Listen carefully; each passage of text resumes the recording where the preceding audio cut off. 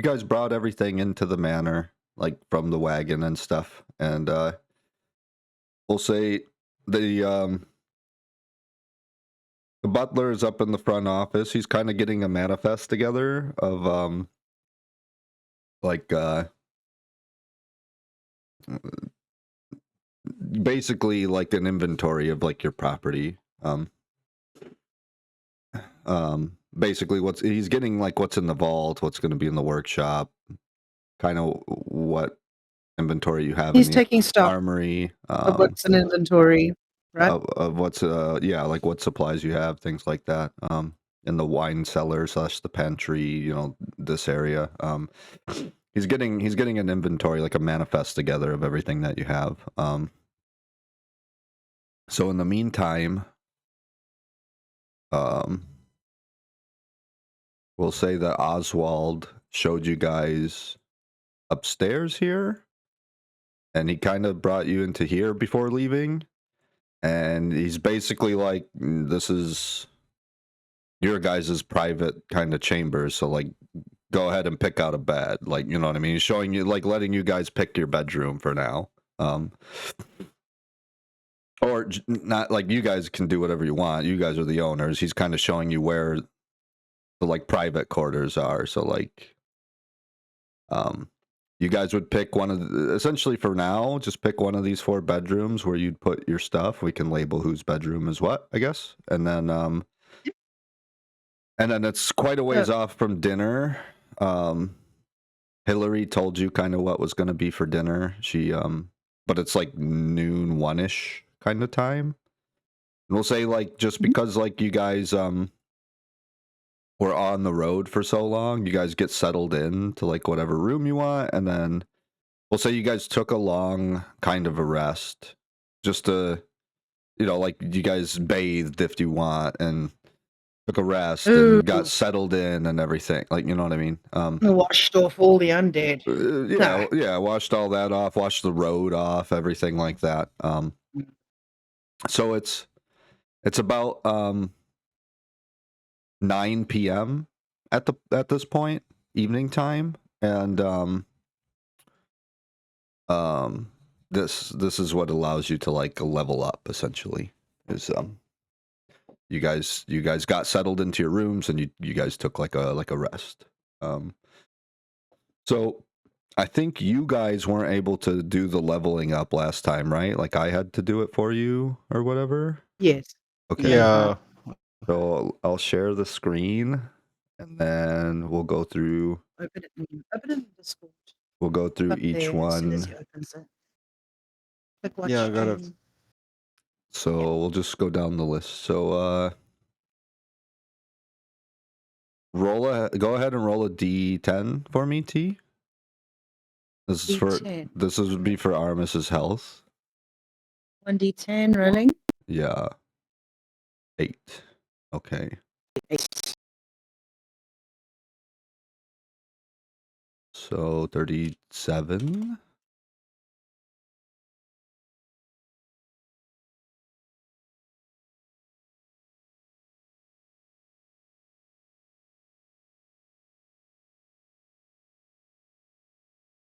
Yeah. Okay. So he's good. He's at 37 health.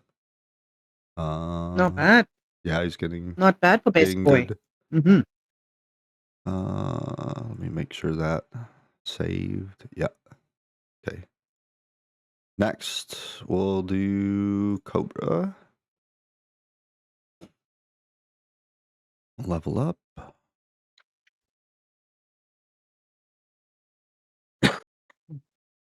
You guys can see all this, right? Like it's... Yes. Okay. Yeah, I can see it, yeah. Okay, good. Okay. At 5th level, you get an extra hit dice. So, like, you get another D10, which will roll for hit points. And then you can replace a fighting style, which I really don't think you need to do. But we can look at it, and then you get an extra attack. You get 2 attacks. When you take the attack action, you can attack twice a turn now. Nice. And while you're leveling Cobra up, do you think I have a moment for a bio break real quick? I won't be long. Yeah. Less than 30 seconds. Thank you. And then tactical shift. When you activate your second wind with a bonus action, you can move up to half of your speed without provoking opportunity attacks. Wait, this is activating the bonus action. Can you activate second wind without a bonus action? No, I think it always has a bonus action. Okay, no, just how it said it there, it made it sound like you can do it other We'll look ways. into Like, it. huh? I'll have to check it when we get through the leveling, but I think it's always a bonus action to activate it. Oh, sure, that's what I thought. Okay, cool. That's awesome. Okay, so we'll go. That's a total of 8. And that's we get to re-roll that because you rolled a 1.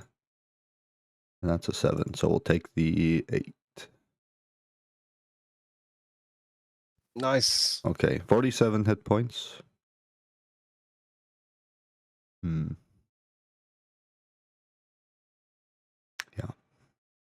47, nice.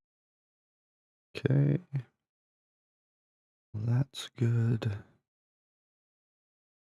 That's all good. Your big thing for this level is basically like you're getting more hit points and you're getting a second attack, which is Yeah, I thought as pretty much. big. Yeah. Everything else should pretty much not change. Okay. Unfinished steps.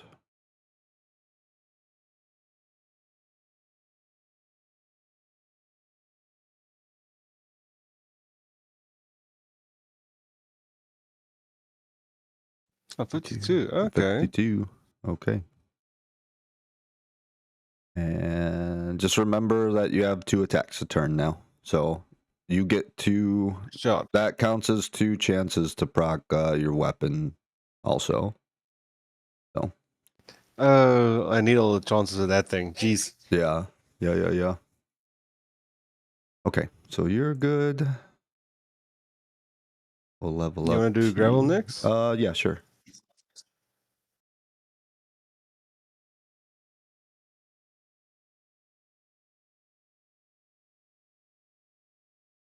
Five.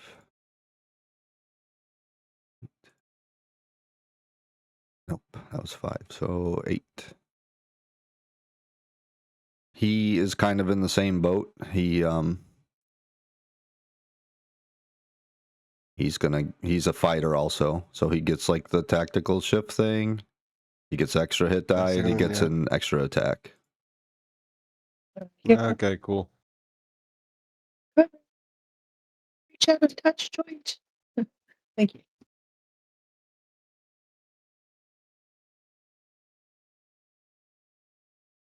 Okay, he's done. T, you're next. Yes.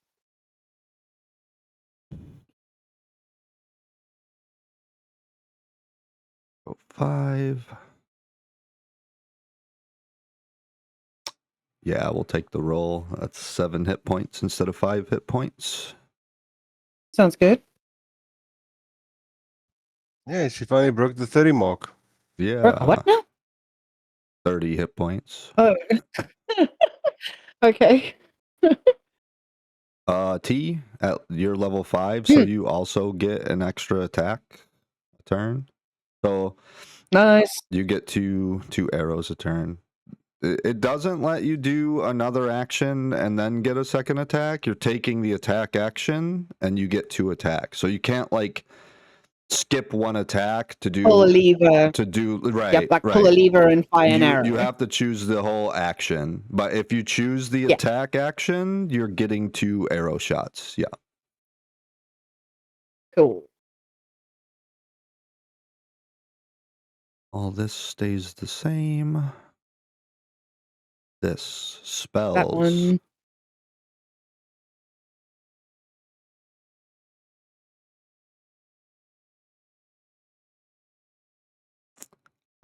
Second Level level 2 spells. spell. Yeah. You get 1. I like aid. Just scroll down. Do you want me to just filter it by the level 2 spells? Yes. Yeah. Yes, please. Aid. I like Aid. I like Dark Skin. Dark Cobra. skin. Dark Vision's in there. Dark vision. Is it a concentration? It's Um, not. Verbal, somatic. It's not it concentration. doesn't look like it. No, that's kind of good. So, like, you see the material costs. You need a dried carrot. like you don't Yes. need that because you have the druidic focus. That's what I was saying about like focuses before. Okay, I see. That's cool. So you don't have to carry a little regent pouch around with like a dried carrot in it or whatever. Like you don't like material, a fur or a feather from a beast. Like you don't like when it's cheap things like that would be easy to find and easy to buy. Your focus like forgoes that altogether. You pull out like your little sprig focus and you use that Oh. and you don't have to use like basic components. Ooh. Lesser Restoration, Cobra. Looks really good too. Lesser restoration, yeah. The bonus action. Blinded, deafened, paralyzed, or poisoned. Locate animals going. or plants. Locate object. Magic weapon. Oh, magic weapon. Oh, bonus action. Poopy. Yeah. Yeah. No. Anything that's like a bonus action, I actually don't want to touch. I'm Pass so without bonus trace. action heavy Pass as it without stands. trace is super good. It's for your entire party, right? Yeah. You radiate a concealing aura and a 30-foot emanation for the duration. While in the aura, you and each creature you choose has a +10 bonus to stealth checks. And leave no tracks. Leave no tracks. Yeah. Ooh. Pass without trace is very nice. strong. Protection from poison. Silence. Cobra. Cobra, silence. I can learn silence. Ooh, that's really nice. Yeah, this is up to you. Any creature object entirely inside the sphere has immunity to thunder damage, and creatures have the deafened condition when entirely inside of it. Casting a spell that includes a verbal component is impossible. And this only takes a second level charge, okay, second level slots. I can't cast this at level 1. Right. You can't go down in ranks, but there's certain spells that can go up. Yeah. Mm-hmm. Yeah. Spike I growth. imagine it's like a cup. Yeah. Yeah. And then summon beast. Spike growth is nice. Summon beast is nice. I like silence. I like pass without a trace. Yeah, those are both very strong. What does locate object do? Describe or name an object that is familiar to you. You sense the direction of the object's location, and that if that object is within 1,000 feet of you, 1,000. The object is in motion. You know the direction of its movement. The spell can locate a specific object known to you if you have seen it up close within 30 feet at least once. Alternatively, the spell can locate the nearest object of a particular kind, such as a certain kind of apparel, a jewelry, a furniture, a tool, or weapon. The spell can't locate an object if any thickness of lead blocks the direct path between you and the object. Oh. Lead. You know, Cobra, we have seen that mirror. So if we're looking for the mirror, that could come in handy because I can describe it. Yeah, but it has a certain range only, so 1,000 feet. It's 1,000 feet. It's not terribly close either. 1,000 feet, some distance. That's kind of far. I mean, like you'd have to kind of know the area you're looking first, probably, right? Like 1,000, you know. It's not going to show something on the other side of the world or something, you know. So there's that. What do you think is most applicable then? I mean, I would say at this moment, get something that's going to help you at the moment more. Help me now. Yeah. Keep in mind, like eventually you'll level up more and you'll get access to more second level spells that you can learn, more, you know, third, fourth level spells, stuff like that. Like, and I'll have another chance to choose these same ones, yes? Yeah, like technically you can choose a first level spell right now. You know what I mean? Like this just is giving you access to pick second level spells now too, because you've grown in like strength. So like anytime you get a chance to learn a spell, it doesn't have, you know, if it says ranger third level spells, it doesn't mean you have to pick a third level spell. You could pick a first level or whatever. Like you get to pick one spell from any of this list. We just had it focused on second level spells because that's the new stuff that you have access to. Yeah. I'm honestly thinking for now, the dark vision. Dark vision, okay. That's what I'm thinking. Dark vision's good. To go all the way, and aid was the other one, but I think dark vision's better than that. Don't need to worry about lighting up torches and seeing in the dark, unless it's like a special kind of dark. Yeah. You know? Yeah, Well, yeah. This is a spell, not a feat, right? It's a spell. Yes, it's verbal, somatic, yeah, material. Yeah. It's a spell. Okay, so how long's... I think it's like 8 hours or something. 8 How long was the hours. duration 8 of hours. the spell? 8 hours. Okay, yeah, okay, that makes sense. You want to do it like that, and then when it gets too dark, I could just burn a spell slot and see in the dark. Mm-hmm. Yeah? And it's not a Because concentration either. You just and like it's a buff, you know. Exactly. One of the reasons why I chose it. So you want dark vision? Yes, please. Let's take that. Okay. I can change this the next time I level up, yes? If I want to change my mind.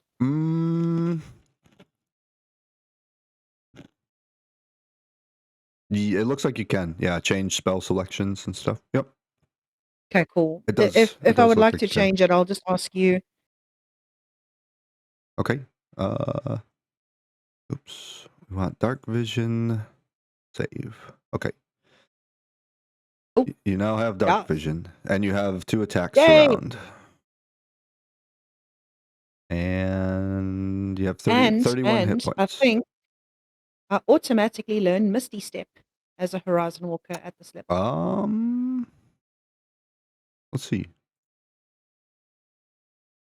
Is it 5 or is it 7? I'm pretty sure it's 5. I can double check. Hold on. Here. This is what I use. You gain Misty Step. Level 5, Horizon Walker. You're right.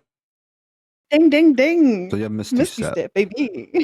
Mhm. Let's go. Misty Step is very good. Very, very strong. Hell yeah. Let me see here. As a Horizon Walker, does it work a little bit like the Hunter's Mark where I have a free charge, or is it just spell slots all the way through? No, it's a spell slot. It's just it's always prepared. So it doesn't count as your spells that you have to prepare. So let's see. All right.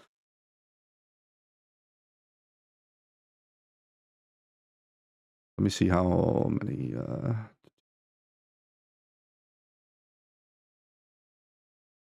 4 first level, 2 second level spell slots at 5th level. Total known 4 spells, first or second spell slots. 4 first level and 2 second 4 spells it says. So There's 4 charges up top. that's spell slots. Yeah. So that's how many you can cast. Uh, So of these red ones, you have to pick which ones are prepared. Hang on.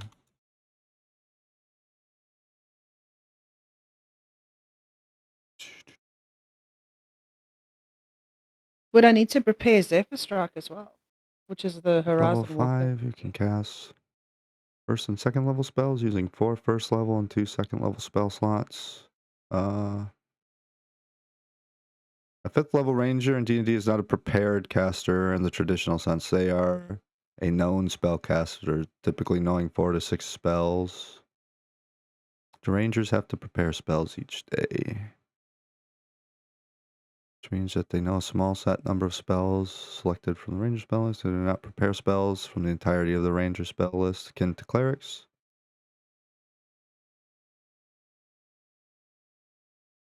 Rangers aren't prepared casters. They occasionally learn new spells as they level. It's all in their class table.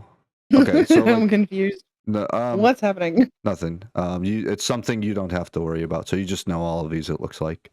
So like big brain. A Big wizard at this level, right?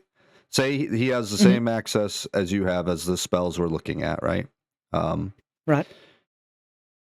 and say he can only have 3 prepared spells, right? So all of these would not would be be all prepared, right? And then you'd pick 3 spells, okay? So say you picked Cure Wounds, Zephyr, and Dark Vision. Now dark these vision. other ones Okay. that are not toggled red, you can't just choose to cast these right now. You would have to Cast long them. You have rest, to and prepare then you'd have to first. say, I don't want Cure Wounds, and I want Detect Poison and Disease instead. And then anything that's red toggled are the things you would use your spell slots to cast. Okay. But you Alright. don't have to deal with that because you're not a wizard. It's something to put That's a wizard. it's something to put them into like a check and balance because they're going to have access to 80 spells. You know what I mean? So like it makes it Yeah. so they can't just, oh, I want to use this. Now I want to use this. Now I want to, it makes it a little more tactical. They have to pick and choose what spells they have prepared. Otherwise they would be just Oof. giga fucking strong. They would be too strong. I'm so glad I don't have to run with those limiters now. Yeah.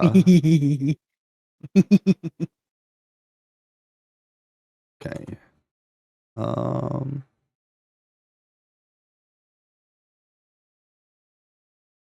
And the way you get their, like, how many prepared spells, it's your, depending on the class, for like a cleric, it's their wisdom modifier plus their cleric level. For a wizard, it's probably like their wizard level plus their intelligence modifier, yeah. Yeah. And like a sorcerer would be, I think they're charisma based.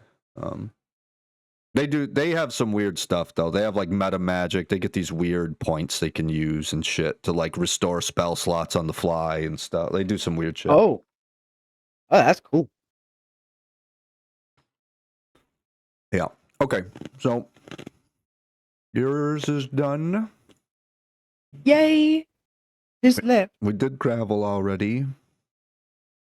Jacklick did level? Jacklick did some stuff. Nope, he didn't level. He's Oh. he's already higher level than you guys. He's already 6.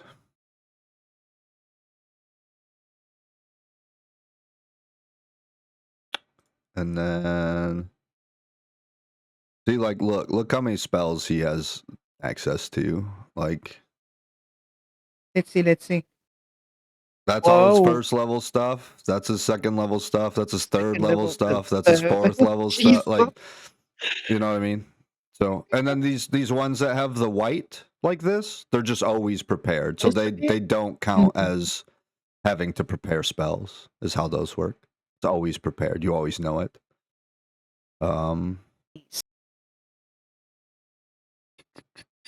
Yeah. So that's that. Now you need to call him the BBGG. He's not the EG anymore. Now he's a good guy. Yeah, it's just what was left over from like his character sheet or whatever. He still has corruption inside of him. I told you, Cobra. No, I just didn't change anything. I'm kidding. He's good. And that's pretty much it. Like, there's her, but like, That's just how we level. yeah. What? Nice. Yeah. So you guys are leveled up.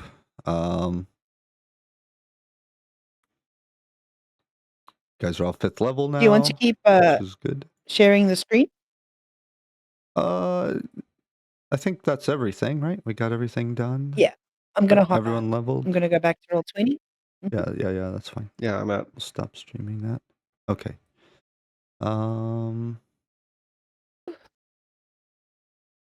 So you guys all effectively get settled into your rooms.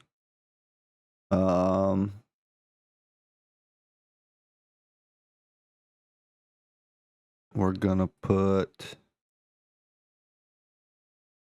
him just like over there. I do like this very first room, unless you want to just use a different room. Stick her in the guest. I like this one being close to the stairs. Put him here. I mean, the way it looks. And then you guys can put gravel in one. I just stick him in the second one. Okay, yeah, that's fine. Whatever And the you hound guys can want to sleep do. by me, I guess. Yeah, it'd probably be with you. If you want, or whatever. I don't know. I need to get this. I need a dog bed for him. Okay, so you guys got all your rooms.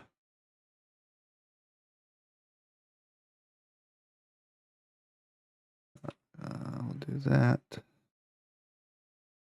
That's a good idea, actually. Let's keep track. Let's see if I can do one for that. myself so you don't need to. Oh, you already did it. Wow. On the ball, never mind.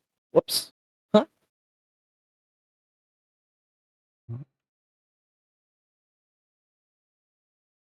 I'll do that. And yeah.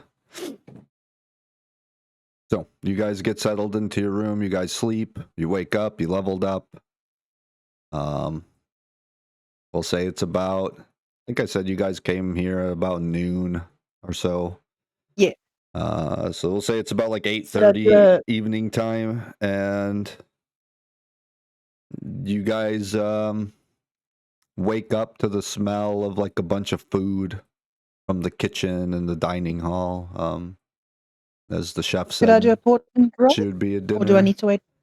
We're gonna do like recap stuff here in a minute. You could do your porting now if you Oh, want. lovely. Perfect.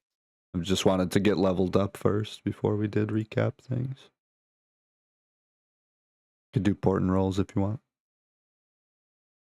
In the morning, are we still going to be sleeping this night, even though we had a long rest now? That's up to you guys.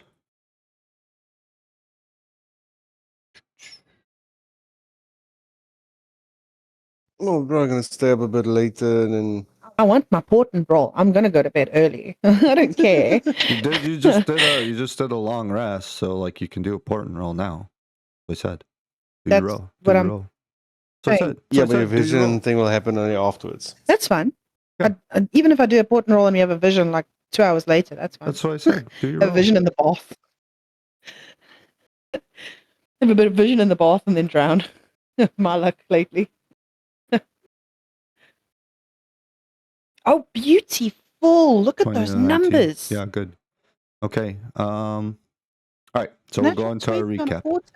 So you guys effectively went through this whole mess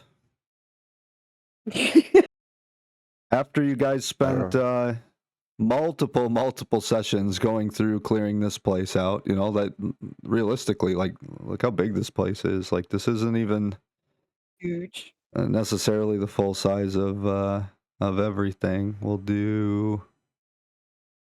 And we missed some spots. You guys missed this room and this room.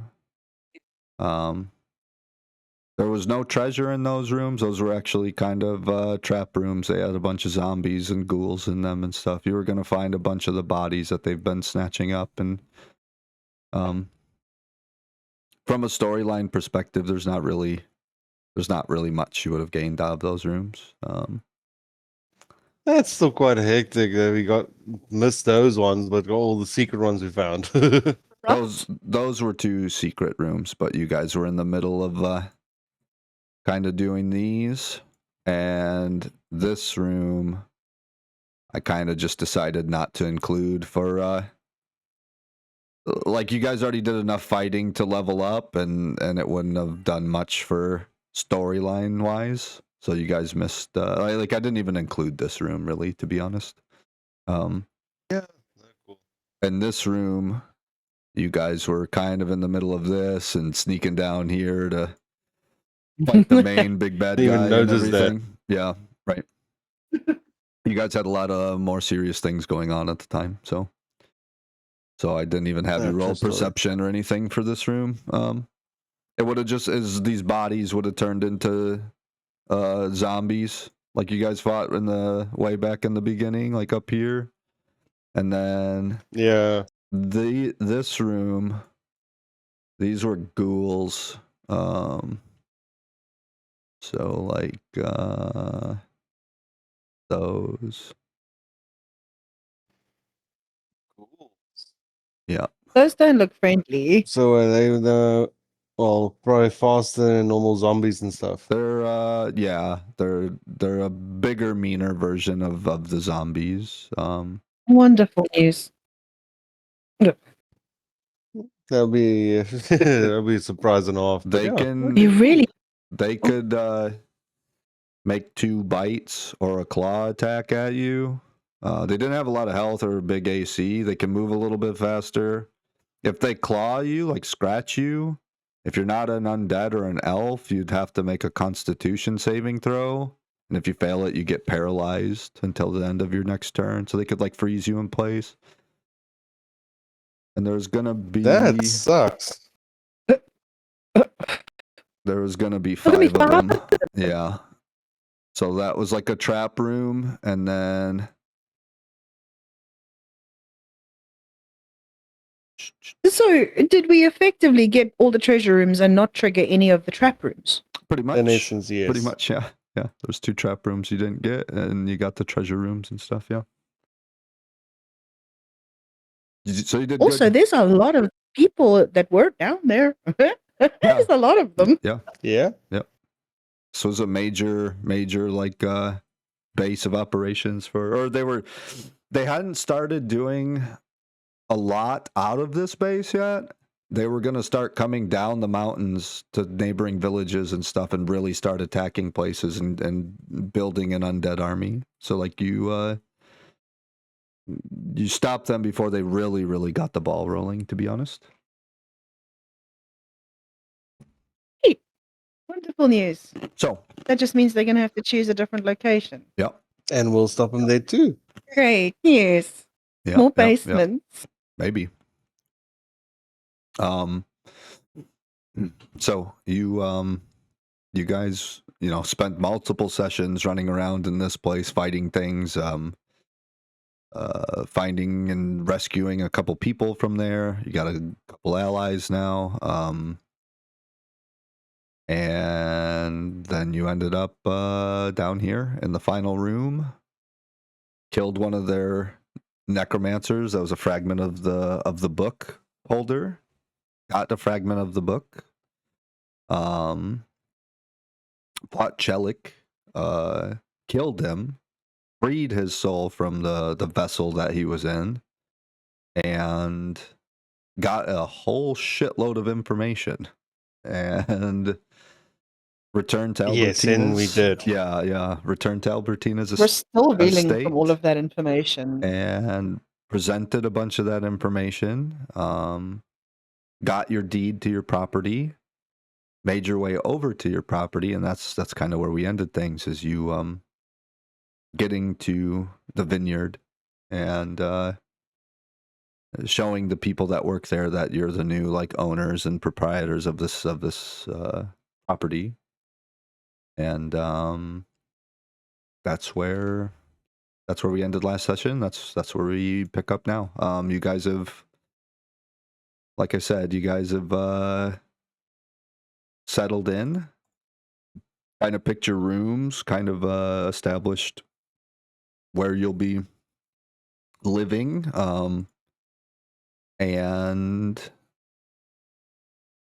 now you guys have woken up, you guys have leveled up, and it's evening time. It's about 8:30 p.m. and a lot of you guys wake up to the smell of something smells really good coming from the dining hall or the kitchen kind of area.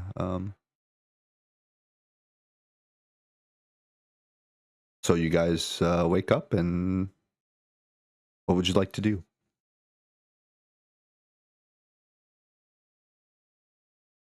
Well, while you're thinking about it, Cobra, what do you want to do, Cobra? What do you want to do? Because I want to do the portent. I want to do that. So what do you want to do? Is there anything you want to do before I do that? No, there's nothing I can think of immediately. I Okay. mean, only thing I can think of is going down to the dining hall. Hungies. Sure. Okay, so T, you do you wake up, you do your portent, And hang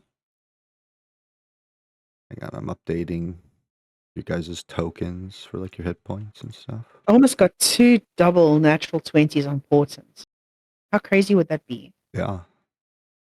That would have Your been brain crazy, might yeah. explode. You get that? 2 double 20s. I'm just kidding. I'm just See, kidding. Information overload. Mm-hmm. it's seeping out of my ears. Mm-hmm. Too much information. I get TMI Okay. warning. So you wake up from asleep, and it was good. It was you haven't had any strange visions, any weird dreams that like you were getting back in Dunsbury and things like that. In fact, a lot of these dreams haven't really been happening since you found the location of those halls of that cultist base up in the mountains. So it's been refreshing, kind of, because you haven't been waking up in a cold sweat. You haven't been waking up panicked from these terrifying dreams. You've had kind of some disturbing portent visions, and you've definitely had some disturbing imagery from your bow fighting those cultists and things. So it's welcoming that it's not happening in your vision or in your dreams too. You know what I mean? Like, you can only handle so many visions a day, maybe, and like getting a dreamless, just solid sleep has been like really, really refreshing. So you you wake up, you do your portent ritual, and you go into a vision, and it's back at the I'm trying to find it.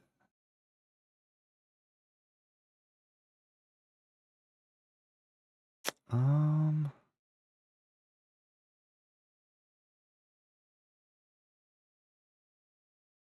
No.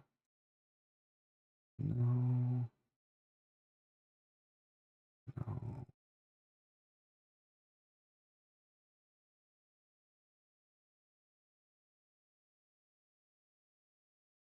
Here. It's back at this house that you've seen before. With the two, There was 2 people. with a ghost. Yeah. Yeah. There was 2 people in the house. And one was sitting at the table doing something with what looked to be like some type of like almost tarot cards. This figure was heavily armored, had a hood on, and you couldn't see their face. And there was another figure in there with like more like animal furs and leathers on, also hooded, and you could not see their face. They were often like looking around the room. This Looking for room, something. this room is like a it's like a main hall. There's like a fireplace. Foyer? Yeah, yeah. It's like a foyer, but like there's tables and things. There's chairs. There's places to like sit down. It's like a living room, but very large because this is like a mansion, right? So like there's like a fireplace with no fire in it. It looks very cobwebby and old and like not used recently. There's various shelves on the walls, mantelpiece or like a mantelpiece.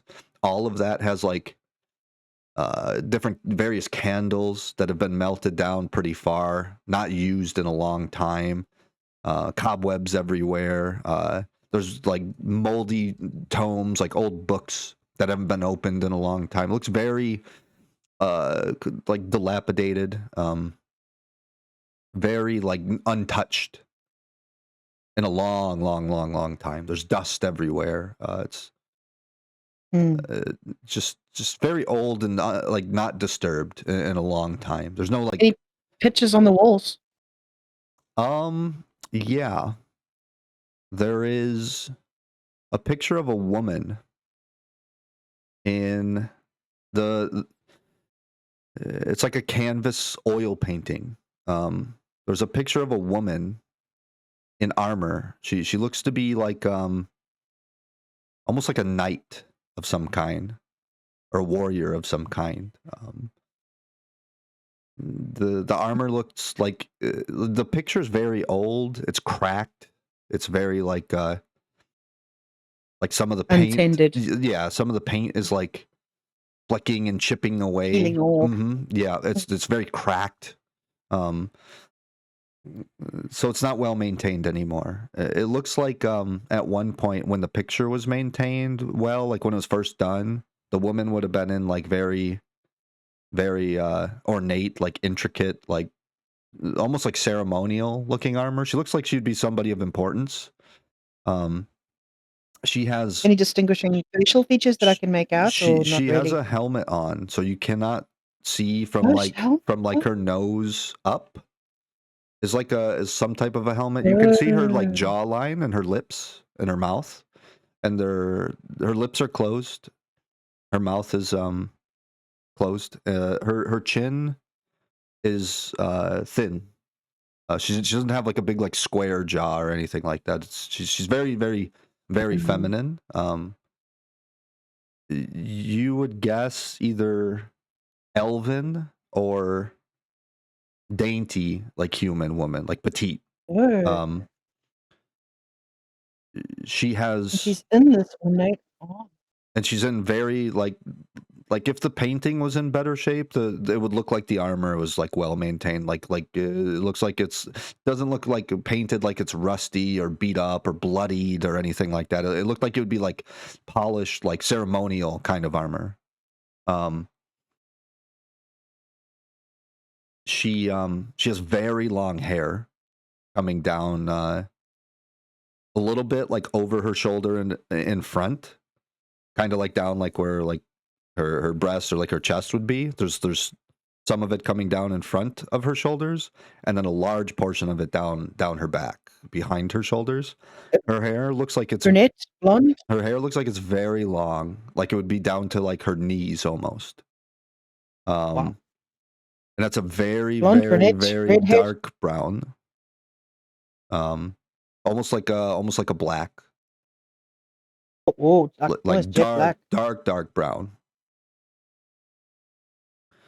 Black. But it's hard to tell because this painting is like very not So bad. maintained. Yeah. Okay, thank you. That's a woman The I've never seen. the frame of the painting again is very like cobwebby, and the wood is like cracked from the frame because it's very dry. It hasn't been oiled and polished or anything, so like it's dry and like cracking and in the corners. It looks abandoned. Yeah, looks It looks abandoned. the whole building looks very abandoned, or this whole room rather looks very very abandoned. And what you've seen from the outside of the building, last vision that you had of this place, the whole building looked very abandoned. You don't see any of the ghost entity that you seen last time, the one that like appeared and like went into the wall. You don't see any types of ghosts or entities like that or anything floating around, flying around, nothing like that. The figure that's in the leathers and the furs turns and walks over to the one that's armored, that's sitting down and doing the tarot readings. And she well,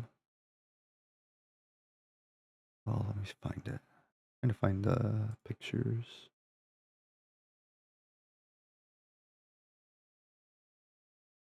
No.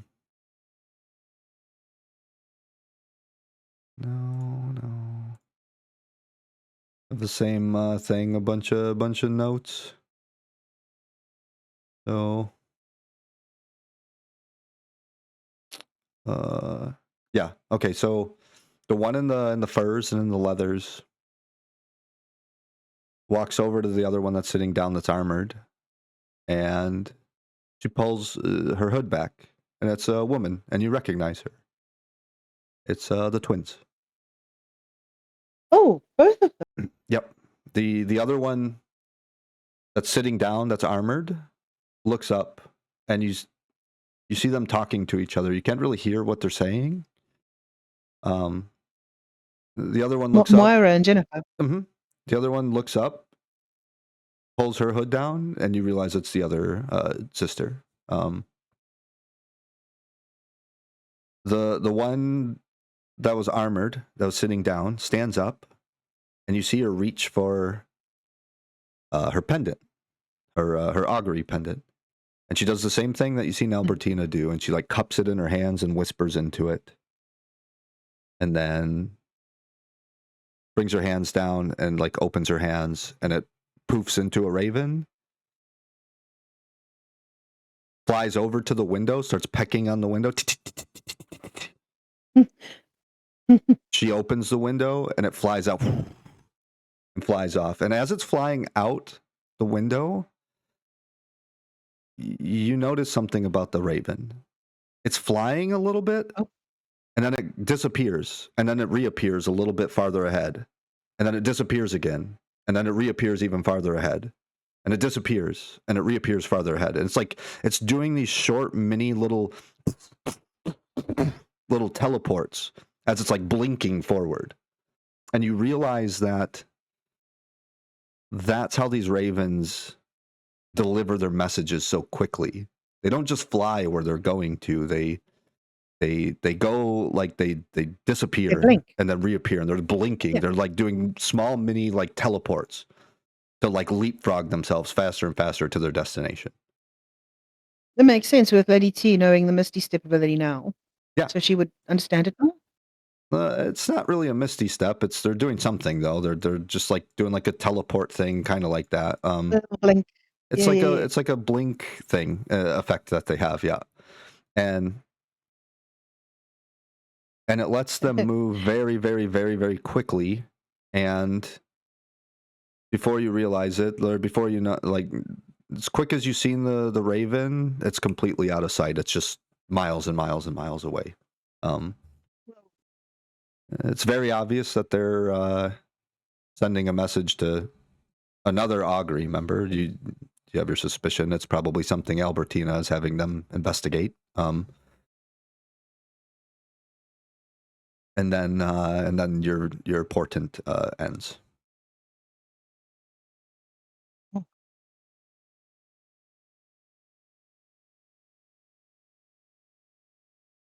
So they definitely found something, or they definitely found nothing. I'm not sure which. Yeah. And then he has... Cobra had to quickly swing in and check why Don was a little upset now. Yeah, so sure. Just give us a minute. No worries. Could I judge the facial expressions on the twins before they sent the message when they were talking to each other? They didn't look malicious or sinister or anything like that. They looked like worried, anxious, confused. They looked neutral, like with a purpose. Like they were sent there to do a job. Maybe they got some information and it needed to be delivered. Maybe they were delivering information and asking what to do next. They looked pretty intense. I mean, they just seen this strange ghost thing happen, last time you seen them dealing with this house. So you get the suspicion that this house is probably like haunted. I have it written down as a haunted house. Yeah, sure. I mean, you've seen a ghost. You get that the idea. Kind of sealed the deal for me. Yeah.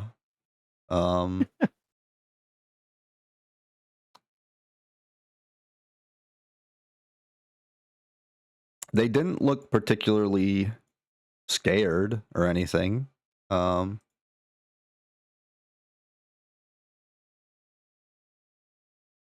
Just maybe I think it's a future version. Maybe more of like what should they do next with the information that they received? Yeah, they're awaiting orders. Yeah. Yeah. Oh, I didn't mean to show him. No, I don't want to see him right now. Especially not an important vision. No, I was trying to like What's up, Cobra? relabel some of these mysterious notes as character names so I can find them easier next time. Awesome. Cobra? What's up? We're in the bathroom or what in the bathroom? Let me do that so you can do what you want to do because my portent vision is over.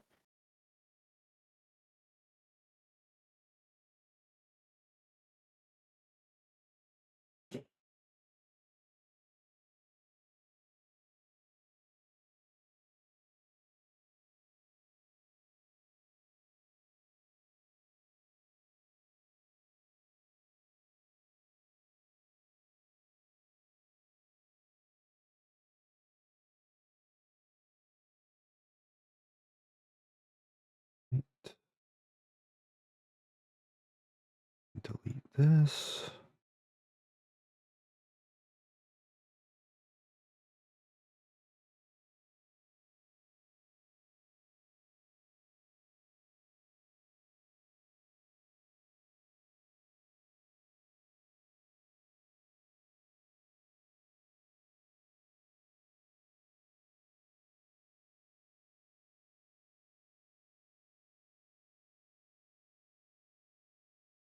Yeah, sorry, I'm back. Hey, no worries. Just labeling notes and things.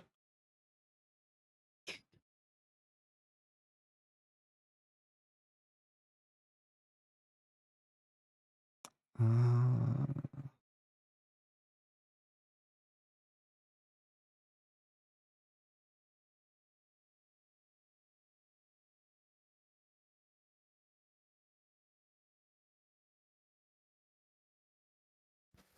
Actually, I was wondering, sure. before going to the dining hall and stuff, can I like pop into the armory and workshop section before Yeah, sure. going to the dining room? Okay. So you go into the armory and roughly about right where your token is at. Yeah. There is like right about here. Hard to draw a perfect circle, but there's like a big circle here and it's a sand pit. And you think this is for like sparring or training. There's a couple straw like dummies set up on each side, which are like target dummies, like that you would practice strikes on or punches or chops or whatever. Like, you know, there's two like straw, like little dummies set up, almost like a scarecrow kind of setup. And then throughout the room, every few feet, there's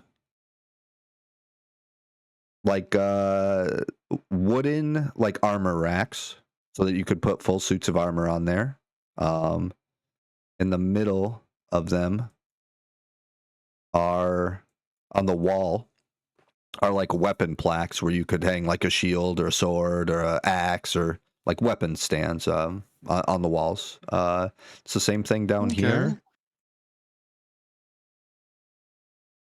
There's more armor stands and then weapon racks on the walls.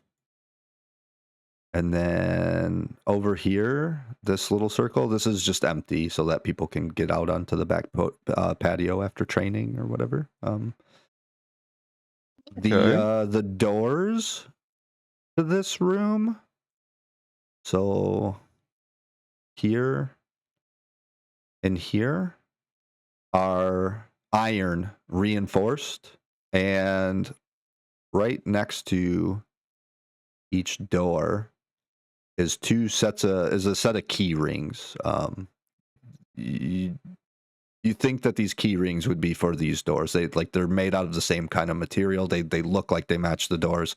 It's so you can lock the armory so people aren't just like randomly walking in to steal your guys's, you know, if you put like a magic sword on the wall or treasures on the wall, you know, if you start decorating this room with magical armors and things, it would be locked. So people can't just like walk in and steal your valuables and things. Okay. This is very much so just like a place to store extra weapons or ceremonial armors if you want it to look nice. It's a training facility. There's right here and right here are weapon racks. So these weapon racks have some not particularly fancy, but a couple long swords on them, like a couple spears on them, a training shield. There's a couple wood sticks for like training swords, like wooden swords and things. This is a training facility for sure. Oh, shot. So there's all like basic weapons and wooden Yeah. weapons and stuff to train with. Yep. It's a training room. And then there's just all these empty weapon racks and armor racks and things if you did want to decorate it with more fancy things, you know. Yep. It's mostly, other than the two weapon racks that do have like wooden training swords and a couple non-wooden things. There's some regular long swords. There's some regular like spears. There's a couple javelins and things. Other than those weapon racks, all of these armor racks and these plaques and things on the wall that would hold weapons and shields and things, those are all empty. There's nothing really on display in here other than the weapon racks have like training weapons and things. So it's pretty sparse, it's pretty empty, but there's some big heavy doors that people aren't going to be just picking the locks on, probably. Like they've got some pretty intricate locks. The key looks pretty unique. It looks like it would. You're not necessarily one of the lockpick types, but it looks like they're sturdy doors and they're meant to. If it's locked, it's meant to keep people out. So it looks pretty fortified in here. Same thing with this back patio door back there. It's made of steel. It doesn't have any keys on the walls. You think that the keys for these two doors up here are probably the same key that goes to this back door back there. But this room is designed to with security in mind. So it's, I can tell you right now as a DM, they've got a pretty high DC on the lock. They're meant to, if it's locked, it's for a reason. It's meant to keep people out of it. So Awesome. And there's back patio. It just connects to like the outside section. Nothing interesting there. yeah, this patio and this patio are the ones that you see okay, I outside. see. So that side one is this one, and then that back one is this little one here, and it leads outside to like this little like pond kind of vibe that they have going on here. Yeah, both of those patios are outside with like a little trellis thing over top of them. Yep. Okay, that's where it goes. Okay, no problem. And then, So it just goes out to stairs. All right. Yep. And then Yeah. you go into this room. This also has the same type of door as the armory does. It's a big iron door with it's kind of those old timer keys, like kind of like the key that you found in the halls of Za, where it's like got like a key, it's got like a ring at the end of it. It's got like a long shaft that comes out and then like really big teeth that come down. It's not like your normal looking cut car key or whatever, like modern day. It's those old timey keys where it's a long rod with like all those teeth coming down, and there's a bunch of different ones, and they're cut in really weird zigzaggy patterns and shapes, suggesting that the lock is a pretty intricate lock. The door is currently unlocked, but it does have a lock on it that trying it with one of these keys, it does work on this door, and this door. Both of these key rings here and here are like duplicates of each other, so they both work on the same doors. And this Nice. All right. this door is the same kind of thing. It's a big reinforced iron door with very, very sturdy hinges, and when you lock the lock, it doesn't like lock the doorknob like how a modern door does, it deadbolts into the wall. There's a big giant bolt that comes out that sticks into the wall. There's two of them. There's one at the top and one at the bottom that triggers for all three of these doors, or four of these doors. This works on the back patio doors over here as well. They literally bolt into the wall, and this wall here, all of these walls inside this building, every one of these walls is stone.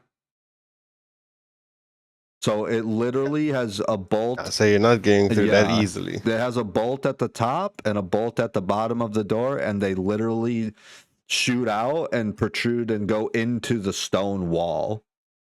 Like we're talking like 4.5, 5 inches of a big iron bolt that sticks inside of the wall. It goes about 4 inches into the wall for the armory and would you for say the it's- basement door. Would you say it's like tabaxi technology, or would it be older? You don't know. You've never seen tabaxi Oh. technology. The only I've seen that.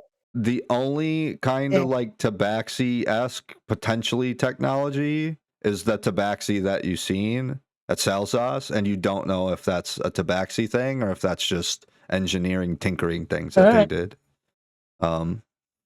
So it doesn't look like that though. It like when you seen the tabaxi that you seen, she had a bunch of cogs and gears and little like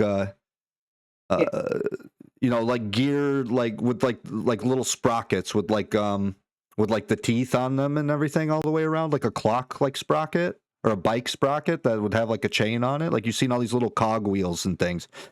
This doesn't look to be like steampunk kind of like that. These just look. Okay, cool. This just looks like a Old big timey iron door mechanism. that's well maintained. It's polished. There's no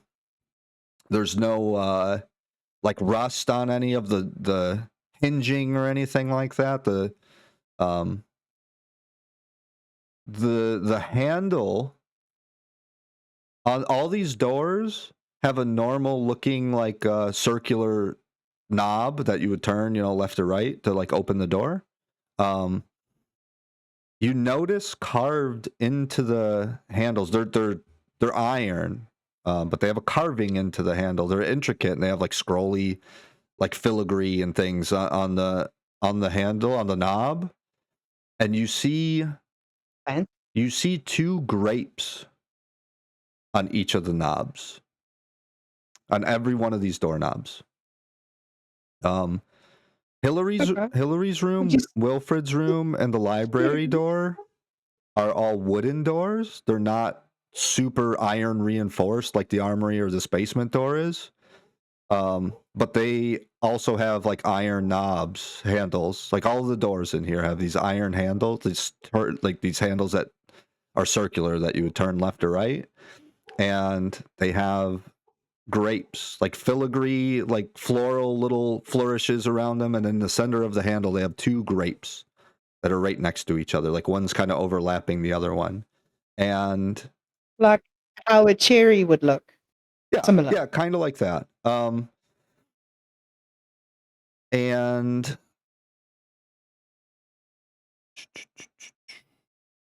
did not save the picture. It's sorry, now you got me saying cherry. It's a grape. It's not a cherry, but like it's like that. It's like how you would see cherries. Yeah. That's so weird because I've been dribbling cherries all over Schedule 1. They have a similar, like there's not really a color on them. One side of it is a little bit darker and the other is a little bit lighter, but it's not like it's in an iron handle, so I don't Yeah. think they could color something like that. like one's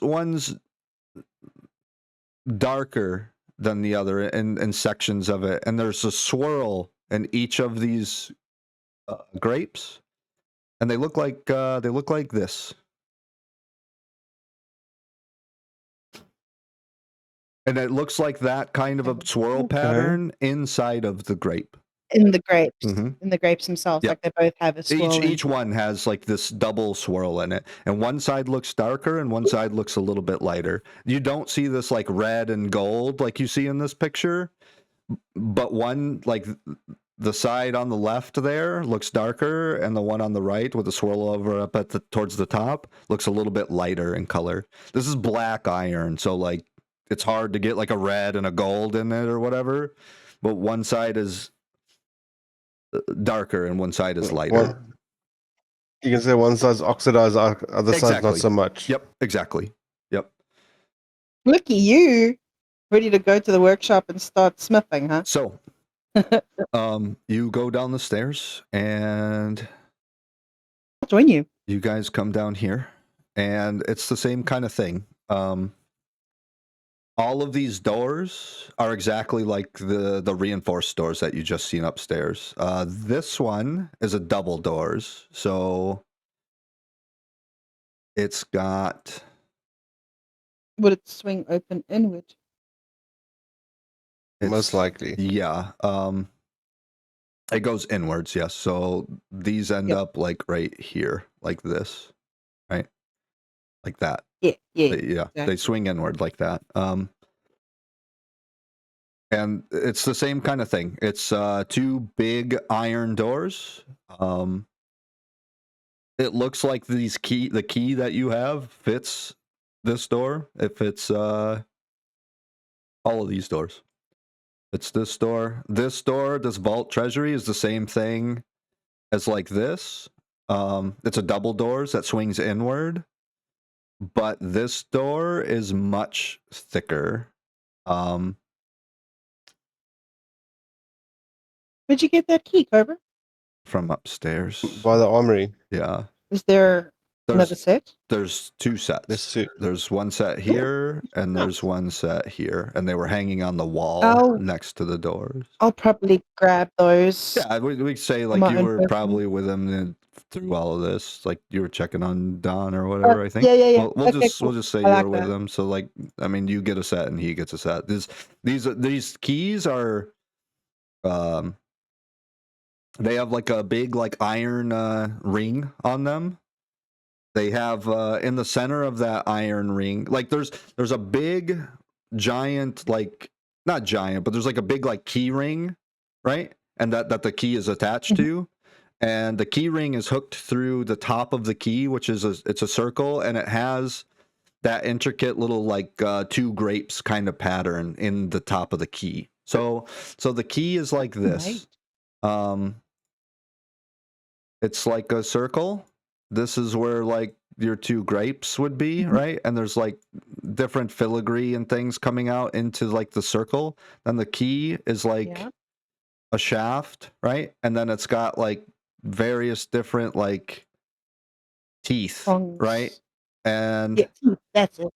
and they're all cut in like these really strange patterns. T, you're somebody that like knows more about locks than Cobra does. As you like make an investigation check for me. Oh, yes.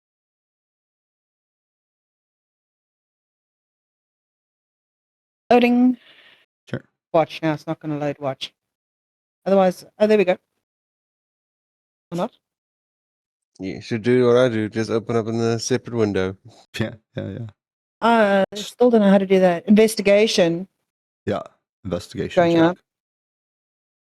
Oh, Yeah. 23. Okay. So you look at this like lock and you realize like the cut of the teeth. There's a bunch of teeth on this key, suggesting that it has like multiple tumblers inside of the locking mechanism. This is like a really hard lock to pick. Like these were designed to keep people out when they're locked. So like you got like really quality doors and locks in this place. Fancy. Yeah. Especially custom locks in your Cobra. yeah, especially like since you guys do have your own kind of jail down here, like the jail is meant to keep people in and keep people out, you know what I mean? So like all of these locks are like pretty much the same as this jail lock, and they're not easy to pick. Like they're very custom made, they're built for a purpose. All of these iron doors are meant to keep the right things in and keep the right things out when it's locked, right? So Yeah, I'm curious about the person who made these locks and these keys, can I look at them a little closer to see if there's a trade stamp or You a don't. marking? These locks. It's not like a padlock on here. It's like in the door, so like you can't really see anything like that. Like you can kind of look through the keyhole, but it's just dark in there. You know what I mean? Like you There's actually. nothing on the back of the key. No, there's no identifying features like that. Okay. You actually pulled out like some of your thieves' tools to like, like your lock picks and Compare. things to like put into the Yeah. lock to like kind of feel around and see how many tumblers there are and stuff. And there's like these keys are just cut like a really, really weird way. So like you realize Curious. that Yeah. you have to like put the key in, tilt it at like an angle, put it all the way in, and then tilt it up and down so that like because these keys the teeth are cut really weird. So like you put it in at a certain angle, turn the key up and down so that the key rotates and the teeth get into the tumblers correctly.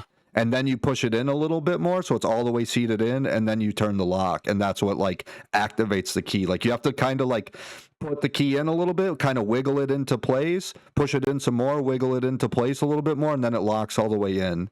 And then you turn, and then that like hits the tumblers correctly, the teeth like line up, and that lets you like turn and pick the lock. So like it's this has like, I'm telling you right now, as like I was telling Cobra earlier, like as a DM, like the DC to pick these locks is like fucking crazy. Like good luck. These Like are 22 crazy or like 30 Higher. crazy? like Really? try higher. Yeah, not 22 for sure. That's no, Yeah, like, 22. no. So if anything hits the fan, we just come down here and lock ourselves in. Potentially, yeah. Yeah, but it These- is still stone walls, so if anything's strong enough or big enough, Well, by that stage, I don't think there'll be upstairs left, depending on how big this thing. yeah. Yeah. Also, you're quite a don't tempt ways. Murphy. You're quite a ways underground now. Like this went pretty deep. Like this isn't. The stairs are not like an accurate representation of like how, like this, like where you guys are standing right now on the map. It looks like these stairs look pretty shallow. You guys are quite deep under the ground right now. So you've got like a lot of earth between the floor up here and the ceiling down here. So like and it's all stone as you look up right now. Like it's not just like dirt up there or whatever. Like this is a very like well finished, completely finished like basement. The floor is stonework. The walls are stonework. The ceiling is like stone. This is crafted with a purpose. Like whoever built this place was like exemplary at their craftsmanship.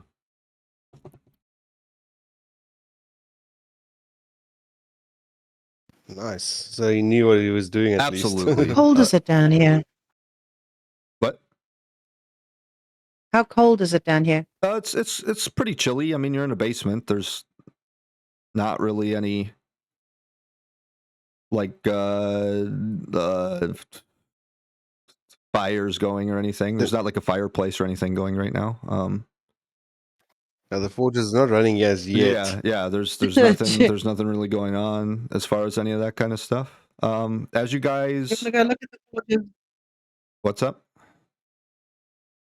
I'm asking Cobra if he wants to go look at the workshop while I Yeah. go look at the winery, Sure. the cellar. Sorry. Sure. It's still okay, yeah. So you go over into the workshop. This place is fucking huge. Over here, you have like a full-on forge. Like you have like this whole thing here is a forge. There's like a, so like you came down the basement here, right? So that's roughly about right here. So what you're Yeah, looking roughly, at yeah. right now is your basement is like under here, right? Like you're under the gazebo Ew. and things. Like this isn't underneath the house proper, this extends out underground. So this is underneath all of this like gazebo and things. I'd have to kind of overlay the map to get an exact for you, but like, you know, you come down like this hallway, like this extends out, like your jail is probably under here somewhere. Your vault is like probably here. Your workshop probably goes like over in this kind of area. Like you're pretty far underground right now. Meaning like if somebody attacked this place, they're not going to grab a shovel, dig 2 feet down, and then like bust through the ceiling of the basement. Like this is like a well fortified like fortress under the basement, pretty much. Yeah, they need to take like almost 2, 3, 4 days to get through to the ceiling of the basement. And then they're going to have to like bust through stone and all that kind of stuff. And you don't know how thick the ceiling here is versus like, you know, the floor from the top or whatever. So there's a good chance they got to dig through a bunch of dirt, finally get to the stone, and then you don't know how much stone they have to bust through from there to like get down into here. Like if people were attacking this place, they're going to need a lot of firepower to get down here, and they would have to have some pretty good knowledge about the floor plan and everything, and know where to like dig and all that kind of stuff. It would, if someone's going to bust in and rob this place, it's going to be it's probably going to be some type of an inside job, it would right? be an inside job. Right. Yeah, that's what it sounds like. Yep. You and me both said that at the same time. So it's gonna have to be some kind of this job. So you have a forge here, and this has like a bellows and everything, you know, like where you'd heat up your metal. It's got like an anvil and all that kind of stuff. You got there's a chimney that sends the smoke out, so you're not getting like soot and things everywhere. Your chimney goes up, and it actually pipes out over right about here. So it comes out the side of the like there's like mountain. Yeah. Comes out of the side of like this mountain underneath this like gazebo platform here. Right here, there's probably about from this up here down to this little grass down right there. That's probably a 15 or 20 foot like small drop. And so the exhaust, the chimney for this forge is probably 10 feet down, like halfway down this like little ledge here. And so like you have pretty good like proper ventilation and things. You shouldn't be getting a bunch of crazy soot or any nastiness down there and stuff. It's very clean down there, well maintained. You get right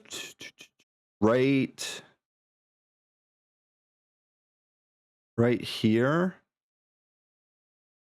linked up with the same kind of exhaust is a smelter, so you can smelt like your own ingots. You can like melt ores down and things to make bars, to make the metals that you would be using to craft with. Over here is just like a long workbench with all kinds of different tools, calipers and tongs and chisels and hammers and stuff. This is a fully functional workshop. Over here is a small little like fire pit that has tubing that comes up and it connects with your exhaust over here. There's a small little fire pit. It's got like you know how like over your stovetop, like usually if you have a fire stovetop or like a gas stove with an open flame, there's like that little hood, right, with like a fan and stuff. Like it's something like that, and it's this mechanism that this does look kind of like what the tabaxi woman was wearing. There's various gears and little cogs and stuff causing a little fan, Oh. causing this little fan to spin, and it kind of like sucks up some of the exhaust, routes it through this tube, and routes it over towards the exhaust out, like to the chimney. That's what I just showed you a minute ago, to the outside. What this is like a brewing station. This is for potions. This is like an alchemy lab over here. There's various like beakers and little vials and tubes and things for mixing chemicals. There's like a mortar and pestle for like grinding down herbs and spices and things that you would use to like brew potions. And then Okay. over here, right there, there's various other instruments. There's parchment. There's some really there's a bunch of different color looking inks.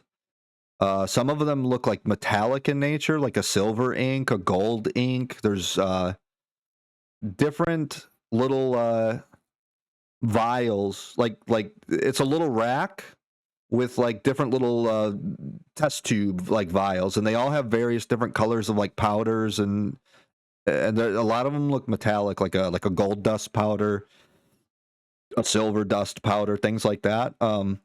This has a long bench with a couple different books stacked up and a bunch of different scrolls and inks and vials and things. This would be potentially a spot for a mage to right when it comes out of being crafted from the kiln to the blacksmith shop over to this bench. This might be a spot where a mage would, like a wizard, would start doing enchanting work. Whoa. This place is set up. this is a fully functional workshop to do all kinds of different crafting.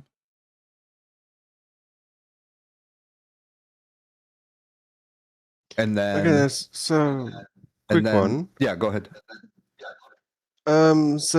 Technically, if we had a party member or a strong enough wizard in our party, right? Technically, I can craft something here, and then X amount of time will be needed to actually enchant it by that person. If you We could hire like somebody hired an enchanter eventually. to work here or something, yeah. Yep. And then Yeah. We could also hire a blacksmith to teach you, Cobra. There's a lot of people we could hire. yeah. This long bench here has a bunch of really fine little cogwheels with teeth, and this is a tinkering bench. You can make all kinds of silly things here. Yeah. Potentially this would be the area where if you found the right guy, he could maybe like disassemble and reassemble like that gun you guys found. This is like an artificer station. Nice. It's got very like little micro tools, small little spanners, small little wrenches, like think like the little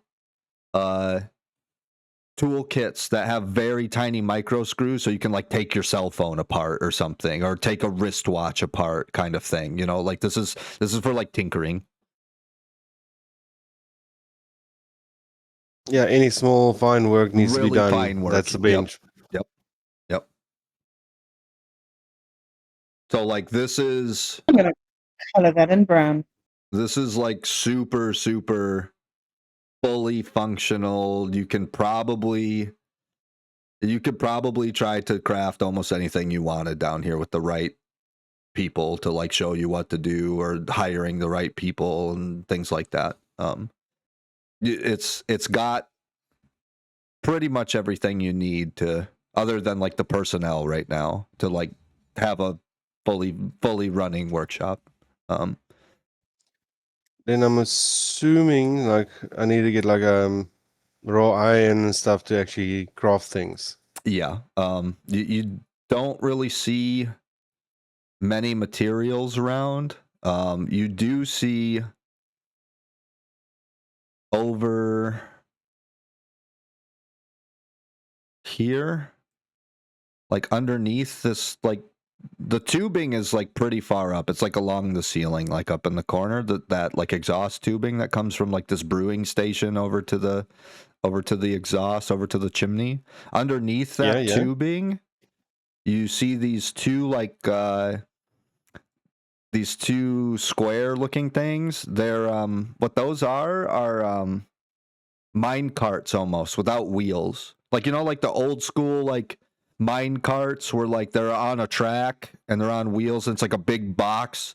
Like in a video game, someone jumps in it, it's like a roller coaster ride and stuff. It's like those Yeah. those kind of mine carts, but they have no wheels, so they don't move around. They're just these big storage containers. This is where you would like put stone and ore and things like that. This is where you would like store raw materials. Okay, all right.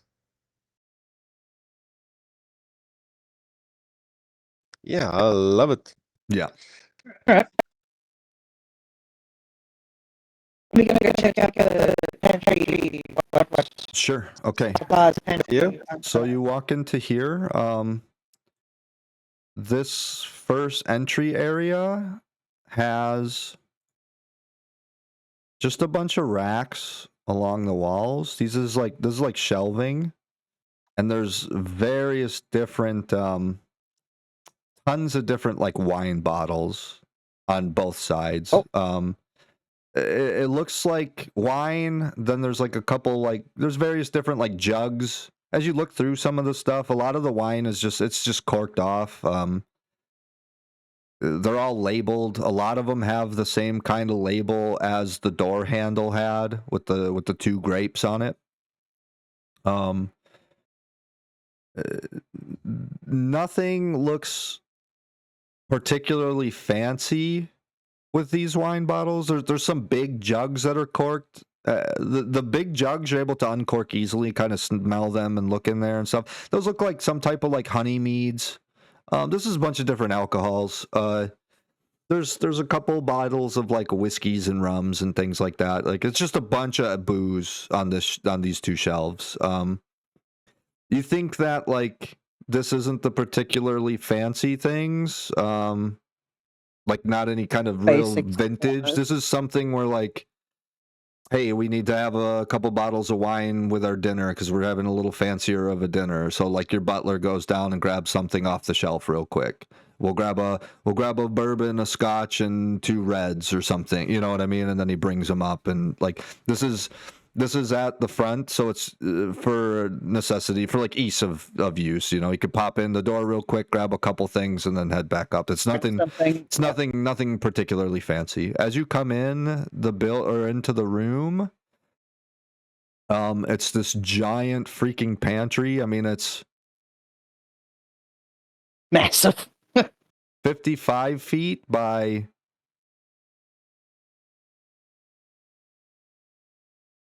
65 feet of storage. Like this is a huge pantry. Over Get exhausted just walking from one side to the other. Here is a much fancier rack of wines. These are all different types of wines. Some of the labeling looks the same. This is like your like vintage shelf. There's another one over here too, both sides. These are the kind of shelving, like that front shelving where you first walked in, all the bottles are straight up and down. This is one of those shelvings where the bottles are like tipped at an angle. They're tipped back. So like you can see the label, what year they are, and yeah, exactly. These are like your vintage racks. And then throughout this whole place, like over here, there's like various sacks of different grain, rice. Over here is a bunch of different like types of like dried like pastas and things. There's this is like a dry pantry. There's not really there's like you know, a thing of like potatoes here. There's a lot of things that, like, it's not like your greens and stuff. You're not keeping like lettuce down here or tomatoes down here or anything like that, right? Like your fresh produce, that's probably going to be up in your kitchen. This is all like All right. like extra stuff in case it's like a harsh winter, or hey, we need to feed a lot of people really fast because of an This is long emergency or storage. something. This is all storage stuff. Yeah, this is all pantry supplies. It's There's all long there's term storage. there's Would there be another barrels down here as well? there's another big shelf here. This has a lot Oh. of like flour, things like that, salt, pepper, seasonings, dry stuff, all dry stuff. Yeah, there's 3 barrels right here, and they look like they're sealed, like they're casks. So they might be suggesting they might be some type of like a whiskey or a bourbon or Is something in process right yeah. now. That's good. Mm-hmm. There's 2 Sweet. more over here. Oh, nice. So you have what do the barrels look like? They're wooden barrels. They look aged. They look like they're probably like oak, and they're all planks that have been. So they're like at the top and at the bottom, they have like a big metal ring around them, like pinching the planks together, and then they're all just like planks of wood that have been situated into like a oval kind of shape, and then they got like metal rings on the top and on the bottom of them, pinching them, closing it, like sealing it shut, and then they got a wooden top, and you're assuming a wooden like bottom. The bottom. Mhm. Yeah, I got you. They're pretty Nice. basic looking of barrels. They have burned into the front of them a big like brand, it looks like, and it's that same like crest with the two grapes.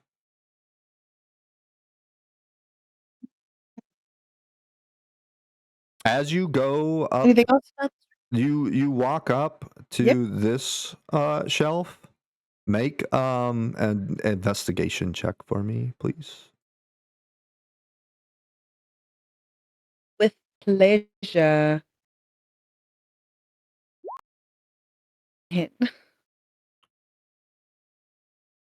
10? Okay, yeah, it's not a very hard investigation check. You're looking around, and there's one particular bottle of wine that catches your eye, and then you realize there's a whole row of this same bottle of wine, and it's a dark bottle. I'm trying to find it in my notes. You can just describe it. Oh, Yeah, sorry. it's a dark bottle. It has a white label on it, and it's got like gold around like the edge of the label, like you know how Gold like it's embossing gold on- flecked, or like how books get like the pages kind of dipped in gold on the edges. It's got like that around it. It's got the same 2 grapes, and I'm trying to find the name of it because I got a name for it. Right here.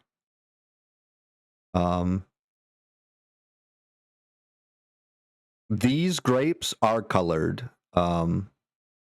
It looks like a see-through kind of like a white or a clear grape, and then in the center it has that same kind of swirling effect that you seen that on the picture that I showed you. Yeah. These grapes, the swirl inside the grape, this is almost like a Harry Potter painting where like the pictures are almost alive, or they're moving. The swirls are like moving. Whoa. Like this is like a magically enchanted like label. Like it's got like an illusion on it where the swirl is like actually moving on the paper, on the labeling. Holographic shit in here. And it says across the label in like an embroidered kind of like a gold text, like real fancy scrolled like gold shimmering text. It says Vescosir-Ocelian, and that's the name of the alcohol. It's the name of like the wine. Vescosir. Ocelian. The Vescosir. Oh, sorry. I'll send you in the Discord. Yeah, do that. The name Do. because it's spelled kind of strange.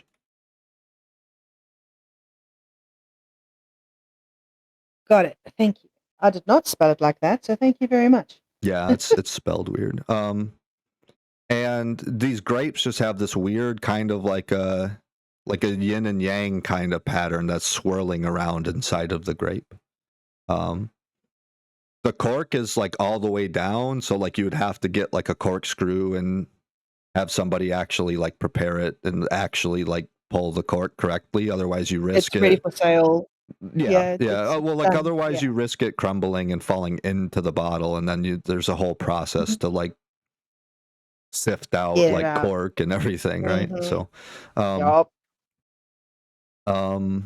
you check the label, and it says that this particular bottle was bottled roughly about 300 years ago. This is like a massive like vintage. How many bottles do I see? You see about 30 of them. And as you look through the labeling,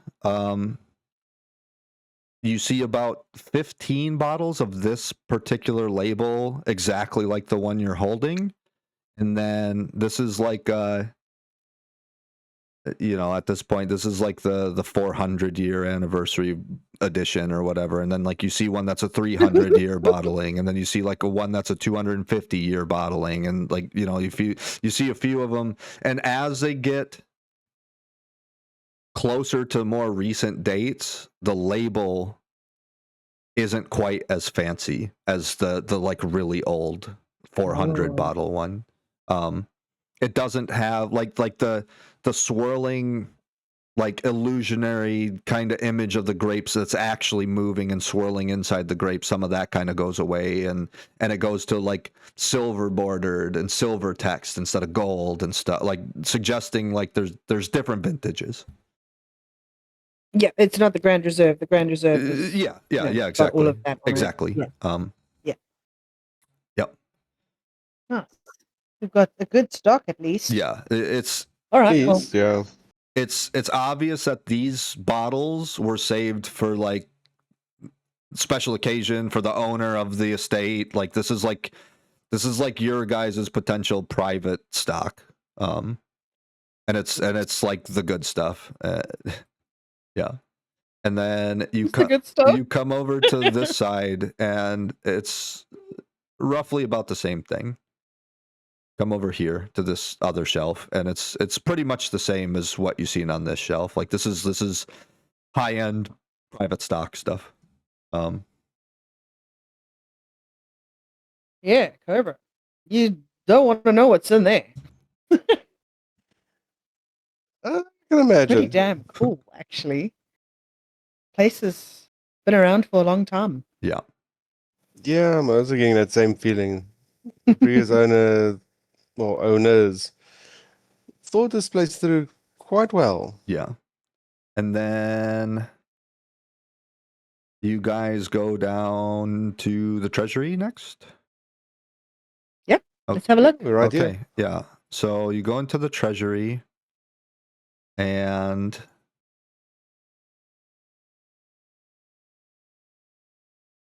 Safes. yep. Mm. Yep. So there's a bunch of different safes. I've been using the rectangle tool to make boxes. Yeah, that's fine. I mean, I'm just drawing them quick. It doesn't have to be perfect. I can go in and redo all this stuff later, and we'll get it like set up really good and like clean for you guys. I'm just doing this quick. This is just a quick. Yeah. Well, you need a visual, right? Yeah. So it works. So you go into here, and you see these tall like these are almost like wall locker, like gun kind of safes that you would see, like long, big, tall safes. These are like 6 foot tall safes, these littler ones. And they have, they're all iron. They have big padlocks on them. Each one of these has about 3 different padlocks on them. There is one set of keys hanging on the wall here. that goes into each, like it works on each of these small vaults, and then on the big vault there's a set of keys here and a set of keys here, and there's 4 padlocks on the door of this vault, of the big main vault. There is, and they're crisscrossed, so this key opens up 1 padlock on this side and 1 padlock on that side, and the same thing with this. This other key opens up 1 on this side and 1 on this side, meaning you'd have to have both keys. And then in the door, once you unlock these padlocks, this is like a big double door, it's roughly about the size of the double door that you guys are standing at. Okay. You have to put both keys in and like turn it, and they each activate a different deadbolt in the door. They like deadbolt into each other. So you need both keys to open this vault. And so you walk in, as it opens, you walk in, and this is like a full walk-in giant closet of a vault. There's a chest, a good-sized like double chest, about the size of the one that you guys found in the Halls of Za, where like Jeklik went in and scooped up all that coin out of it. This is like a chest to put gold coins in, or platinum, or coppers, or silver, whatever. And then there's right here and right here, there's 2 more armor stands like you've seen up in the armory, to like put like fancy magic armor or something that you don't want, that you like really want locked down, artifact things. This is where you would probably hide your Helm of Brilliance if you don't want to carry it on you, is in a place like this. And then right here and right here is there's, on each one of these walls there is like plaques on the walls to like put weapons, hang shields, things like that. And then there's just a bunch of floor space that you guys have to walk around in. This is like a big walk-in treasury. You guys don't know it necessarily right now, but right here, right here, there. Okay. and right here, there's about 4 foot of stone wall. That black line I just drew is about 2 feet of lead, and then on the other side is stone. This room blocks out like people from scrying into the room and looking for magic items and things. It's lead lined inside the wall, so it like dampens like magic. This is also a place. This is a place where like, if you tried to like scry outside of here, T, and check on and scry on Albertina or something, the lead walls would probably block you from doing that, and vice versa. People can't like scry into this room, you think. That's so cool. You Shit, that's cool. What else was I gonna say? There was something I was gonna say. I don't know, I forgot. So if I look at T now, her eyes is not green Her then. eyes are green, but Eyes are green, okay. You don't know if he can necessarily see in here and see her or not. You have no idea. The lead is meant to stop things from like scrying in here and things. So yeah, it's also meant to be like a place where like if you have something dangerous that generates like a negative aura or something, it would potentially stop at these walls and it wouldn't project outside. So like this is a good place to store potentially dangerous items. This might be a good place to put the fragment of the journal, of the book that you got off the necromancer, for example. The stone with Cobra is suspected that half in? Can we put that in here too, Cobra? Or do you wanna Potentially, keep it yeah. on Things there? like that, like should be protected because of the lead. The actual vault you're in right now, so like this wall, this vault that you walked into, this big kind of vault you're in, is also got lead lined in it. So this is like a double lead lined room right now where you're in. Right now, if you're in here, this is just lead from the big main vault / treasury. But if you go in here, this littler vault that you're in, this big like safe you're inside of, is also lead lined.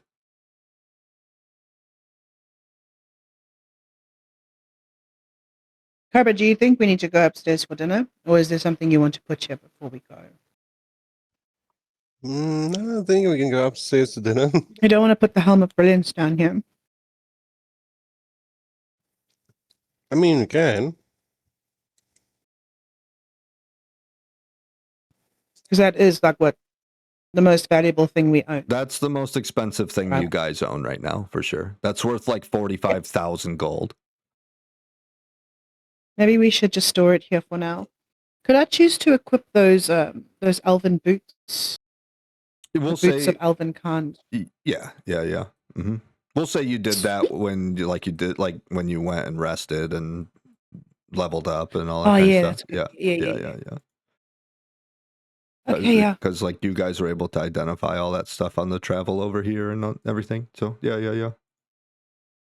Just write it down here, Cobra. I was Helm going of to say, so I'm Brilliance. assuming you just have to keep a record what we Yeah, keep I'll in the write it. vault. Yep. Keep an inventory. As you open this smaller chest here, there's about 300 gold in there. Whoa. Already gold in here, Cobra. There What? is. I There is. suspected they have some kind of gold, yeah. Yeah. You guys went and checked these different safes. There's nothing in any of them. They're empty.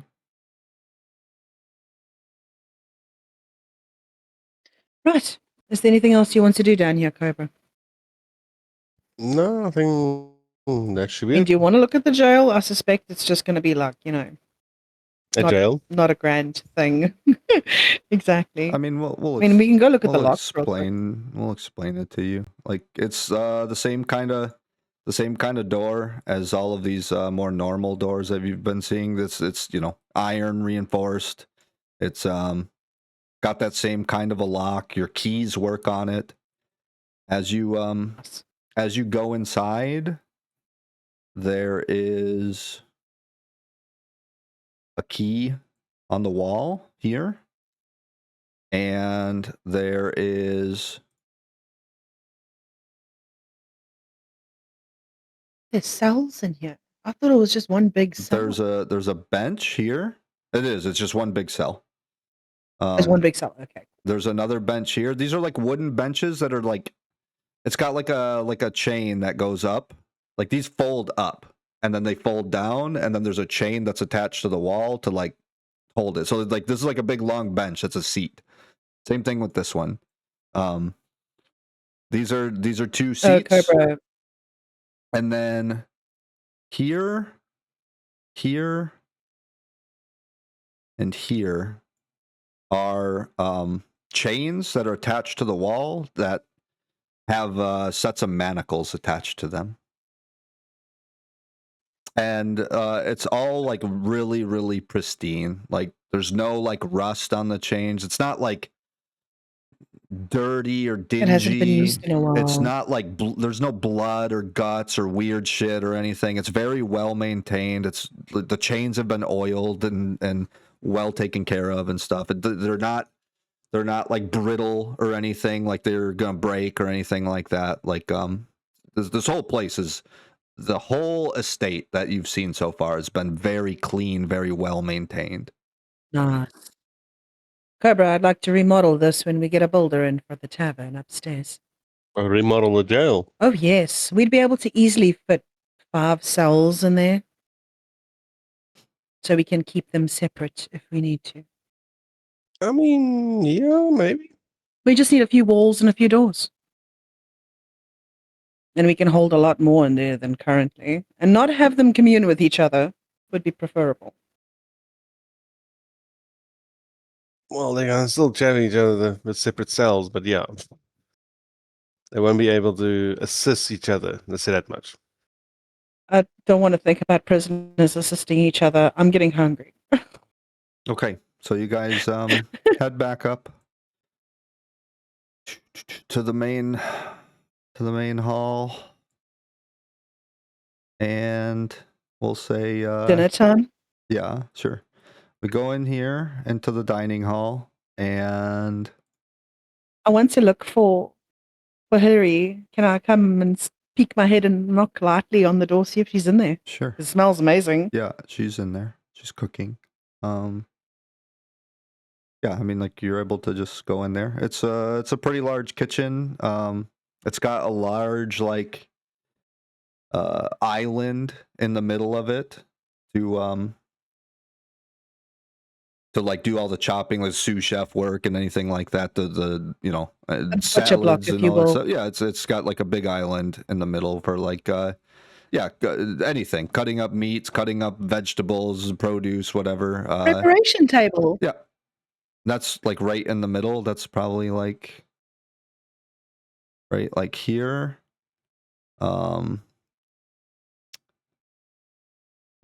Over here into the wall, and there's an exhaust, got like a chimney coming out to the side. Fancy. Um, Yeah, it has a hob. that's got like a fireplace. It's got kind of Valheimish. It's got like a spit on each side, where like you'd put a big thing of meat and like rotate it, like rotisserie it. In the center, it's got like a big like a cauldron almost, for like a big pot that hangs over the fireplace for like soups and things. Off to this side here, kind of also built into the wall, is an oven. This is a fully functioning kitchen. Back here, this room that I just drew that big line there is this is like a pantry. Yeah. This is like a larder pantry. This is the fresh. Yep. It's got a bunch of Like all the fresh. produce and things in there. Yep. A bunch of meats and things. This square here, all the way in the back, is like a big ice chest, so that they can try to freeze things or keep things cold. They get Six. ice delivered in big blocks, and then they get it. They have part of the ice in there as a big just block that they can put literally fish or meats on ice, and then It's some of it's perishables. yeah, some of it's some of the ice is chipped off of the block and cut down into crushed up into like chipped pieces, and those are you have things like buried in the chipped up ice as well. So there's like half of it is like a big block, and things are put around the block that are touching the block of ice, and then the other half of the ice chest is like crushed ice Buried in the chips. Right. Yeah. Yeah. It's like how you would see fish on like on a boat. You know what I mean? Like after they caught the fish, it's a bunch of like crushed ice, and they bury it down in the ice and things. It's like that. And then this section here that you had green, Yep. it's like a I'm gonna do this kind of small. It's like that, and like this. So it's like shelving on both sides with all the perishable things, like all the like produce are on shelves. There's like cheese on some of the shelves. There's like tomatoes from on the vine on some of the shelves. There's heads of lettuce. There's some potatoes. There's like it's shelving. It's like racks. It's very organized. You have you get a sense that Hillary has been working this kitchen for quite a long time, and it looks very clean. It looks very organized. She looks like she's very good at her job. And then Beautiful.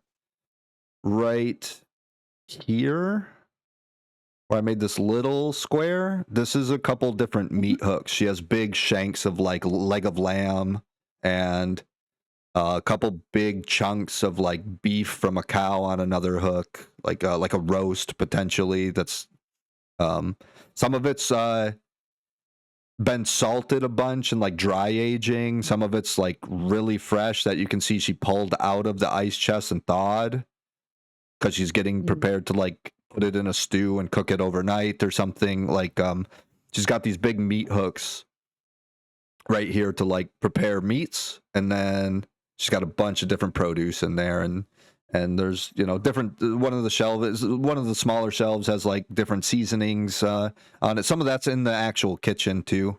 She's got different little bags of salt and flour and things like that. There's off to the side, like right here, kind of tucked between the wall and the ice chest, is a couple bottles of like corked bottles of like milk, so it doesn't freeze in the ice chest, but it's being chilled because it's like wedged in between the wall and the ice chest, so it's touching the ice chest, trying to keep it chilled and cold to be used for later and things like that. Like she's got a pretty good organized like system going for her kitchen.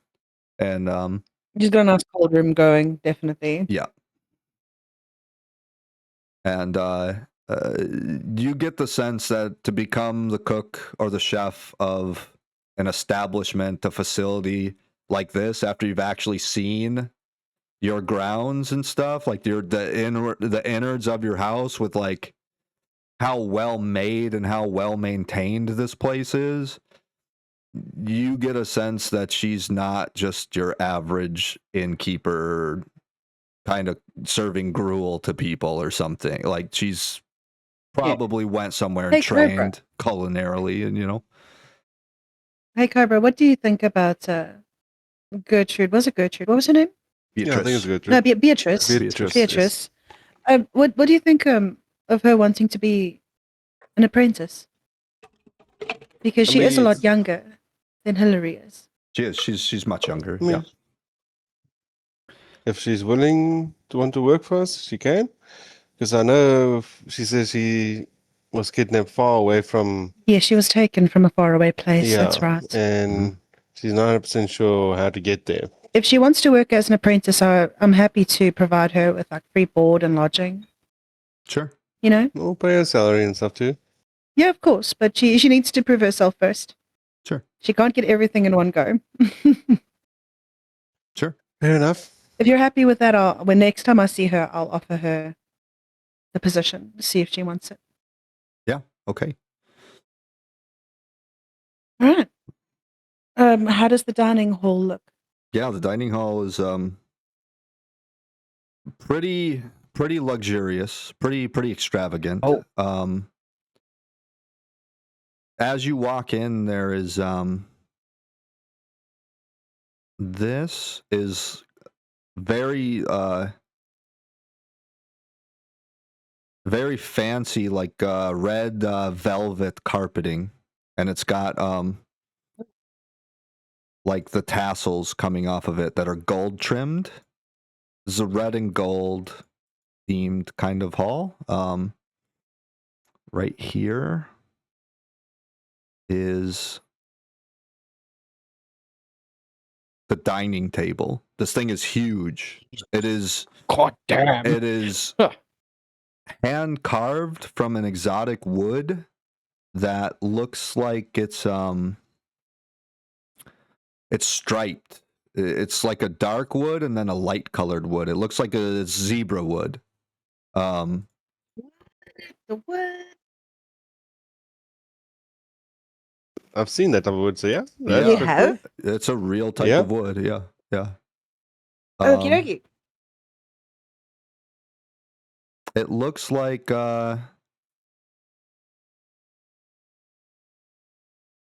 this.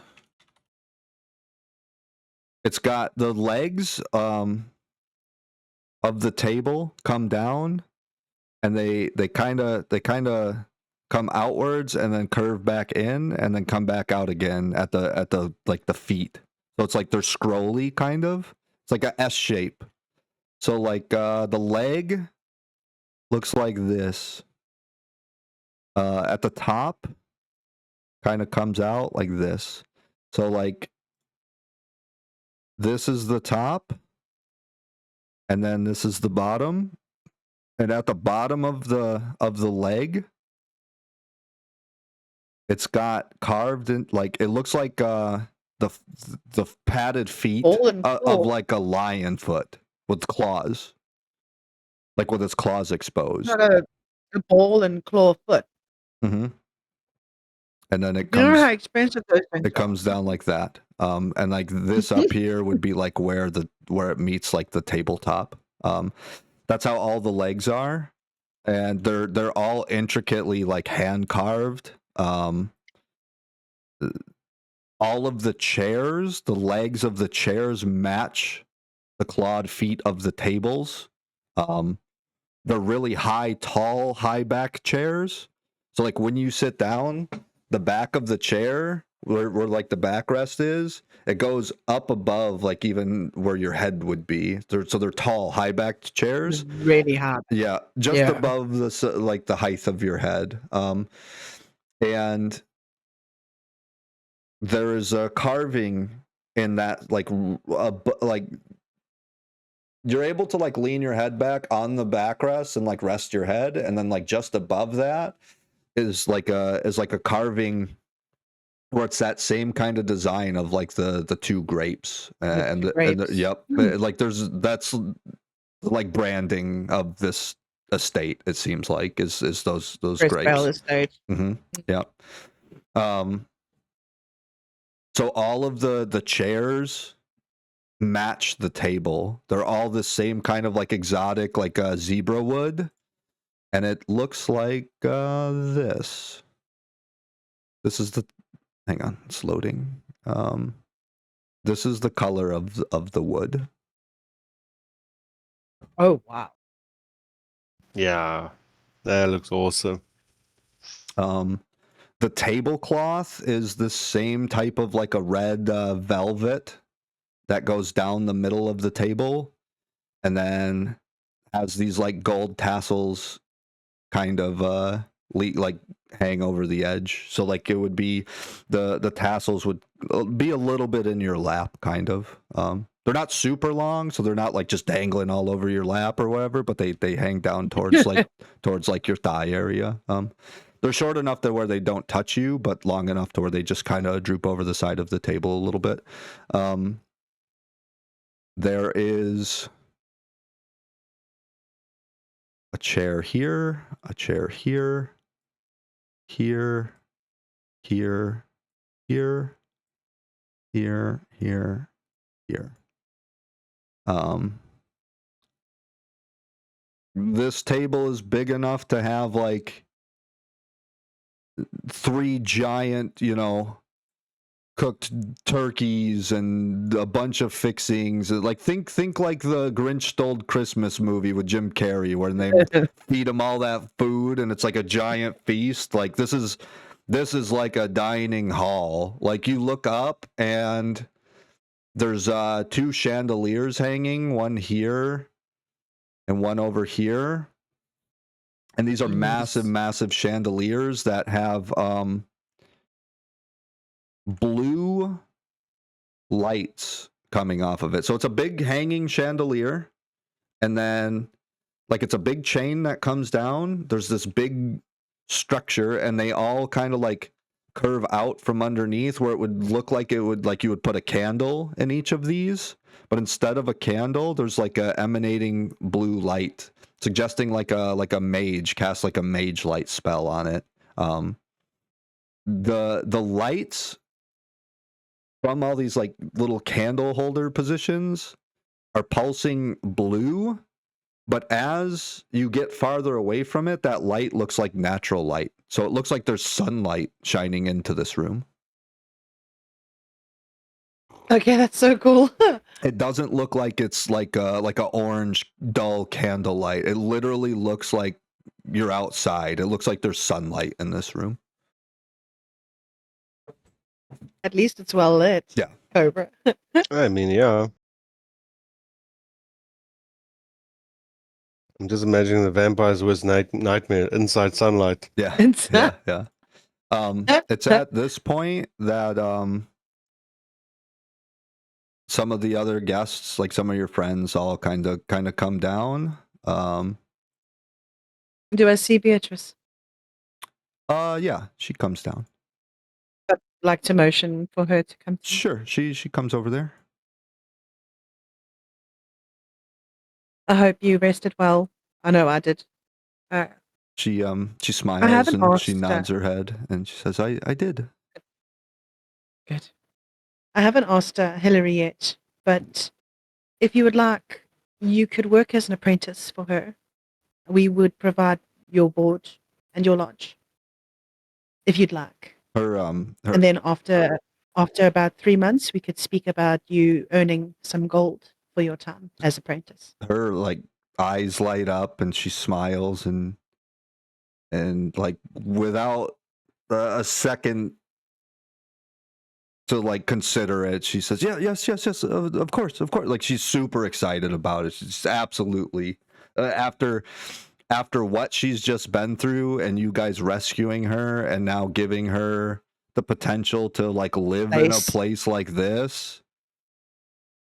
She hasn't even met the chef really yet. Like she was with No you hesitation. when Hillary like came out and said something to you guys when you guys were first introduced. She was there for that.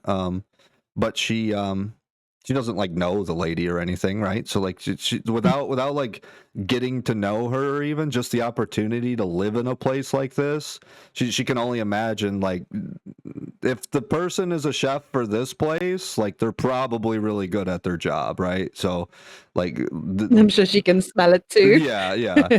The potential and the like the opportunity to work with like a very good chef in such a beautiful place and potentially live here and then potentially earn a living and get paid to work here is like a dream come true for her. Like she without any hesitation accepts your offer. Wonderful. We will have to get some paperwork done. But Absolutely. yeah, we'll see how soon you can start.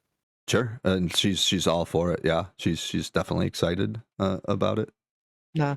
I mean, I'm just imagining she's just thinking, thank goodness, some ingredients. Yeah. I mean, all of the above. Like she just like dealt with some giga trauma from being forced into that place into something like this. Like this is a life changing for her. You know what I mean? So like she's she's all for it. Beautiful news. Shall we go eat then? Or does anybody else have a question? Jacklick, how you doing? Like he's just smiling and look like he's got his arms crossed and he's just looking around the place smiling and just like nodding in approval. Like he obviously has known Albertina for some time and like he knows the type. Like you guys seen her mansion, it was very well maintained, it was very well taken care of. There was a lot of exotic different woods and a lot of like it's a wealthy estate, right? So like seeing Jeklik, even some of the things that he's got, you've seen his magic sword, he drives a carriage with unicorns, like he's used to living a lavish lifestyle, so he's like he's happy to see that his friends got something that's like real nice like this, you know what I mean? Like you just see this like overwhelming sense of approval coming from Jeklik right now. Like I mean he's a kobold of fine tastes if you haven't noticed already. Like you know what I mean? Like he's yes, he is. He likes exquisite things, right? So like this is passing his approval like for sure, you know? Like he's all about it. So for context of Hillary and Beatrice, Beatrice is like 20, 21. That's when halflings reached like young adulthood. Like that's when they first reach adulthood. Like she's about 20 or 21. That's the age where like halflings are like humans, really. That's the age where she would like move out on her own and become an adult and start paying your own rent and stuff. Right Like away. you know what I mean? Yes, Like but that's it's your independence. young adult, right? So like she's that age, and Hillary's a gnome. Gnomes can live to be between 300 and 500 years old. Hillary's about, she's not like that old. She's probably about 150 years old right now. So she's, and you have no idea of her history of how long she's worked here, but judging by the way the kitchen is, she's been here for a while. And the other two people that you met seem to have been here for quite a while too. Like these it seems Oswald and Wilfred are both not young. yeah. Those are humans, so yeah. Oswald is right around like maybe early 40s, mid to early 40s, like 42, 43 probably. Yeah, I'd say that. Yeah, And with his face, Wilfred is like old as dirt. it's like 70 that or dude's something. like 70. Right? Yeah, like yeah, like 70, like he two. was really, really old. Yeah. We need to talk about a retirement for that man, Cobra. He deserves it. He can still stay here, but he needs to, calm down a bit. He's getting up in his age, shame. And we need an apprentice for him too. At this point, that's when you hear like his office door open and he walks out to like accompany you guys. You're up really late. And he just nods his head and he says, "Oh, yes, but it's dinner time." And so like he's like, I shall serve my guests. And so like he's gonna put you through the whole like this is how they would treat guests with coming to Crestvale and everything. So he like ushers you guys. How many different types of forks are on the table? What's that? How many different kinds of forks are on the table? Any kind that you want. There's everything. Like there's different spoons. There's different forks. Like this is a whole like. Don't tempt me. This is like I'm gonna make Cobra use the wrong fork for everything. Well, I mean, don't care. I was gonna say he doesn't have to care about it. Like he picks it up with his hands. Yeah, I was gonna say this lady. Celestia, she's probably gonna walk in there and eat like a fucking caveman because she has ate like shit for weeks, dude. Like, and she's not the most distinguished person you've seen. So Jack Lick goes and sits at the table and he grabs a leg of lamb and you just see him go and eat the whole thing. And it's gone. He eats the bone and everything. He eats finger looking good. He eats like a kobold. No, I'm kidding. Jesus, that's rough, man. I'm kidding. He doesn't do that. If it's anybody that's gonna eat with their pinky out and fancy, it's gonna be Jack Lick, dude. Let's be real here. Like, definitely. So Wilfred ushers you all in. Everybody sits down and everything, and there's a lot of starters that are already out that are just come out. You get the sense that Hillary probably heard you guys talking in the hall and stuff and knew to like start bringing out like appetizers and things. There's like side salads that are prepared. Each salad, like each seat has its own little like almost like a little gravy boat kind of thing, its own dish for like different types of like a vinaigrette dressing to put on your salad. This is like your plates are on like its own bigger like saucer kind of plate and stuff. It's very, very like makes me think of Beauty and the Beast, Cobra. Yeah, 100%. The place setting. 100%. Okay. That place setting where you have the one big bowl and you have the smaller bowl that goes into that one. Sure. Yeah. Like it's absolutely. It's like this is very like fine dining kind of establishment. You know, we're talking like 3 Michelin star restaurant here. Like, you know, so you guys take your seats and cushy.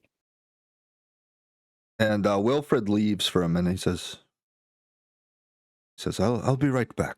And he leaves. He pops in the kitchen for a second, talks to Hillary, comes back out, like bows to you guys, and he leaves out this way. And he disappears for some time. Oh, but before he leaves, can I mention the plans for Beatrice to be an apprentice for Hillary to him, just so he knows, because he is in charge of the rest of the affairs on this estate, so he should know. He stops and he looks at you and he says, my dear, first we dine. There's plenty to talk about, and we'll get to all of that. I've got lots of paperwork for you, lots of documents, lots of I cannot wait. all kinds of things we can discuss. But let's have dinner, shall we? Please. And so he like disappears out the door, and he after some time comes back, and he's got a couple bottles of wine that are from this establishment. He places them around the tables. He comes back with the bottles of wine on a little like push cart, and he pushes it over here. A la carte table. And you see him take out like a corkscrew and things, and he starts properly like pulling the corks, pouring a very small little bit of wine into a glass, like swirling it, smelling it, making sure it's good, and he takes like a little sip of it to make sure it's like a good batch and everything. And like, he lets the stuff start like aerating and things correctly. And he gets 2 bottles opened, and then places one on the table, and then he goes around and fills everybody's wine glass. And as he pours the wine, that's where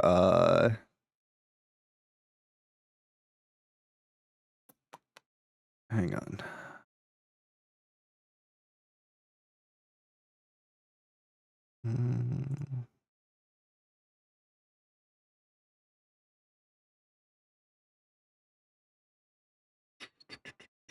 Sorry, I got so many mysterious notes, 500 of them.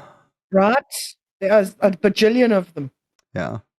That's where the wine shows up like this, and you see it just start swirling in the glass. That's not like mixing. It's like the swirl at the top keeps swirling, and the swirl at the bottom just kind of perpetually keeps swirling round and around and around. And so in essence, it's like 2 different types of wines in the one glass. Maybe, yeah. It reminds you kind of when you pour like oil and water and they don't really mix, they stay kind of separate, but they're in the same container together. You know what I'm talking about? Like they're like one's more dense than the other, so it doesn't quite mix. And that's how this is. And he pours a glass for everybody, and then he comes to about right here and turns towards the table, and he's holding the bottle, and he spins the label like in his hands. He spins the bottle around so the label is facing you guys. And this is a 100-year aged. This one of the silver bottles. It's a silver bottle, yeah. No, it's not silver. Sorry, it's copper, like a bronze. It's like a bronze around the border of this one. This is a 100-year aged bottle of Vescasir Assalian, which is the wine that I told you. And he says, please, if you'll indulge me in having a taste. And he wants you guys to take a drink of it first, and then he's going to start explaining some of this. I don't want to be horribly drunk when I'm drinking this. Oh well, it looks like I'm doing it. Just have like a little sip. Make a Constitution save with tea. If you're just taking a small sip, do it with advantage. Like you're not pounding the thing. He poured like a, it's not like a full wine glass poured like how this picture is, right? It's like half of that glass that's poured or a little less. 10. Okay, no, that's fine. as you guys I'm gonna take a get smashed with the as you guys take a drink of this, it starts off a little bit bitter, a little bit tart, and it feels very dry, like a dry red wine. And this is in your mouth, it's on your lips, it's on your tongue. It's a very distinct, pretty rich, like red wine taste. And so you expect that when you swallow this, it's going to continue kind of that bitter, dry sort of red wine flavor. But as you swallow it and process the flavors that are happening, it resolves incredibly smooth and incredibly sweet, like a white wine, almost like an apple juice is how it finishes. So it starts as like a dark red, sort of dry wine, and it finishes like a white, like sweet wine. And it's kind of hard to put down because it's tasty. This tastes, it finishes almost like a grape juice, like a white grape juice, like a sparkling juice, or like an apple juice kind of flavor almost. It's sweet and it's soft, it's nice. There's only one grape. And it's that I only can and think it's of. Yeah. and it's a single grape that does this. He walks back over to the table or to his little cart, and he comes back with a grape, and he hands it to you, T, and he walks back and he grabs another one and he grabs another one. He gives these grapes out to everybody at the table. He like sets it on a little plate in front of everybody. And as you look at this grape, it looks like a completely clear marble. It's completely see-through. It looks like it's glass. What? And as you look into the center of it, it's got that same red and white swirling pattern that you've seen in the cup of wine that you have, that you've seen on the key that you have, that you've seen on the door handles that you have. It's this grape that's a red and a white grape at the same time, and it's got this yin yang pattern inside of it that's swirling around. And he says, this vineyard is 600 years old. It is the only place in the world where the Alyssia grape is grown.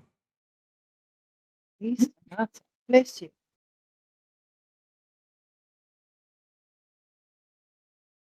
And 100 years. it's a 600-year-old vineyard. It's been around for 600 years, and it's the only place in the world where this grape is grown.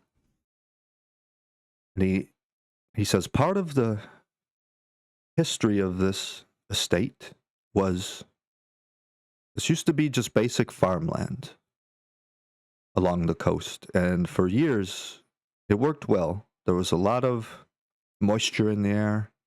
There was a lot of rains. There was a lot of water, fertile soil. And then one year a drought came, and the drought stayed, and the drought stayed.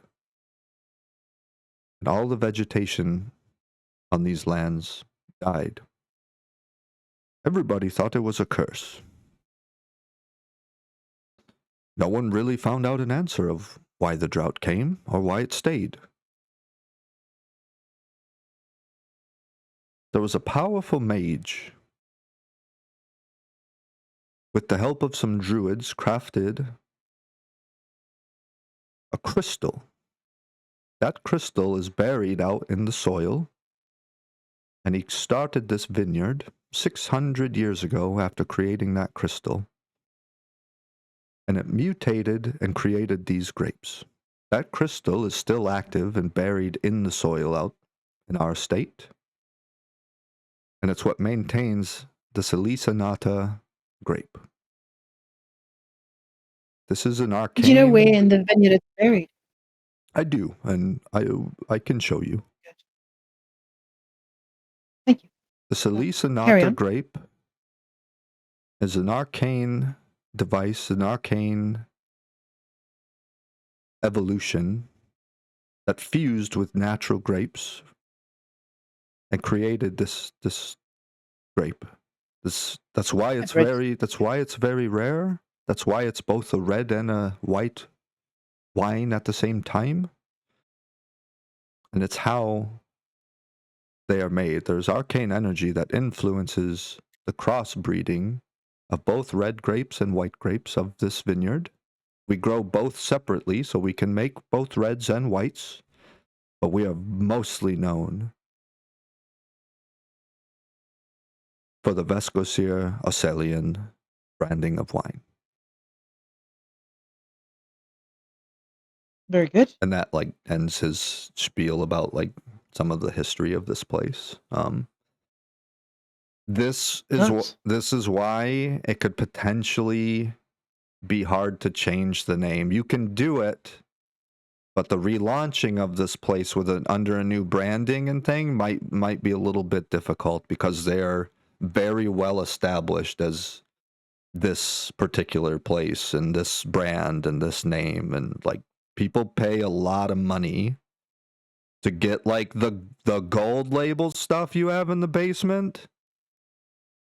That's probably a $600 or 600 gold bottle of wine.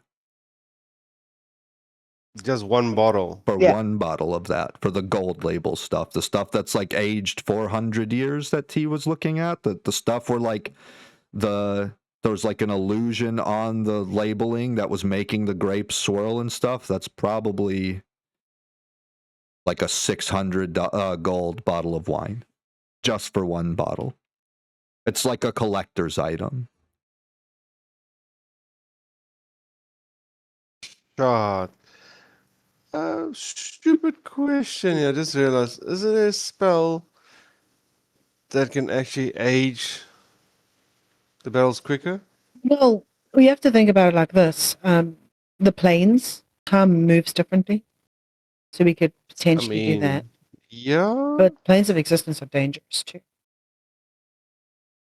They can be. I'm just wondering now, because I mean, technically, most vineyards can use a similar method to magically age it. I'd have to look around at some spells in some of the rule books. You also have to think about probably is. the risk. I don't think they would, because the risk of aging it too quickly, you could spoil the wine. You could. That's what I was spoil just it. wondering now. So if you fail, Yeah, there would be that's a lot of money. Makes sense. I'm just wondering now There's- because wait, there's magic in this world. There's probably some aging magic available. There could be, yeah. Like I said, I'd have to look around at some spells. But there's probably something we could come up with, yeah. But you're gonna have to find the right person to do it. Like T said, like there's gonna be a potential high risk or high reward for it, you know, like because it could like spoil it and things. Especially because definitely. the grapes are magic already.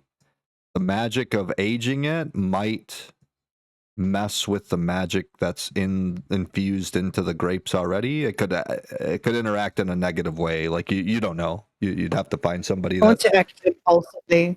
Yeah. I want to act impulsively. I want to take that grape off that plate and I want to eat it. The raw grape. Okay, yeah. You eat it and it has a similar kind of thing. It has a kind of a tart taste at first, and then it finishes quite sweet. It does not taste as good as the wine does, but it has a similar kind of properties where I could eat a bunch of these, Cobra. it's Don't leave me alone in the vineyard. It's kind of like eating a gusher fruit snack. Yeah. You know what those are? Like where like you bite into would it. Be similar to the those Hubble bubbles we used to have as kids. It's like we have biting something into similar. it's like biting into a grape, but once you get to the center of it, it like busts and it's like a liquid in there. And that liquid inside of it tastes like I said, like it tastes bitter at first and then it finishes very sweet.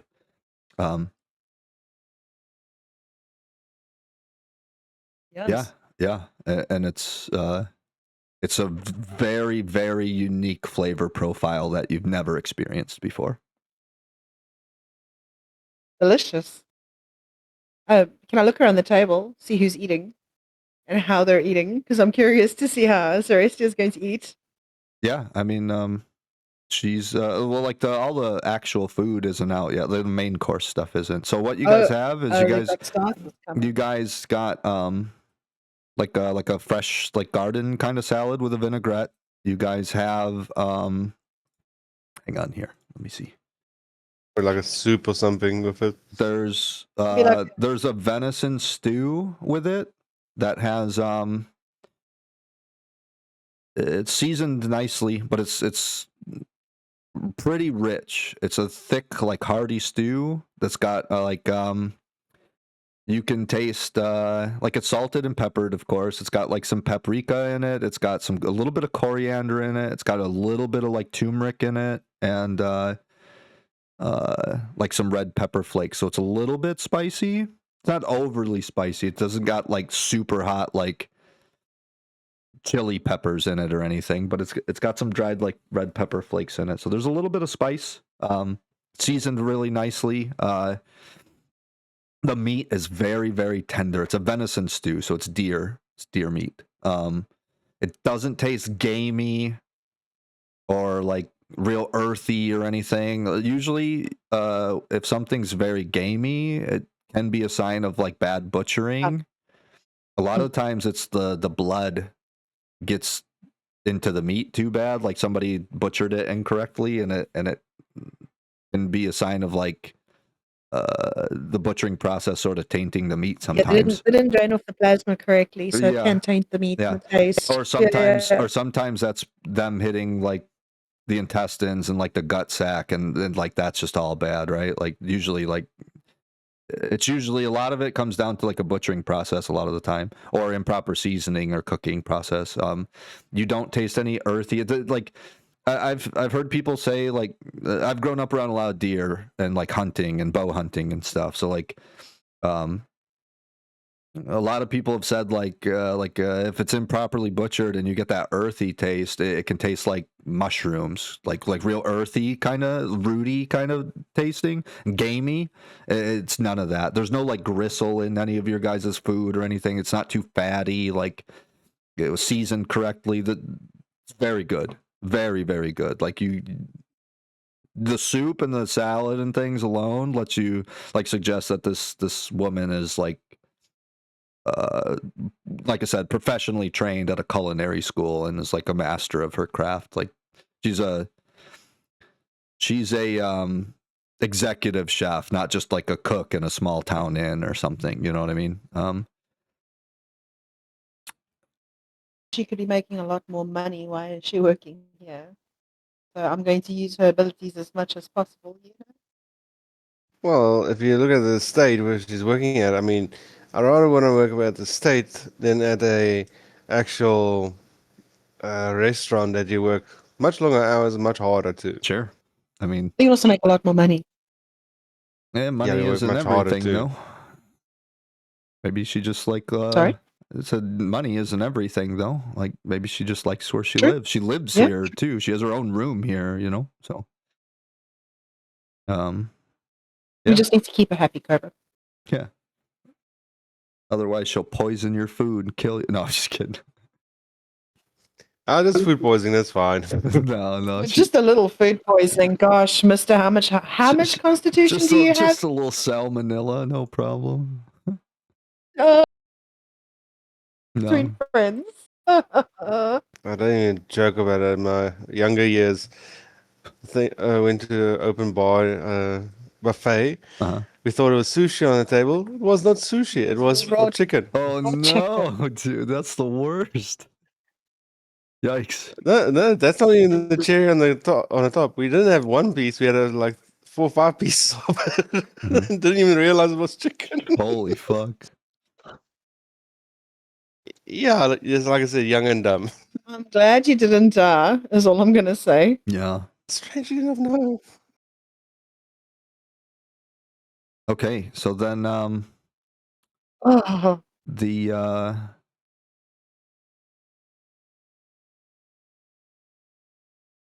you look around and there's more appetizers that were brought out as you guys were eating. These are These are bursting green peppers. So they're green like bell peppers. They're not spicy, you know. The top has been cut off. They've been like all the pith and everything has been like scraped out. These peppers have a little bit of char on them, suggesting that they've cooked in the oven. They're seasoned with a bunch of different exotic seasonings. They're stuffed with cream cheese and cheese on top of it, and there's some type of like a ground meat that's minced in with some of the cream cheese. So these are like stuffed bell peppers. She's showing off her skills. Definitely. She- Not complaining. Yeah, and they're. I Put this mean, process down. you guys try them, and they're, unless you don't like cheese or cream cheese and stuffed peppers, then they're good, you know. Well, the thing is, I don't like green pepper, Sure. but I can lean over to Cobra and take my fork and just scoop out a little bit of the inside, you know, like, ooh, I want to try the inside. Yeah, it's good. It's good. You like it. And then Delicious.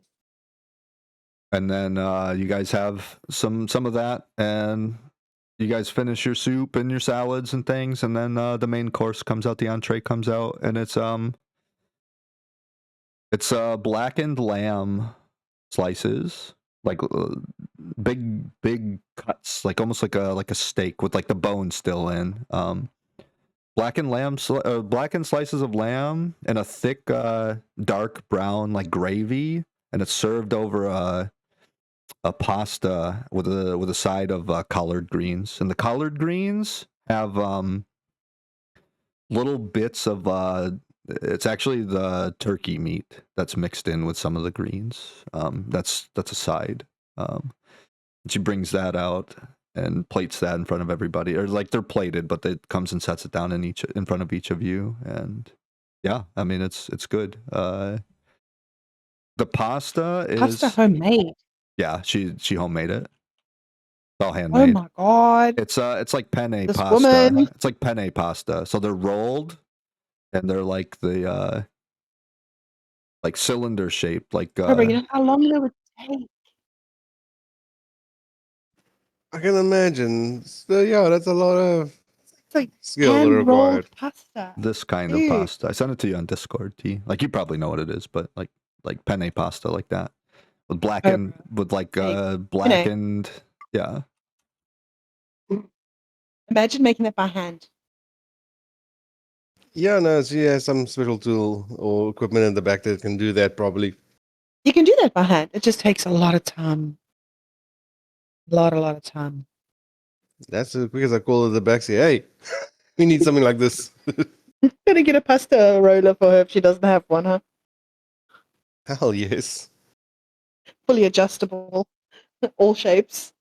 And the and then it's collard greens and This is Fucking making me lamb. so hungry. the lambs are done up, so like the meaty portion is down touching the plate, and then the like bone is up, and there's like 2 or 3 pieces that are like crossed, so they're all like standing up on end. You know what I'm talking about? Yeah. Yeah. Like So, when you normally have the chops, so they're the like separated chops, and you can arrange them. Yep. They stand. Yep. Mm.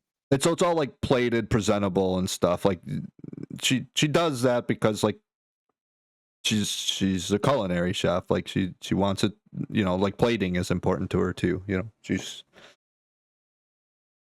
like this. So it's the pasta's the base layer, and then over top is the lamb like that, and then off to the side would be the greens. Send it on Discord again. We're looking at it. Yeah. So like yeah, that's dinner. And everything you guys try is, you know, well seasoned.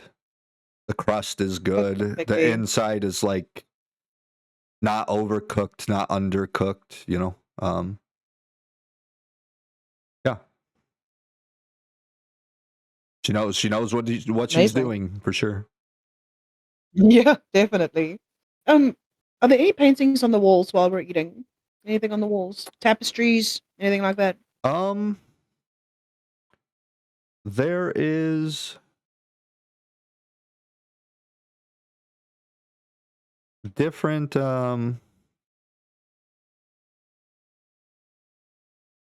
there's different I paintings think it would just of be like yeah. some of it looks like the estate grounds, like the ocean and the beach and things. Like the Oh, like painted on site yeah, kind of yeah. paintings.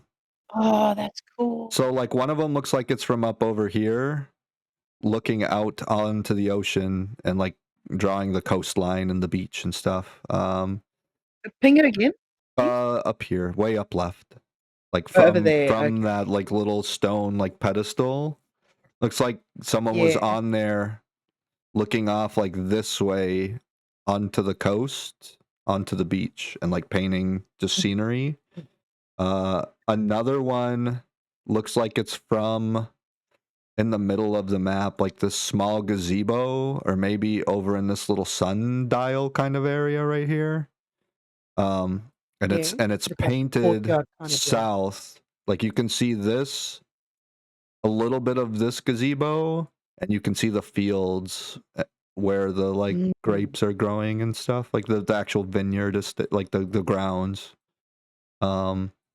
There's not any paintings of any actual people. It just looks like different scenery. Scenic. Yeah, Uh-huh. like scenic paintings. Uh-huh. Yep. Nice. Yep. All right. And then there's a third one that's back here. And it looks like it's it looks like maybe it's from about this vantage point, like up these little set of stairs right there. And it's looking Bottom. down Yeah. towards this little pond thing, and there's like ducks in it, and then he catches some of the back like scenery Ocean of the side. ocean and stuff. Yeah. It looks like various different paintings of the estate or of the grounds. Would you say it's painted by the same person? They look like they're painted by different people. Different really? Yeah. They have varying different like art styles. One looks a little more abstract with a little bit like it doesn't look like off the wall like neon psychedelic colors or something, but one looks a little more abstract and a little like fuzzier or maybe like a little more blurry. One of them looks very, very detail oriented. The one with the ducks looks very detail oriented, where like the artist that painted it went through and did a brush stroke for every single feather, every single like Oh wow. like every single leaf on all of these little flowers that are showing like that are around all these little bushes. Like was very, very like photorealism kind of painting. One of Like realist. the one up here at this like little altar way in the top left, that's way looking out into the ocean and the coastline, does not look as detail oriented. Looks a little more kind of from a distance like Bob Ross kind of esque, you know, where it's a little fuzzier how he does his trees sometimes and things, you know. Or he didn't pay as much attention to detail to like every grain of sand or something. Yeah. And then the Would you one say it was more of a novice painter compared to that? it looks really good. It doesn't necessarily look novice. It just there wasn't it looked like there was so much he was trying to fit into the painting that he didn't, or she or whoever didn't take the time to draw like every grain of sand individually. It doesn't necessarily look it doesn't look like a novice painter. It looks just a little more abstract, I guess it would be the word. And then the third painting, which is the vineyard, which is the actual like grapevines and everything, also looks much more photo like realism. Looks like it took a long time to paint. Detail. High detail, yeah. but it looks I detail. it looks done a little bit Realistic. differently than the person that did the duck painting in the back with the little pond there. They all look like different painters, and they all, if you were to like get up and closely inspect them, all of them have a different artist like signature in the bottom corner. They're different artists. They all signed their work. But it's an artist signature where it's a really quick like initial or something. You don't know who these artists are or anything. Based on everything else that you've seen in this place, how much money it would have taken to build this place, how much money it would take to get these custom made locks, how much it would cost to like hire on a chef of this caliber, hire on Yeah. like the people that work here, the staff that's here, maintain this facility, maintain this grounds and things. You don't think these paintings were cheap. They were either done by very, very famous artists, or they paid a lot of money to have all of these done. This is a very, very wealthy estate. Like, it's worth a lot. I just wrote down the word extravagant. Exactly. Everything, yes. everything about this entire place, from the metal that they used for the chains in the jail, to the metal that they used on the shackles, to the wood they used for your bed frame in your private rooms, to the stonework that's done on these little retainer walls on the outside for like the driveway and shit, to Ones by the pond. the wood, or not the wood, the stone, this outer like white stone like this is marble. It's like a short fence, right? Yeah, it's like knee high, kind of like a garden kind of little fence. It's Yeah, marble. it's all this like a white marble. all this white stone, this thick white stone that that doesn't look like it's bricks, like these littler bricks. All of this on these little porches and everything. Even back here. Yeah, all of this is white marble. It's white, and it's got like little lightning streaks of like blue in it. Oh.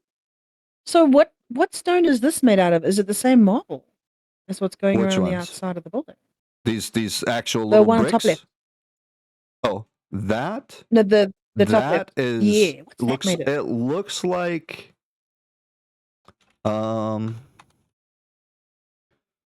it looks like it's made out of limestone.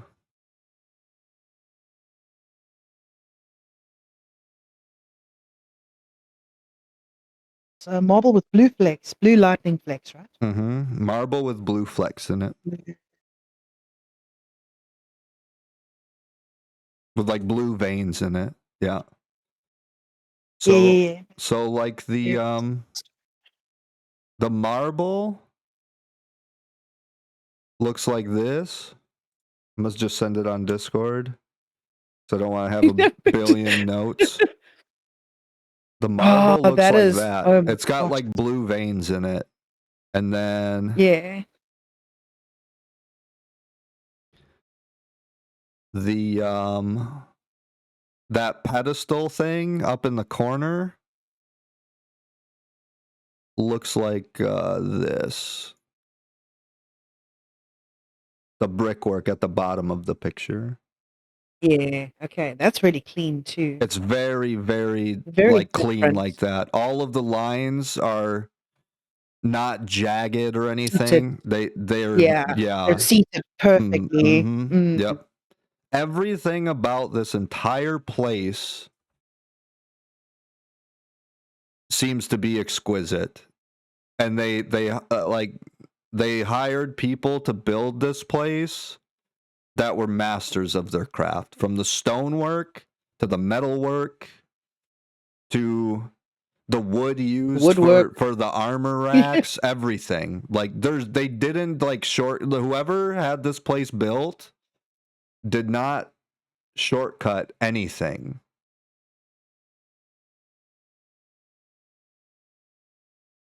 Oh, they seem to have seated it perfectly on this cliff as well. There's a lot of things they've taken into account when building it, of course. Yeah. Okay, we're about three hours in. We'll take a quick 5-10 minute break. I need to go use the bathroom real quick. Sounds good. Be right back. Yeah. I need to get a refill anyway. Yep.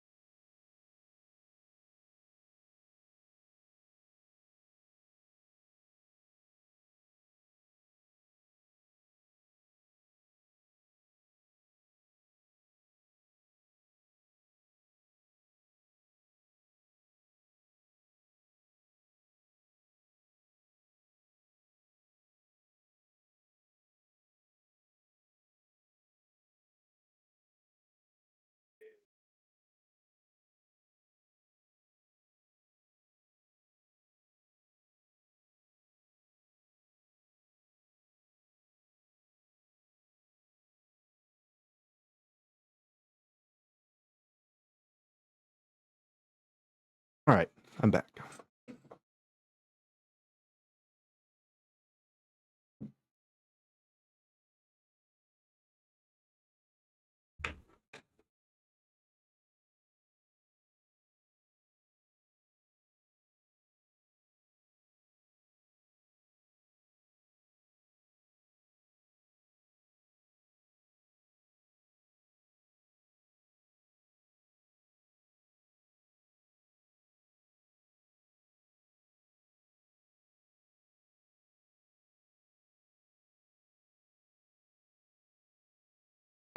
I'm back.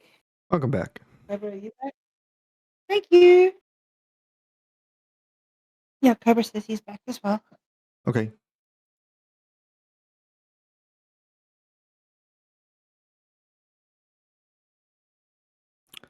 So yeah, as I was saying, like there was, as far as you can tell, there was like no corners cut. There no like skimping on the cost of materials and things like that. This is like people put a lot of money and a lot of hard work into building this place into what it is.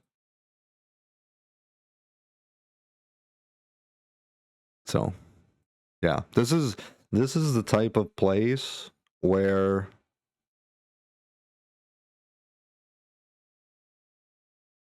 other than like with the floor plan, other than the way the rooms are currently, this is the type of, just because like the lodging's broken up into like spare bedrooms and things like that. Like this is the type of place that a knight and a lady, or like a duke or a prince and a princess or something, would like come have their like wedding service here or something, you know. Like this is very much so like upscale resort for sure. Think along the lines of a The venue. celebrity, like think along the lines of a celebrity renting a private beach in Hawaii or something like that, you know what I mean? Like this is the establishment has the means to provide very fine dining. They have a very rare exotic produce. They have Yep. very established, well-known, and very collector item kind of product that they make with their rare wines and things. Like this is that kind of thing. This isn't. This is like I said, like the vacation kind of territory for a lot of like people. Like this could, like, if you change some of the lodging around, like how you said, maybe turning the bunkhouse out here into more of like an inn thing, making it an upscale thing, and giving like having a couple rooms that are like suites or something. This might be somewhere where, with his guards, of course, but where like the king might bring the queen on like a wedding anniversary or something like that. Like this is a resort. Something special. This is a resort, not Yeah. not like It's just not a a dirty hotel. tavern. Right? Yeah, exactly. Exactly. Yeah, I got you. You can definitely turn like the bunkhouse into like a mini vista, if you will. Right? Yeah. You'd probably want to do something like that before inviting like nobility out or something, because they're going to be used to their own private chambers, things like that, and you know what I mean. So like maybe turning that into How many like a rooms villa or do we have? something. How many Yeah. rooms do we have available still? One, the fourth bedroom. Proper bedroom is just the one. Just the one. Okay, it's good to know Yeah. we have one free room.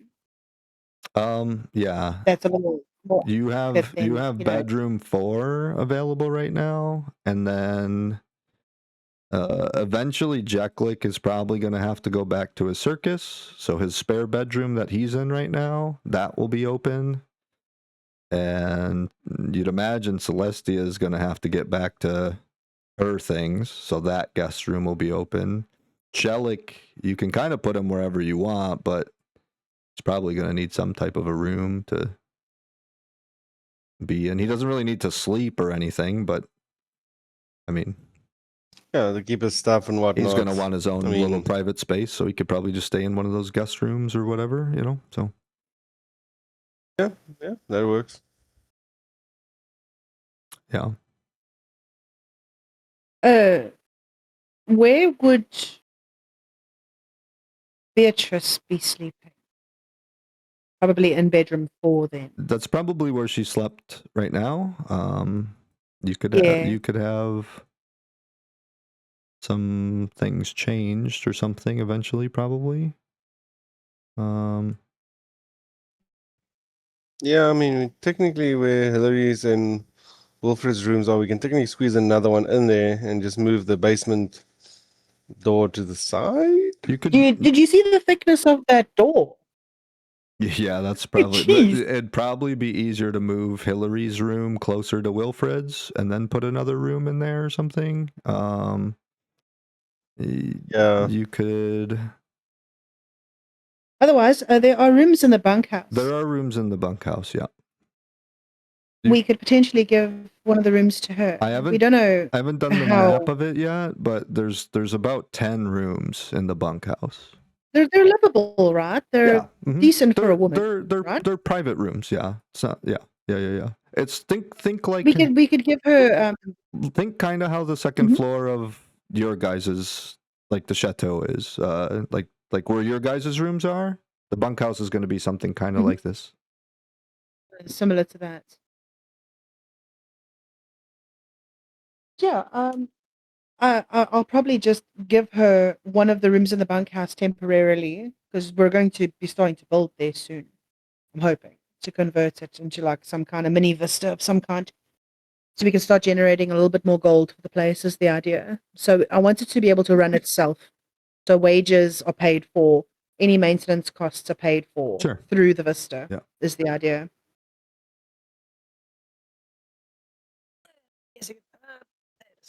Yeah, which I'm assuming we probably have to talk to the backseat or someone in town that does building work like this. We do know it was sort of erected by a wizard amongst other people. So you'll probably find we'll need a combination of. Okay, fair enough. Yeah. You know what I mean?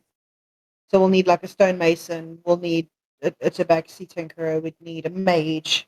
We'd need, I don't know, this is all assumption. But looking at, let me show you actually, Cobra, you didn't see. That marble there is, it's, you know, the walls running around the outside. Oh, yeah? The half walls. They're made of that. Ooh. Yeah. And your meditation station is made of that. Nice. Okay.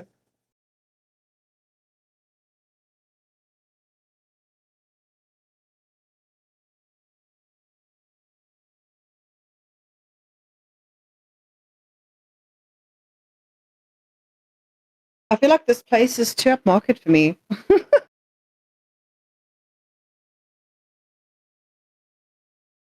Well, technically, yes. I mean, up if you until think about characters. yeah, I was gonna say up until you guys came here and seen this place, you guys didn't really know places like this existed. You know, like you guys seen the tavern in Dunsbury and stuff. Like, you know what I mean? And Bitch, please, we sleep outside. right. You guys have Yeah. been sleeping in bedrolls and things. So Yeah. this as much as like you guys have at one point or another maybe heard of or speculated what a castle would look like inside or something, this puts it into a different perspective. You know what I mean? Like actually being in a facility like this, being in a building like this that is just exquisite in every inch of its place. Sense of the word. Yeah. Like this puts it in a whole nother perspective because while people can get an idea of what a castle looks like or something, it's different when you actually pick up a spoon made of gold to eat your soup or something. Like, you know what I mean? Like when you, it's one thing to read about it in a book or hear about it. It's something else to actually experience it, right? So like being here and seeing. This is one of the places yeah, just where I could open a drawer and imagine like the silver cutlery we were looking for, Cobra. right, Yeah, right, this is the place. right. Yeah, yeah. Sorry. No, exactly. Like, yeah, but for sure. And you know, we could also put something like that in. Like, I didn't really draw anything like that, but like we could totally do like something like this, like a cupboard that has like more fine dining plates and like the fine china and stuff like that, and you know, like Yeah. specific stuff that you would pull out for the Duke of town so and so's here. Like, bring out like the good forks and stuff. Like, we want, you know. Yeah. Like I said, like the fine Bring china out or the stuff whatever. we polished. Yeah, right. Exactly. Yeah. Okay. I mean, you guys Do you ate. want to talk to? You guys ate with like pretty standard utensils and things, and they were still like well maintained and intricate and polished and stuff. Like, you haven't really seen them pull out the real fancy cutlery yet, you know. It was more of a welcoming gift, I think. It's like a wine. So they wouldn't break out the best wine for us because it's like a welcoming gift. Yeah, That's what I right, see the meal right. as. Yeah, exactly. This is what we can do. This is what we're good at, kind of situation. There you go. These are our services. This is what we do. This is what I saw. Two things. I want to speak to Hillary. I want to ask her if she's all right with taking an apprentice. It doesn't have to be. It can be casual. She doesn't have to be really strict, because I believe that we have a good cook, but definitely not a chef. And then afterwards, I want to go to Oswald and I want to either speak to him about the tavern idea, see what his opinions are on it, because I'm assuming he's going to say make a villa, like a mini villa instead, for more upmarket clients, like what you told me. Right. Because I'd imagine that information would come from him. Okay. Yeah. Okay, so what would you like to do first? Like, you guys have effectively Hillary? finished up dinner and the plates have all been, you know, gathered up and things and taken to the kitchen. And yeah, okay, so you come into the kitchen and she's in there and she's over at like a sink washing dishes and things. As you come in, it's pretty interesting to you that all of the pots and pans she used to cook with are already like cleaned and dried and like hung up on the walls and everything. Like she's very much so someone that was like cleaning as she was going and stuff. She's cleaning like your guys' plates and stuff now. Like you can tell she's super efficient at what she does. Like um as I've been doing soon this a while for a lot of people. as soon as the food was cooked and plated and ready to be brought out, she was already like finishing up, like cleaning the pots and pans and things and getting them all She's clearing down dried already. out. Like, she was That's already, sign yeah, of a good chef. she doesn't want to be cleaning 4 hours after dinner service is over and stuff. You know what I mean? Like, so she's very efficient at what she does. So she's in the middle of like Beautiful. scrubbing, you know, kind of the plates and cleaning forks and spoons and things as you come in there. She stops and dries her hands. She has like a towel on her shoulder and pulls it down, dries her hands off, and turns to you and sort of lean, like you see her kind of step up on a little step stool so that she's up towards the like island in the center, and she puts her elbows on the island, sort of leans in, has one hand in her chin. She says, "Yes, ma'am. What can I help you with?" I don't know if you've seen the halfling that has been traveling with us. Um, Her she name is sorta Beatrice. she sort of grins. You see, she has a lot of leathery kind of skin features. You could tell she likes to stay out in the sun when she's not working. She enjoys the scenery here. She's probably spent a lot of time probably out by the like gazebos looking into the wine vineyard and things like that. She's very tanned. Would I And say she's an avid gardener? Does she like gardening? that you don't really know of. You can tell she's very tanned. Her hair is like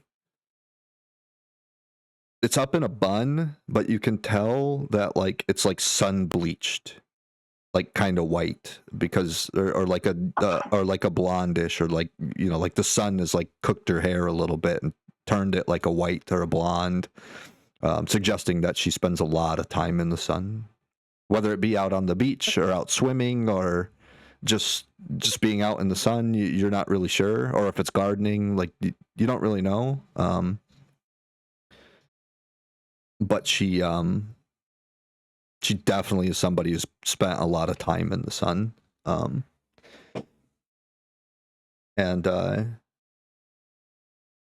when you mention the halfling girl, she nods her head and she smiles, and you see like the corners of her eyes, like where her cheeks raise from her smiling, like you see all these little like crowfoot wrinkles and stuff, suggesting she's quite old, but she doesn't come off as like strict or too stern or anything. You get the sense she really enjoys what she does, and she likes living here, and she likes being here. She's happy to be here. Mhm. It's good. Yeah. And so, like when you mention the halfling girl, she smiles, and as she smiles, that's where you can see like a lot of wrinkles in her face, and you can tell she's much older. She's, like I said, she's about 150 years old. And Would you be willing to take the halfling as an apprentice? She is already a skilled cook, but she's not a chef by any means. She says, She kind of rubs her chin a little bit, thinking. She raises an eyebrow at you and looks at you, and she says,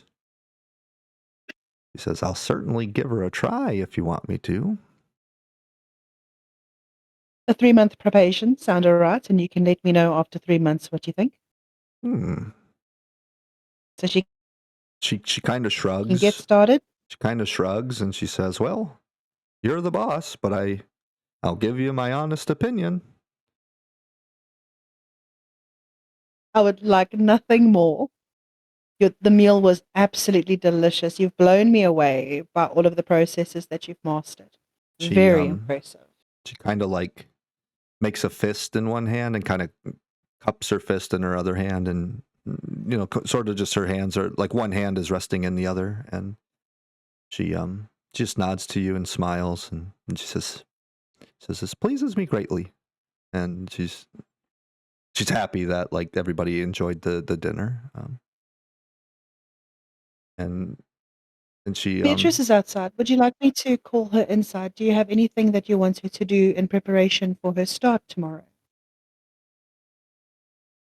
And she thinks for a minute, and she says, if there's anything that you'd like to have, we can certainly work on a menu together. I have the means to make most anything. And she says, she just looks at you and she says, there's nothing she has to do tonight.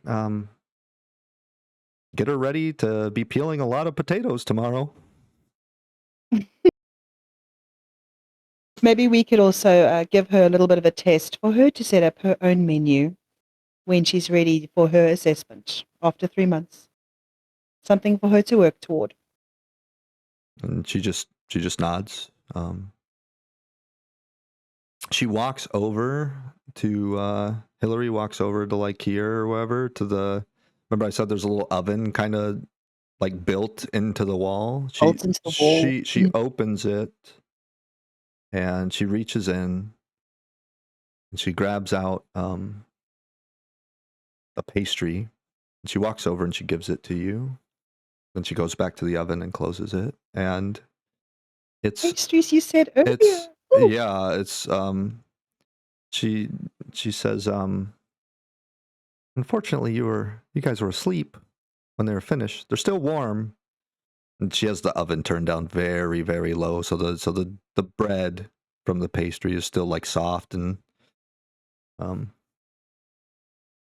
warm, and like it's not like cooked to a crisp or I pick one anything. up and I bite into it.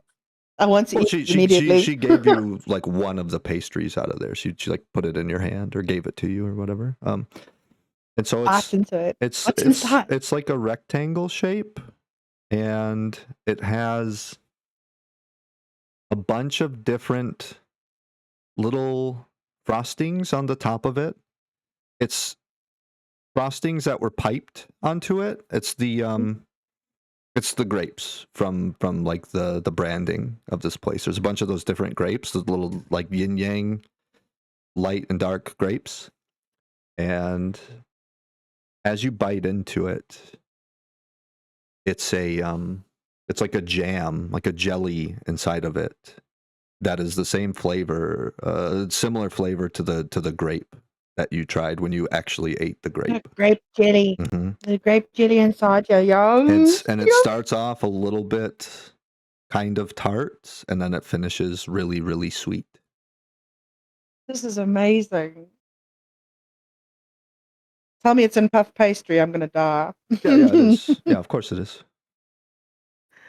You hand rolled your own puff pastry. You know how tedious that is. You know how much butter that. This is gonna be so good. I want this in real life. I'm gonna cry. It's so good. Yeah, and it's I mean, it's every bit as Oh, good as the dinner was. Like, not only is this I look at her. I look at Hillary, and I want to look her dead in the face and say, "This is what pure happiness tastes like." With a mouth full of food. she just smiles and nods her head. Wow. Oh. And You're hanging around here too long. she just you're gonna be- leans in, like she gets back up on the little stool and like leans elbows onto the little like cooking island, and like her arms are crossed, and she just like leans against that little like counter space, and she says, "Well, if my other employers here are just like you, I think we'll get along just fine." By other employers, she means like the rest of your party. Yeah. I want to try something real quick. I want to take out one of those saltwater taffies. I want to put it on the table in front of her and say, "You think you can replicate that?" With a mouth full of pastry. You think you can replicate that? She grabs it. Taste it. She looks at it. She If you unwraps it. It's like think you it's can? in like a wax paper. She grabs Yeah, both like a ends wax and it like paper. twists open, and she takes it. She looks at it, and she bends it a little bit to try and get part of it to like break open a little bit, like at the top, to get a little crack in it to try and see what's inside of it, if there's anything special in it. And she bends it back You and can cut it straightens open it if you out. like with a knife. And she just looks at it, and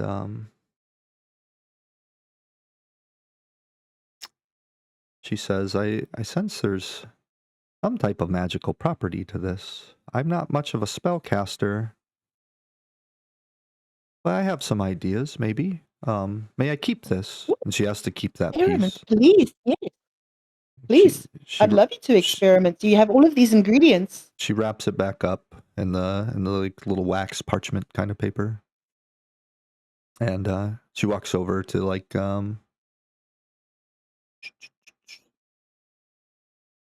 right here. There's a little counter space, and she puts it on the counter in a small bowl, and it's next to like the knife block, like the big wood block that has a bunch of different cutting knives in it and stuff, butcher knives and things, and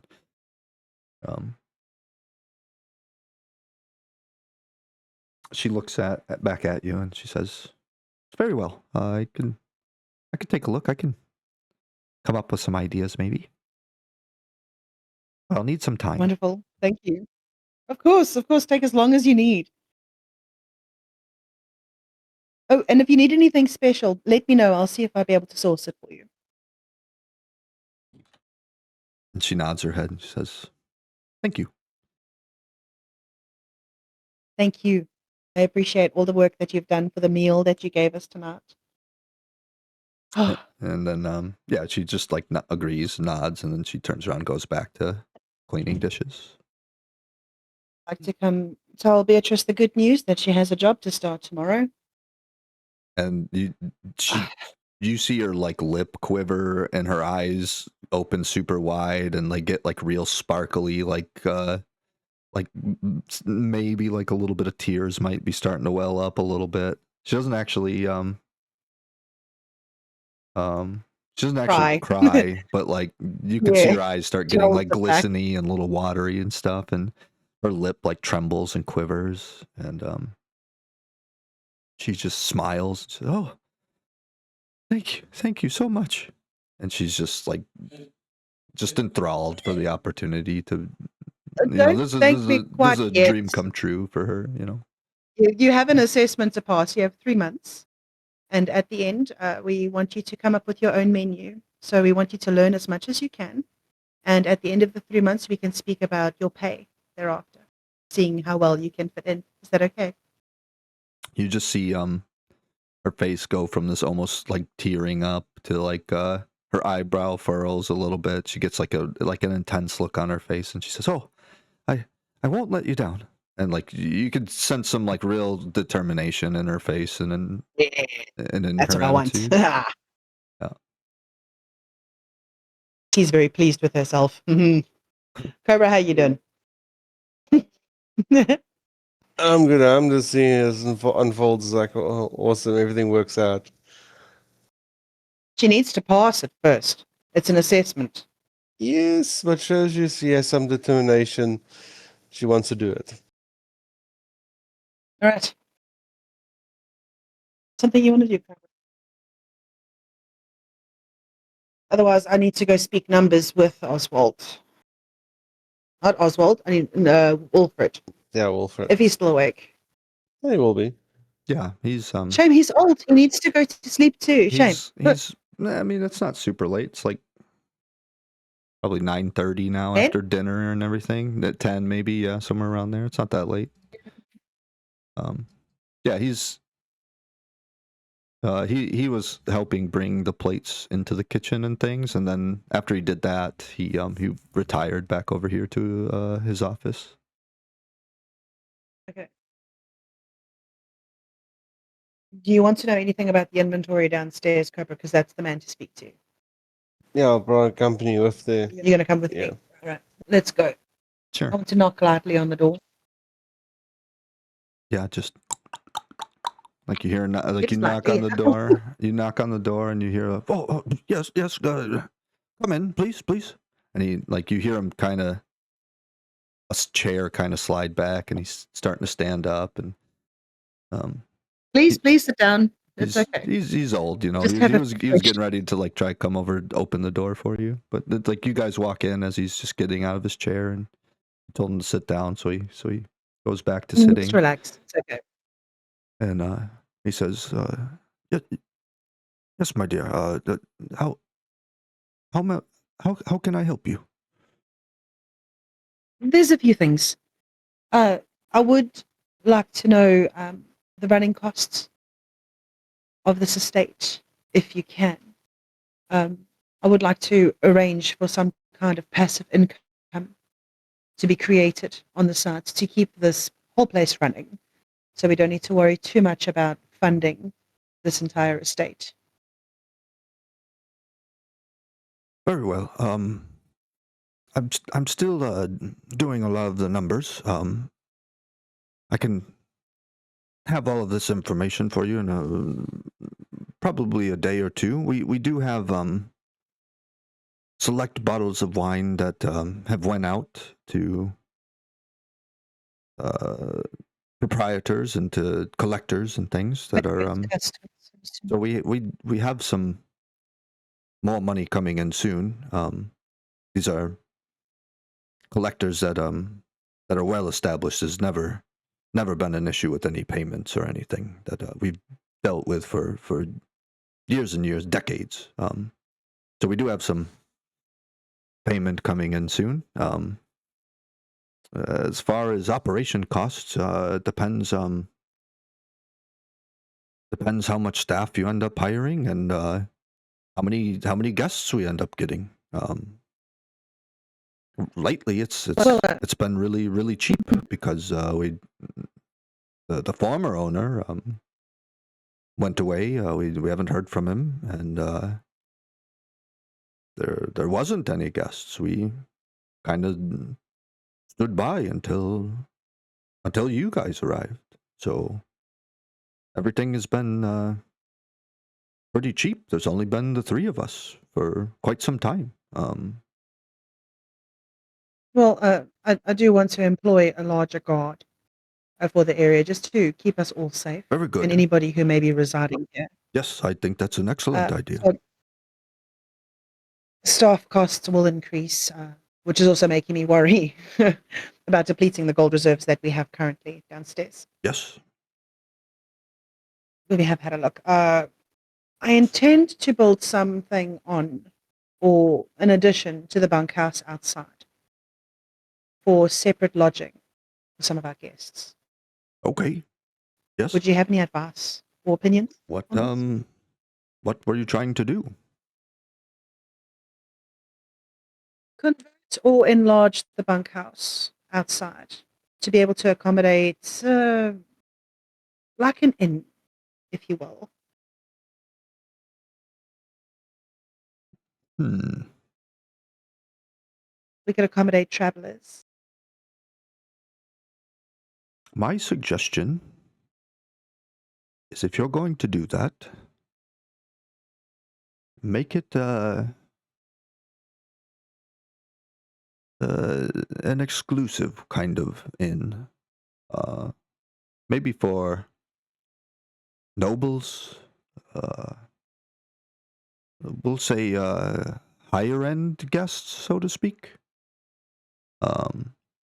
Yeah, like wedding events, stuff like that, maybe. My recommendation would to be not making a small inn that just lets any passerby rent a room, so to speak. An exclusive Right. vista, Right. if you will. Yes, that's what I would suggest. There's I don't mean to sound crass or rude about No. I value your honest opinion. about non-wealthy individuals, so to speak, or something. As this isn't necessarily about making money. It's about there's a very, very extensive history with this place, and making it a more top-end resort will probably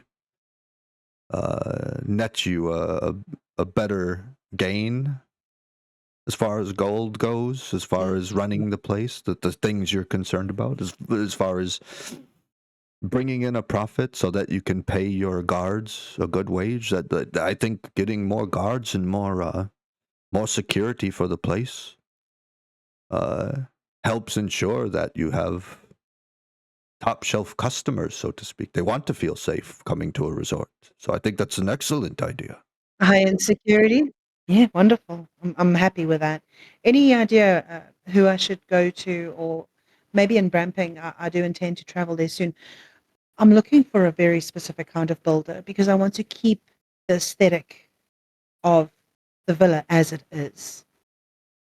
I don't want it to look like it was just plastered by some random builder because this place is immaculate and it's beautiful.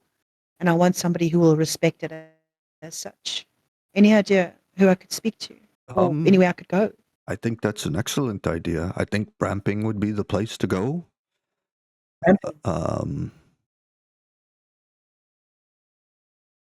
And he just starts going through all these scrolls and all these flipping books open, and there's his desk is kind of reminiscent of Albertina's desk the last time you were at her Just house. Like, strewn about there's this. just tons of paperwork ever. You can tell he's been writing stuff. He's been going through inventories. He's been seeing how many bottles of what vintage is down in the wine cellar. He's been taking inventory. He's been working, Shame. He's been working. finding how many pounds of rice is available in the place. He's been looking at the yields of this summer's grapes and things. Like he's been trying to get like as accurate of a detailed like manifest, like a manifest as possible, right? And so he's like looking through things, and he's like, bah, damn it, I'm sure it's here somewhere. And he's like looking through some things, and he stops, and he's like, can I have this? Can I have it ready in the report that I get you in a couple days? I got a number of different builders that would keep the integrity of this place in mind if they're building a new structure on the grounds. Just see if you can find one in Bramping. You don't need to look at the others for now. If you have multiple builders, I'd just say we need to speak with just one. If we can contact the others via other means, that's absolutely perfect. It doesn't have to happen immediately. This can be in the next 5 years. Right. It's just something I want in the pipeline for now. Yeah, sure. He says, yes, of course. He says, one of the great crafting families in Bramping. There's a network or an organization of craftsmen in Bramping, and the great grandson. The Grand Order of Perpetual Motion. It's no, it's not them. Not that. They work for the kingdom. This is more of a craftsman like union, so to speak, an organization. This organization of masons, you'd say. It's a bunch of different crafting businesses that banded together to make like a craftsman guild kind of thing, so to speak. It's not Perpetual Motion. They do very good work, but they are typically designing and inventing things for the military. This is for more civilian or commercial needs, for something more like what you're looking at. The great grandson of one of the craftsmen that helped build this original foundation to this estate. He helped build some of the very halls that you've seen today. His grandson, his great-grandson, is the head of one of the masonry organizations over in Bramping. I'm sure he would love to continue on the work that his grandfather helped create. That would be my suggestion. However, can you remember his name? I have it here somewhere. I can get it to you in the next day or so when I finalize my reports and deliver all my information to you. If you're okay waiting a day or two. There's something else. Of course, yes. There's something else. I would like to get you an apprentice to help you around here, if you'd like one. Do you have a young man in mind that you would like to have alongside you to aid you? An apprentice? Or woman? I never really thought about it. Well, yeah, give it a thought. If anybody springs to mind, let me know. Otherwise, I will keep my eyes on the road for anybody that would fit and suit us as a team. Wow. Thank you. I'll put some thought into it, and I'll try to get you an answer as soon as I can. Wonderful. Yeah, let me know. Anybody springs to mind, you let me know, and we'll see what we can do for them. I can tell you the current faculty and staff that you have here, myself and Hillary and Oswald. We've all been a part of Cressvale for a very long time. this place, I'm very, very happy you've decided to keep all of us as staff here. This has become a home to us, and we've all grown very close to each other. We've known each other for a very long time.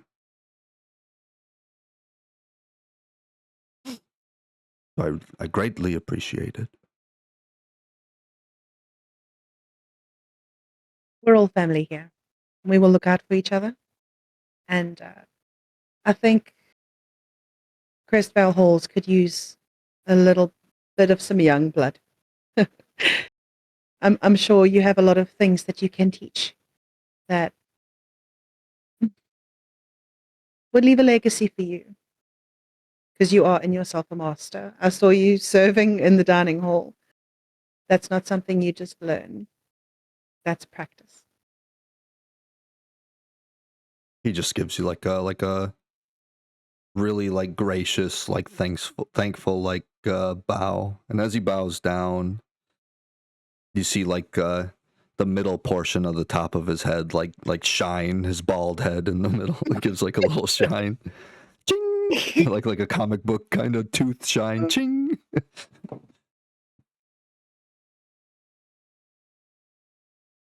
Okay. Is there anything else, Cobra? You're in here with me. Well, everything sounds in order. We just have to wait now a day or two, get all the paperwork and everything together. And then, yeah, we can actually work from there. Proper plans. Okay. Are we just going to hang around here for the next 2 days? Well, you still have Oswald to talk to if you wanted to. I did ask him to arrange for some extra security. I would like to speak to him, but it is the middle of the night. Yeah, it's about 10:30, 11 p.m. now. Yeah, it's getting pretty late.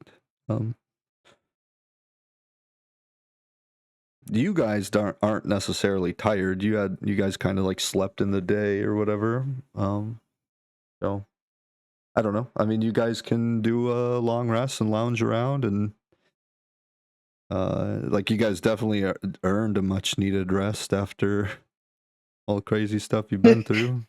I mean, I could go exploring the States a bit as well. Like, we could go check out Sure. the library. Yeah, you could. Yeah, I was just thinking going outside, looking at the water features, looking out to the ocean, see The the whole pond where the area. ducks are. He wanted to. There was a painting in the dining hall. You want to basically go stand in that exact spot. Sure. Where was it? It was like over here. Yeah, yep, like right about there. Yeah, so you come out here and it's nighttime. It's hard to see way out into the ocean or anything. Way off in the distance to like the right. This map would be rotated to where this coast right here technically should be over here. Like, so we should be rotating the map sideways. I wasn't able to do it on Roll20. This is because Okay. you guys are right here. So if we had the map rotated, you'd be looking off like this way, right? Yeah. See what I'm saying? So as you look over to like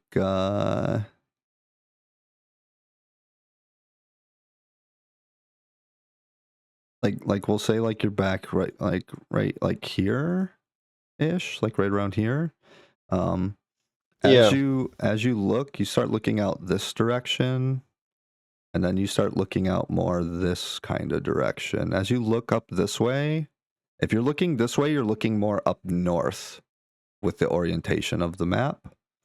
So looking that way, you'd be looking up here. You can see way in the distance a bunch of lights and things. You see right about... It's hard to make anything out because it's very far away, but like right about here, like the top of the A or for bramping, you see Yeah. you see this swirling light where it sort of turns your direction and then it turns away. And then it turns your direction and it turns away. And what that is a lighthouse for the port of Bramping, so that boats can see. So you see, it's so far away. It's not like shining a huge light on you, but like it's like one of those rotating. Like it looks like just a big like spotlight of some kind that's rotating. So you see the light kind of shine towards your direction, and then it's rotating, and it looks out more towards like north, towards the sea. Like you see it start looking this way, and then this way, and then out this way, and it's just rotating around. So you get the sense that you can't really see the structure. You just see that light way off in the distance. It looks really small because it's so far away, but you can tell when it's facing this direction versus when it's facing like that direction. And Okay. you know what I mean? Like you get the sense that it's like a rotating like a lighthouse, and that's all you can really make out. It's so far in the distance that like you can't really see the city walls or anything like that. You just, and it's nighttime too, so like it would be hard to see walls or anything, or see the city proper or anything like that. You just see that rotating kind of like lighthouse going. I would like a better look. Can I cast dark vision? Would that let me see any more? No, Well, you can see better you if can. 150 feet. It's like Yeah. 50 to that feet. distance. It's not going to do Yeah. anything. This. Okay, sorry. No, you're okay. Let me get the actual distance for you. It's far. Like we're talking miles away. I mean, I'm burning my little head now because I'm thinking, is it shorter distance to travel with boat, or is it better to travel on the roads to Bromping now? That's a good question. Yeah, that is a good Actually. question. The one of the boat words that you have makes the boat into a really good sized boat, a big boat. So like one's a little like rowboat, and then the other one's big. Yeah. You know, It's up right here. to what, It's right here. 10 people? Quenya, 24 feet long, 15 creatures. Medium. 15, okay. 15 Yeah. medium. So like the Then we have distance, the creatures. the distance from where you guys are right now to Bramping is about 40 miles away.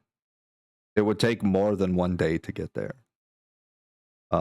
Like I said, like that distance, you can see this light like really tiny out there, and because it's so far away and you can still see a little bit of this light, suggests that that's a really, really big light, like a strong light. It's like That's a different magic light. yeah, it's like pinhole size to you. Like it's way far away. Like if you close one eye and put your thumb up, you can cover that light. You know what I mean? Like it's super far away, but you can tell that that's a light of some kind coming from there. And based on the coast, and you know Bramping is up that direction, you think it's like a lighthouse. Could you rest on a boat? Could you rest on a boat? Yeah. Yeah, like it's a day's travel. Be able to rest on that boat. Well, I'm assuming it's going to work like you have to work in shift to man the boat, but yeah. Year? Yeah. Yeah. It would be So like instead of being on it would be like taking watch turns when you're doing a long rest or whatever. Yeah. I mean, that's not a bad idea. We could just, take a high seas, Yeah, because if I'm right, if we take the road by foot, oh wait, we got the carriage still.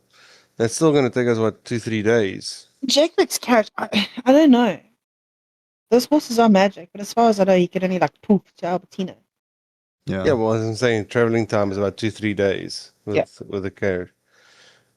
So the boat is actually way faster. The boat would be faster wanna go- because that's a straight line for sure. You just like travel up the coast. Yeah. Okay, but the question will be, will it? No, it shouldn't be.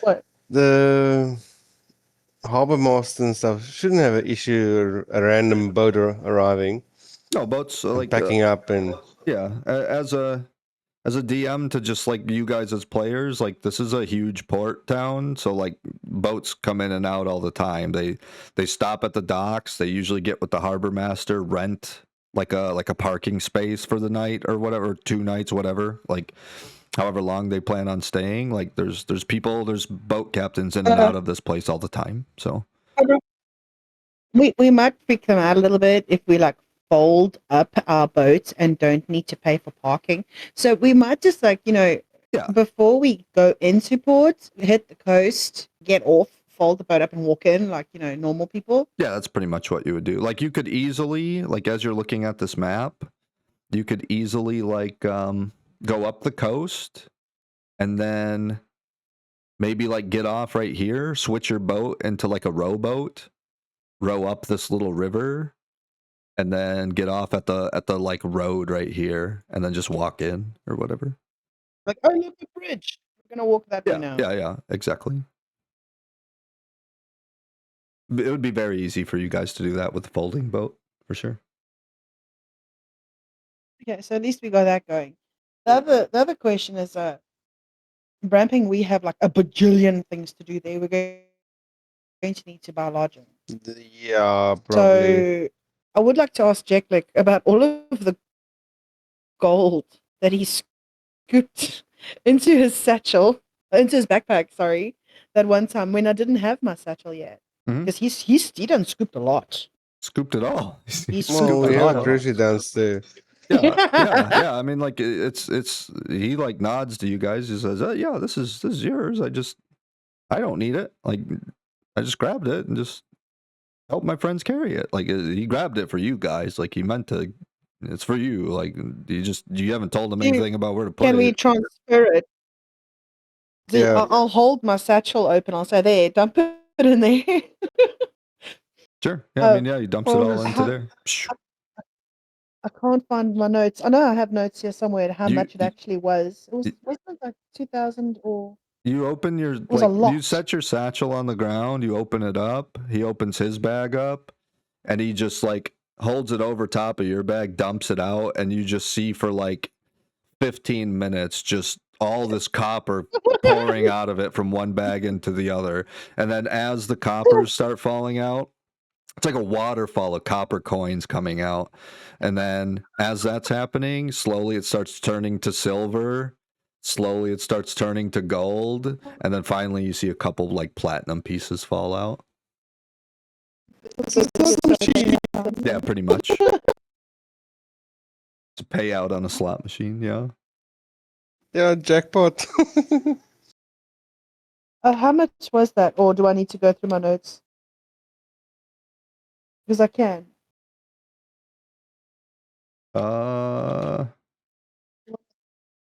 I have it here somewhere. We have looted so many things. It's insane. All my loot pages. I've got like a billion loot pages. Yeah. It was Bunch of gold masks. Bunch of gold masks. Oh, Cobra, what do you think about selling that really weird gold skull at Bramping? I mean, I was thinking the same similar thing, but I was wondering if maybe just keeping it as a The keepsake. Yeah, maybe. I was also thinking of like putting up like a pedestal somewhere and like plonking like a trophy, make Well, there's a make an investigation check for me, one of you guys. Doesn't matter who. Investigation. Mm-hmm. A 6. Can I use my portent? Sure. Throw a 19 at that. Yeah. Okay. You start looking around. Like you guys are still. We'll say you guys right now are still in the little office The hall. for your butler. Oh yeah. Uh-huh. Front office. Yeah. Yeah, the front office. And as you look around the room, you see like all of these framed like pieces of parchment, and as you start looking at them all, it's like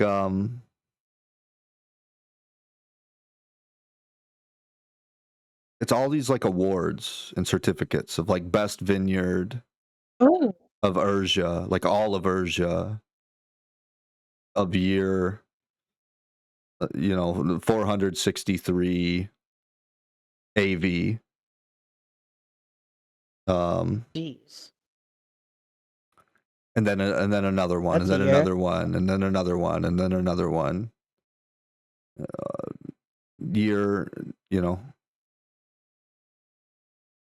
512. Like year, year on year on year. yeah, they're Yeah. just all over. It's year whatever, blah blah blah, of AV is what it is. To give you like a timeline scenario, we're in the year 623 AV. Alfred says it is 600 and what? 623 AV. Alpha Victor. Alpha Victor. Yep.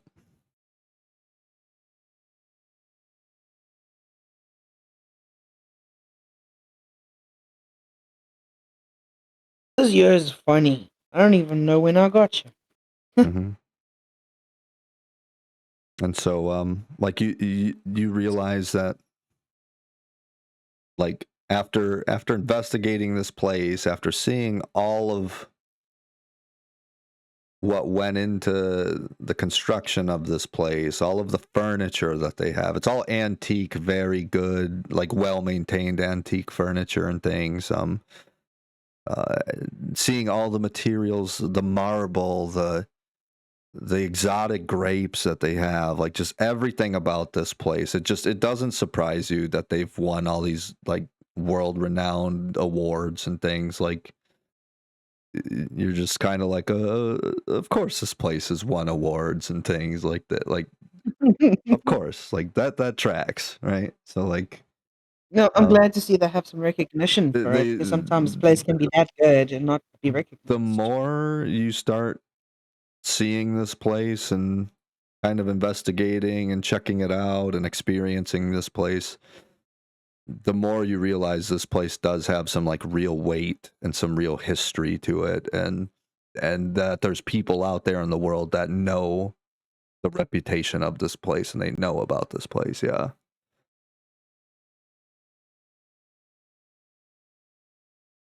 Place has a bigger reputation than we do, Cobra. 100% it does. Yeah. Well, it has a head start of what, about 600 years, eh? Yeah. Could potentially be longer. Yeah.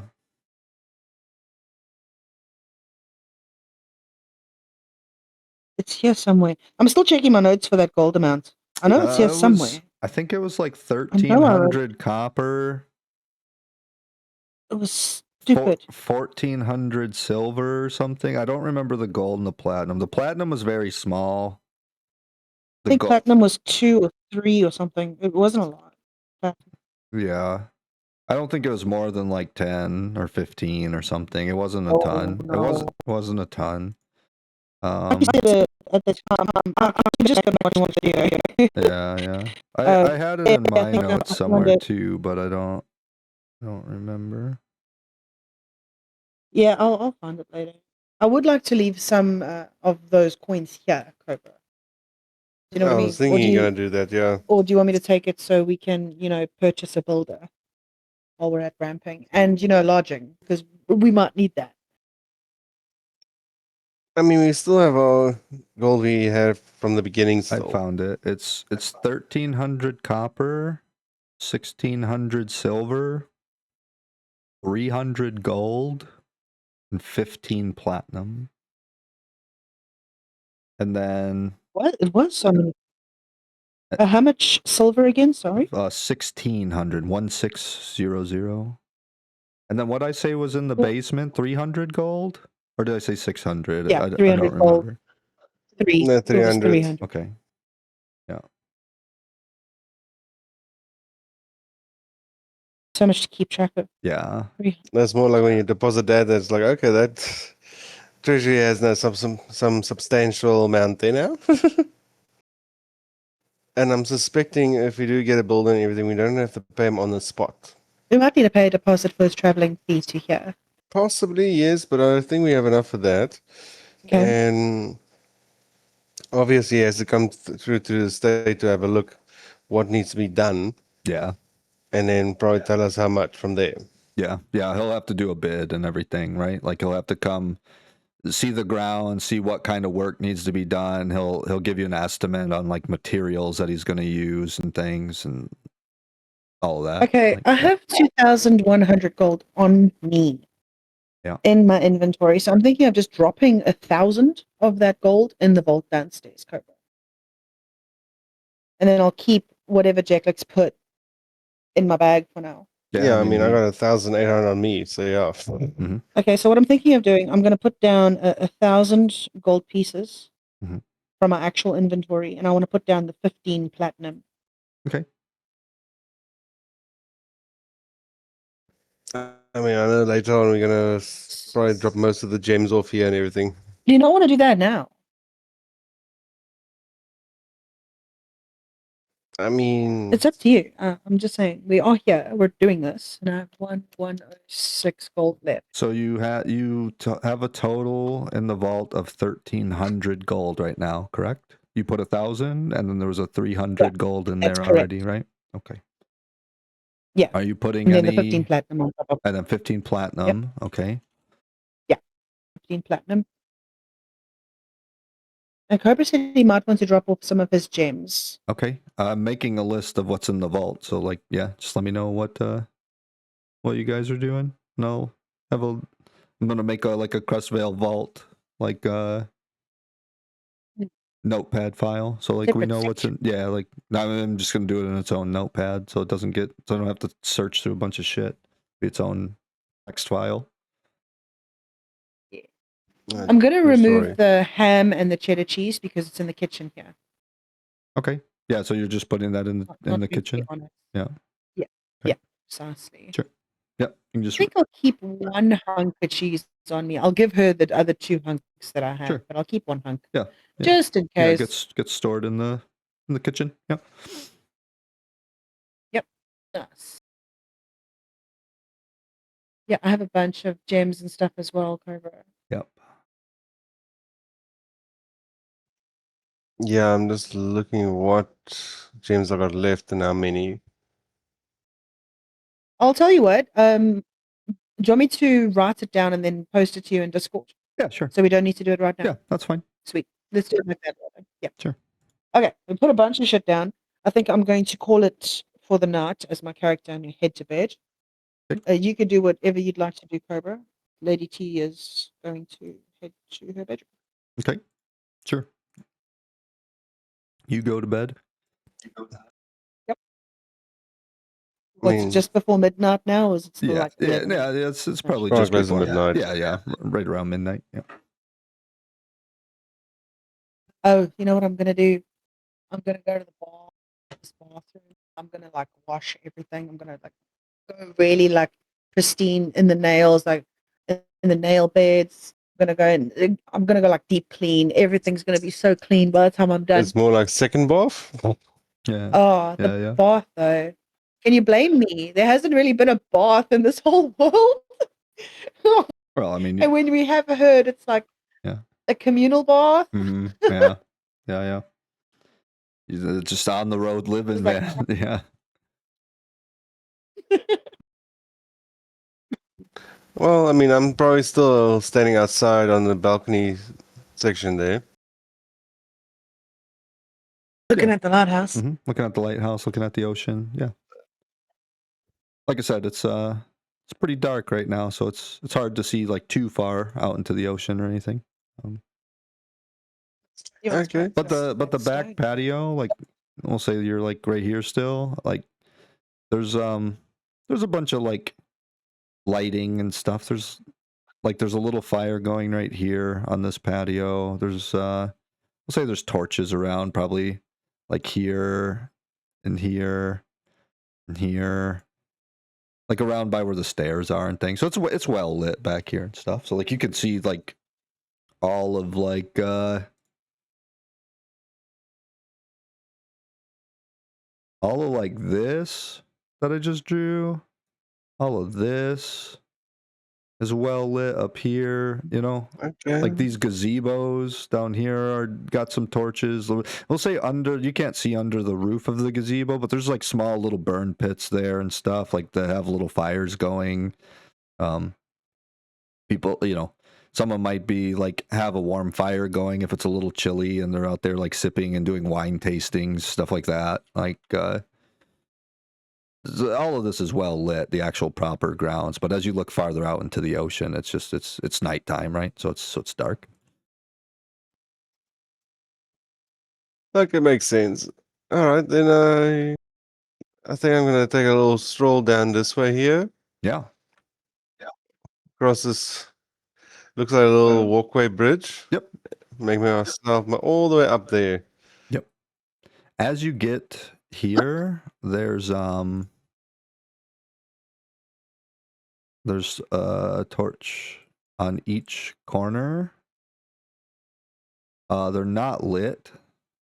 And then there's a smaller little like stake in the ground kind of, or sorry, these ones that are circled down here are like not torches. They're like braziers. Like the bowl that's on a stand that has like fires in them. Those are like braziers, and then up on the platform as you go up the stairs, there's a small torch in a stake, like a tiki kind of torch on each corner.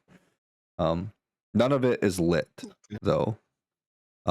You could easily take a little like tinder box. I think you probably have one on you, like a little flint and tinder, and just do a quick little and light them up and stuff. They all light. They're all like I said, they're like tiki torches. So like there's like a torch there's like a stick, and then it goes up, and then there's like a little lantern kind of shape, and there's like a torch in it, and then like in that lantern kind of bowl shape, that's where like all the oil is, and the rope is like soaked in like a oil, so like it instantly lights up super easy, and then they can stay burning for a long time, overnight, or probably multiple days even. They're well stocked and everything. Multiple days. Yeah. Like so, I'm assuming it's more like an altar place. Yeah. I mean, it's 15 by 15, right? So 15 across, 15 down, like, yeah. And it's a place where you could, come up and paint, or you could do like a meditation or prayers, or like there's enough space to like go up there and do sword stances, do training, do practicing, whatever. Like, yeah. It's just like it's like a little pyramid, kind of like ziggurat kind of thing, and then up at the top, it's completely flat. So it's like a flat surface that you could stand up there and kind of do whatever. Okay, all right.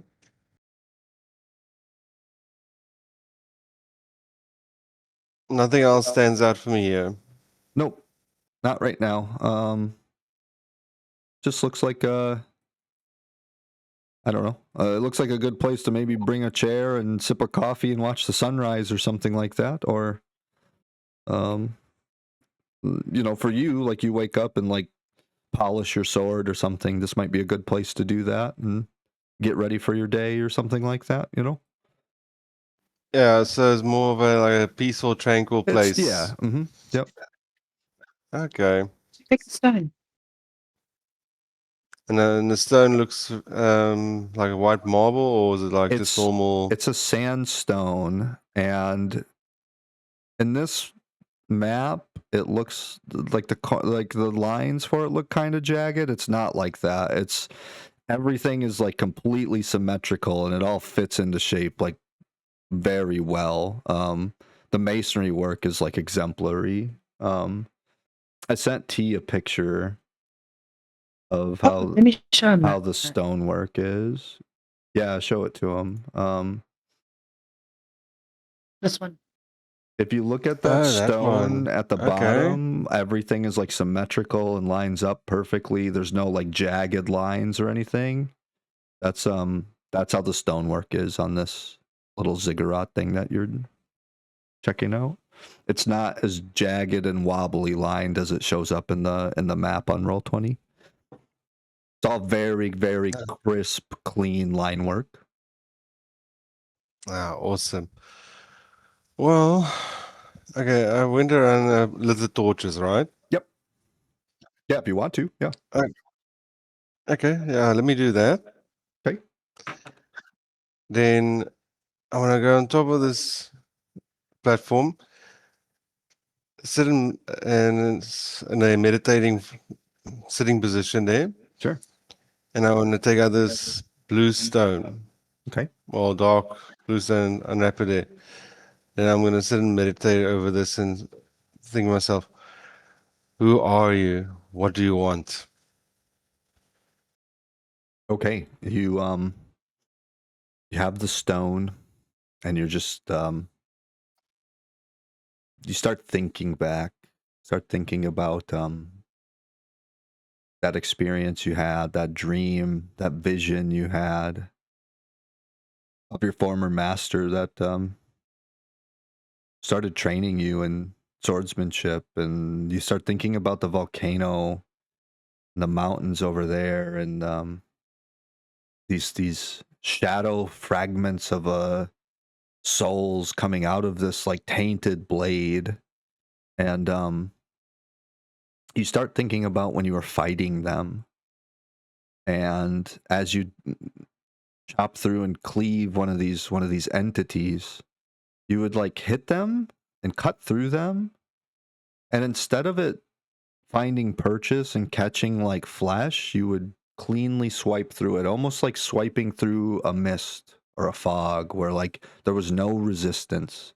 You would chop through, and then these shadowy figures, these essences of souls, of fragments of souls, would look almost like they solidified into black glass, and then they would just start spider web affecting like as glass starts to crack, and the cracking of the glass and the splitting of the glass, that crack starts spreading and growing and growing and growing and growing until these things would shatter into pieces, and all that would be left on the ground is these fragments of this souls that turned into like a glass shard, and it was the same type of shard that would looked like the gem you're currently holding. As you're thinking about this, make a wisdom saving throw for me.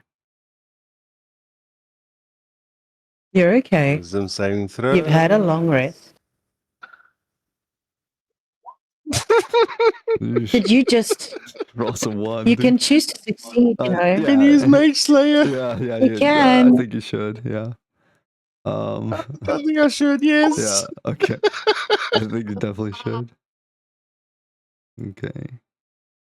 You take 3 points of psychic damage, as just like before, you had this ringing in your ears. Your cheeks grow warm, hot.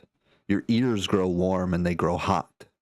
Your head starts hurting. You start getting this pounding, like sharp headache right in the center of your head, like right in the forehead of your head.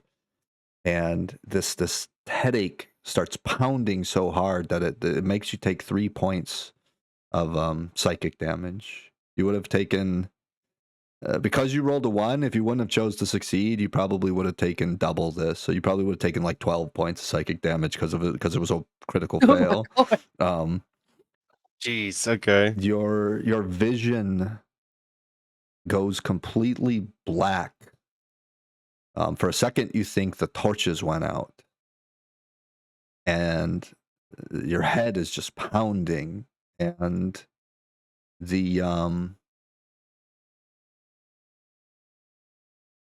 you get this quick flash of it looks like a person. find the image.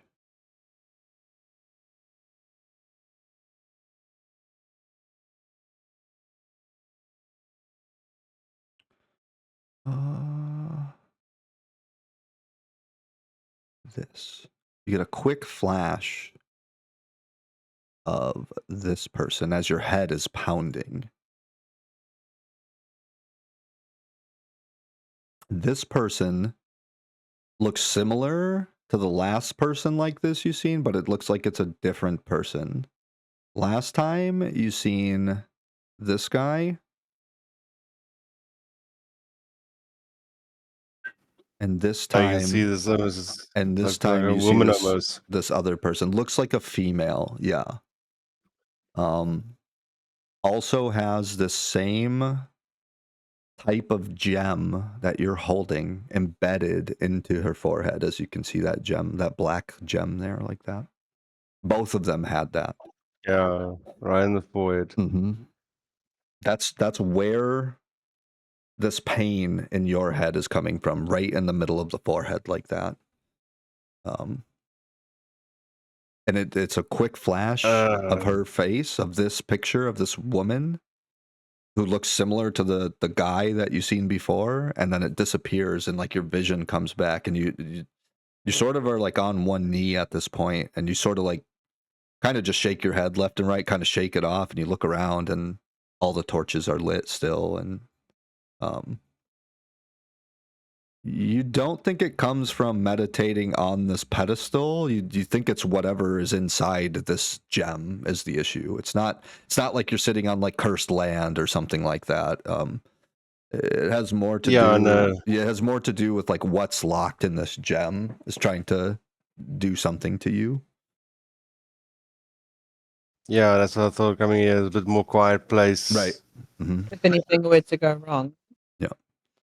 Yeah, well, if anything goes wrong, I'm outside at least. I sent to you a picture of how the torches are on top, the four, like the smaller flat platform on top where you're at, like up here. That's how the torches look. They're black iron torches. And then okay, yeah, I see them. All right. So there's a nice little dim light there, basically. And okay. then trying to find an image for these. These are also black iron. These are the ones around the base of the ziggurat that you're on. Are much bigger. They're like this. They're hexagonal shaped, black iron. Oh, okay. So those are, those provide more light. So these are like bigger torches around the base of it, and then as you went up the stairs up top, there's the smaller torches on each corner of the small flat surface up top where you're at. Shot, yeah. That's a lot of fire. It is. Well, that's why I thought it was a good spot to go meditate. Sure. Yeah. The Venus, the lady I saw, did she say anything? Nope. It was just tell me anything. It was just a quick flash of that face, and she was looking very intensely, very angry. And then it was really quick. It was like snap your fingers, blink, you would have missed it. You just get this overarching, resounding, heavy, awful headache that hurts your head. Right, it feels like a spike going straight into your forehead, and it knocked you to your knee. And as you're feeling this headache and concentrating on this gem that's in your hand, you got a quick flash of this face. Then it disappeared, and then like you came back to, and you can see these like torches lit, and you kind of shake it off. And you look into the gem, and you don't really see anything in there. You don't think the thing in there got released. There's no cracks or breaks in the gem, maybe they're in there hiding or something, or sleeping, or you don't really know. Like you don't see the figure inside the gem though. But you don't think that it like escaped. There's no like cracks or breaks in the gem or anything. Okay.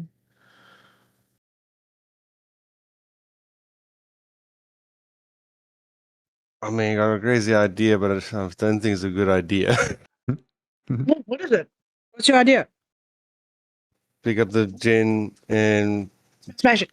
bring it closer to my forehead. Are you going to implant yourself with the... Well, not really. That's the thing. That's why I was like, oh, do I want to force this now without knowing properly what's going on? Oh, I want to know what's going on, but it's so tempting. No, Remember, I'm already no. sleeping. So if No. anything happens... Well, I'm suspecting if it's gonna happen, you're not gonna come with me there anyway. If you want to try it, try it. I mean, just know you do it and nothing happens. Then how silly will you feel?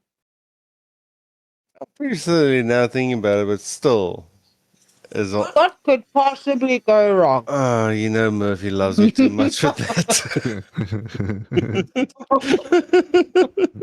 I don't think you should ask the what could go wrong question in D&D, because there's always a lot that can go wrong. Any world with a bunch of crazy magic and shit, there's always a lot that can go wrong, man.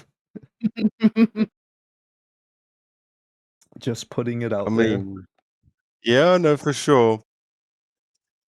I mean, I can't try meditate again and see if I can get back into the trance state. See if I can communicate with them. Okay. You want to try to talk to them? Yep.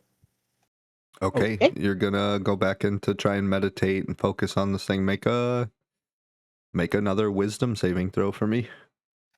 Yeah.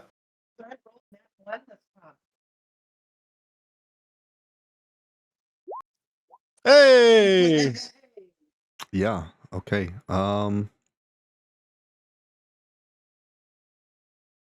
You take another 3 points of psychic damage. This time you kind of know what to expect. You're expecting this piercing headache again. You're expecting your vision to go black again. You're expecting the same exact thing to happen again. And this time you try to like mentally prepare a little bit better for it. And you do. That's why you made we'll say that's how you made the saving throw, is like this time you know kind of what to expect. Fair enough. And you feel this splitting headache coming back. This time, we'll say like you sat down and like crisscrossed your legs and got into a more meditative state. So you close your eyes, you start focusing on this crystal, you start trying to really draw out the essence of what's in there so you can communicate with them and trying to figure out what the hell is happening. And this time,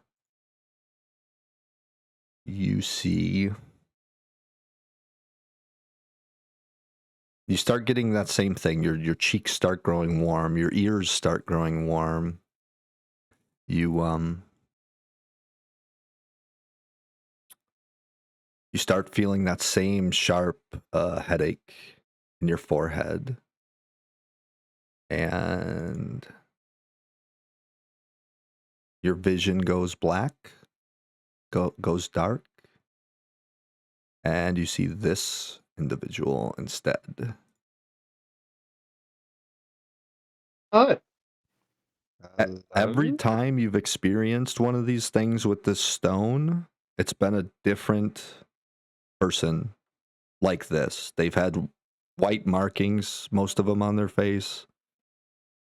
They've had all black skin, like just straight, like, you know, look at his skin color. It's like spray paint, like straight, like deep jet black skin tone.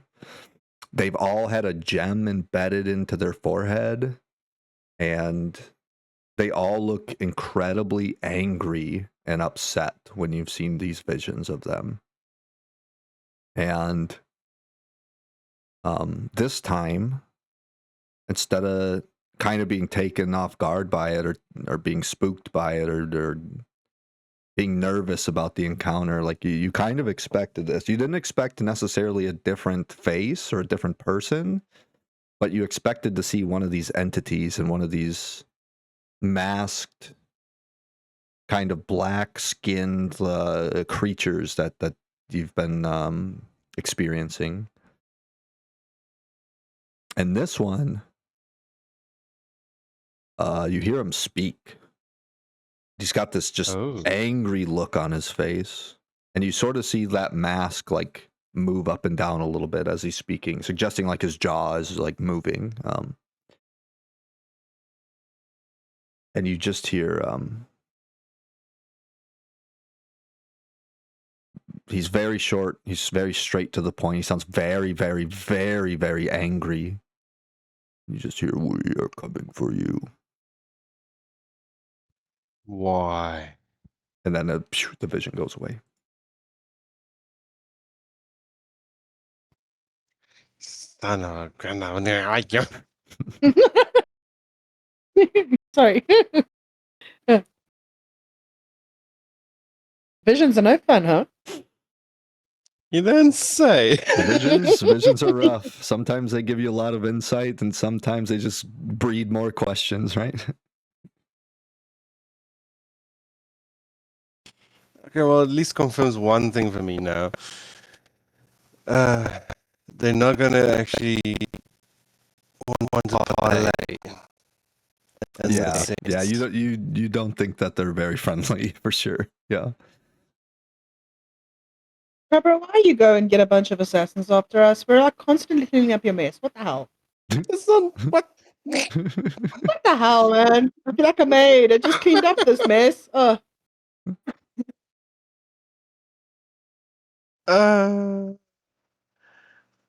Hey, you can't blame me. I don't remember any of this stuff. That's true. Remember anything either. And I'm not a hulking mess. It's.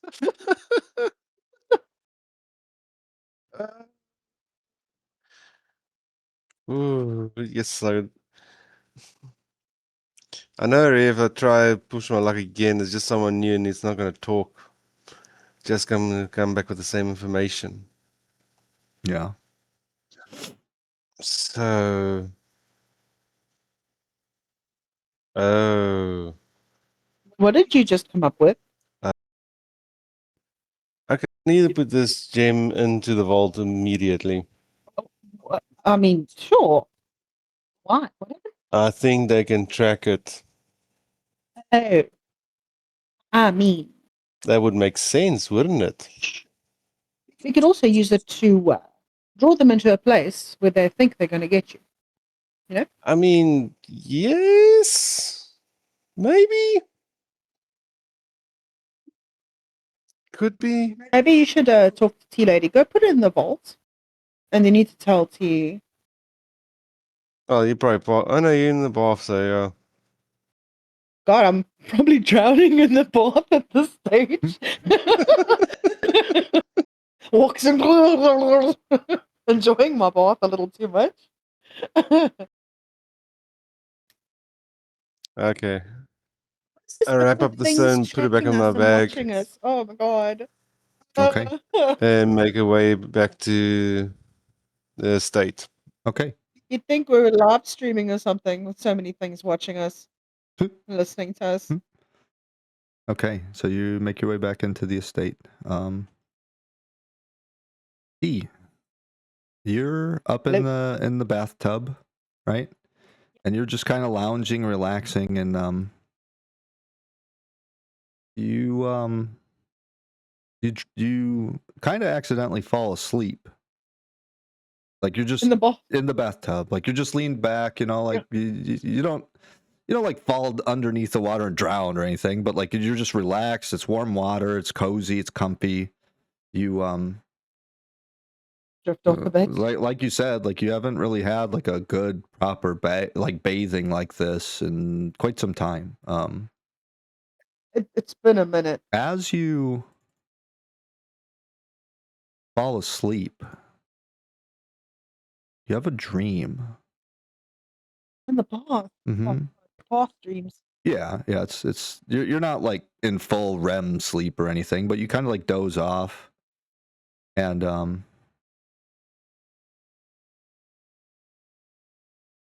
you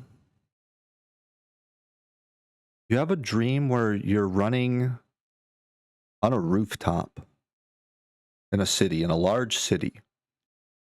You're kind of running along rooftops, and you jump and dive through a window into somebody's tall kind of 2-story house, and then you run through like their attic and out the window on the other side and end up on a rooftop, and you're running and you're running and you're running. You're ducking and dodging in between rooftops and stuff. You're in a very busy, big, bustling city.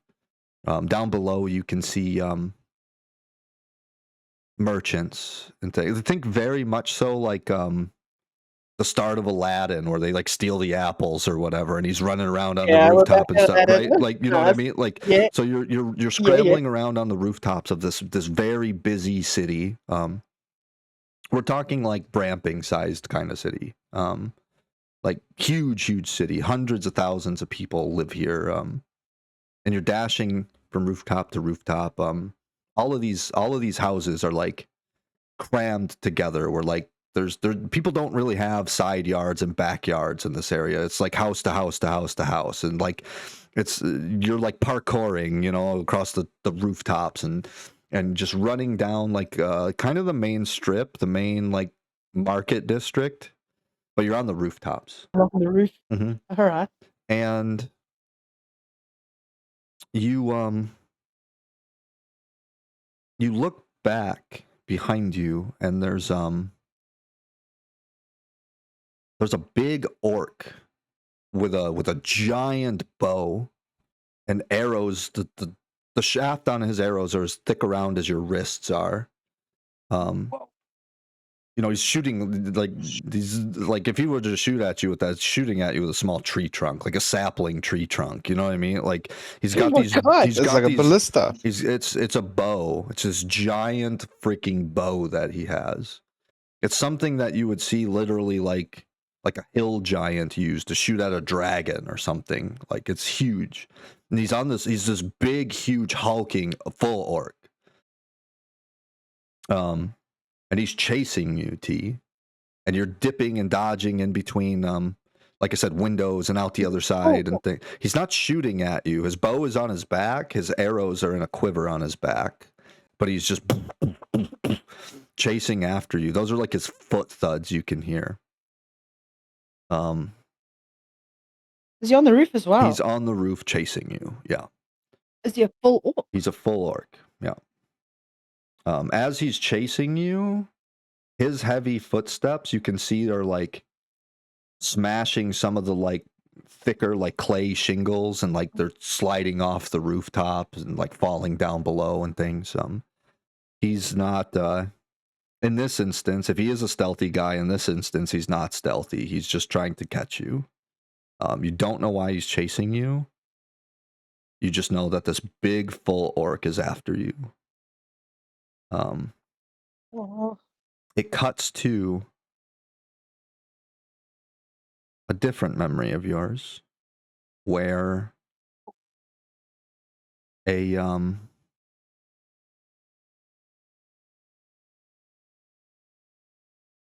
man is on his knee, and he's proposing to you with a ring, with a wedding ring.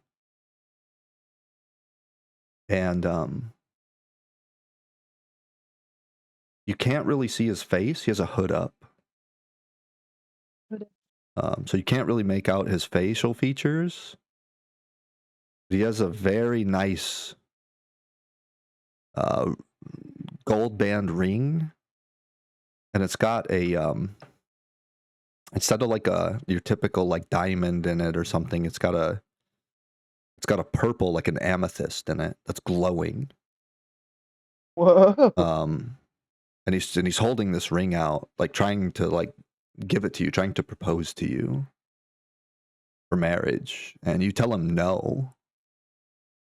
You turn him down. And that ring goes from purple, starts glowing green. And he stands up and he turns around and like walks out of the room. You're in like a house. And you know, like you reject him. Yeah. And Like denied. and the ring goes from a glowing purple to a glowing green. Like my eyes kind of green. And he walks out and he leaves, and then that's when like you wake up and like in the bathtub, like you come to and you're like, huh, like it kind of startles you awake, and you think both of these things that you just had a dream about, you think might have been not so much a dream, and you starting to get a little bit of your memory back. Suspected memories. This feels like it's something. Both of these things feel like they were things that actually happened to you at some point earlier in your life. It's not a portent vision, so It's not definitely important. This is you falling asleep and like it felt like a dream, remembering. and then it startled you awake, and you feel like it was more than a dream. Like maybe this is something that actually happened to you previously earlier in your life. Yeah, it's getting somewhere. It's time to get out the bath because holy shit. As you wake up, you like pull your hands up out of the bath. Your fingers are all pruny and stuff. The water's like lukewarm, not as steamy or as hot as it was. You kind of dozed off. You dozed off for a little bit there, yeah. Get out the bath. Sure. Get dried off. Yeah, I mean, there's like a sink basin in here. There's like a bench. There's, you know, a small table for like you have folded towels there and everything. They're all clean. They're all dry, everything. There's just no like dirty laundry in here other than like probably what your clothes were that you took off to get in the bath or whatever, you know. Yep. Yeah, so like you get Cobra in his room. you get a towel and everything. Cobra, you in your room. Cobra, he would be in his room at this point. He said he went up back inside. Yeah. So Yep. There, yep. Yeah. I'd like to tell Cobra about what I suspect to be memories. And I want Cobra to tell me what he was doing outside. Okay. Did you know he even went outside? You were in the bath. Like he didn't. If he doesn't, I mean, it's up to him if he tells you. But I don't even think you even knew he went outside. You were in the bath at the time. Could have actually been asleep before he went outside. Yeah. So good point. Yeah. So that's up to him to tell you that information or choose not to. That's completely on you guys. Yeah, I mean, like have your conversation, whatever you guys tell each other. Well, you start off this. I think I'm getting my memory back. Well, some memories back.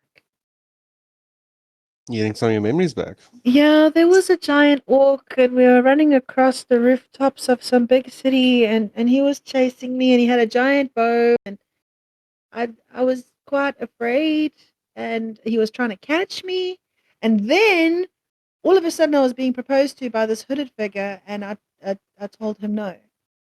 That's about as far as it went. And you said something about the ring. Yeah, the ring changed color. It was a purple amethyst. It was glowing when he was proposing. And then when I said no, it changed from purple to green. It was glowing still. But color changed. Like the green, like my eyes. Carver looks at the... You know, there's only one thing we experience that goes from purple to green. Huh? I'm still asleep. What? T, make an intelligence check for me. Just a base raw intelligence check.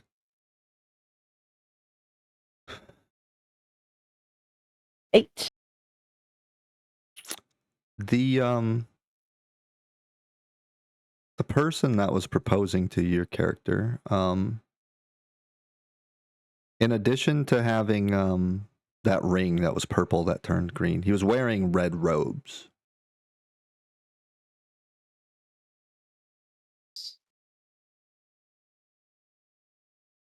Cobra, you're gonna have to spell it out for T.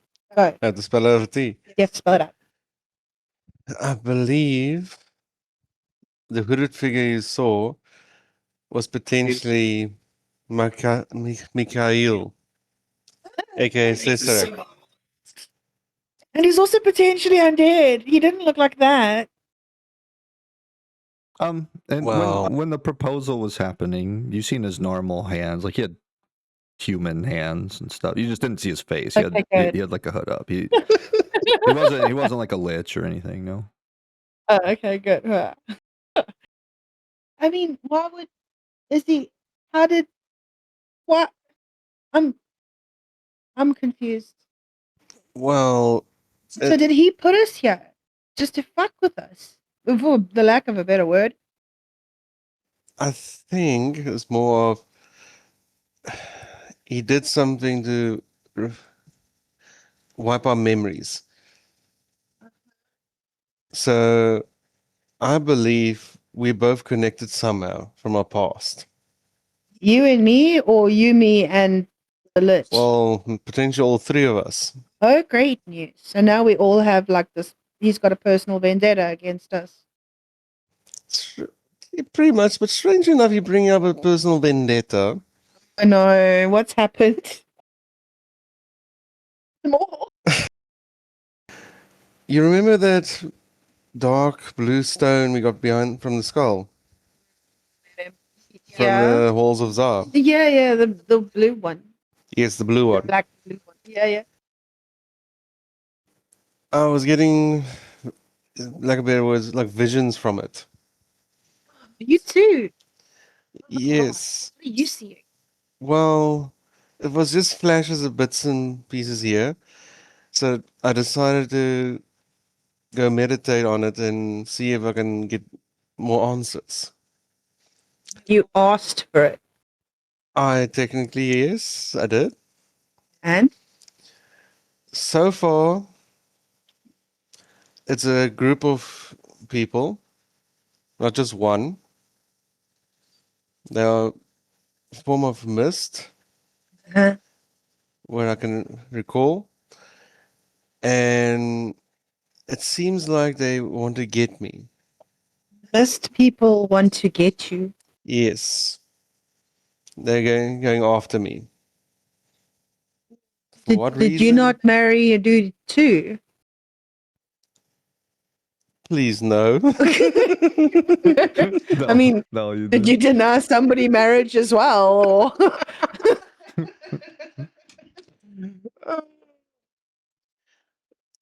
I did something that they really, really did not like me. We have more enemies. We don't need any more of those, Cobra. We already have one big enemy. Yeah, that he clearly knows us from somewhere, but we don't know Yes, him. we're suspecting it's the guy that proposed to me. That I chinned him no thanks, bro. Yes, but it doesn't help much because you don't know how it got there. Yeah, but It's a puzzle piece, yes.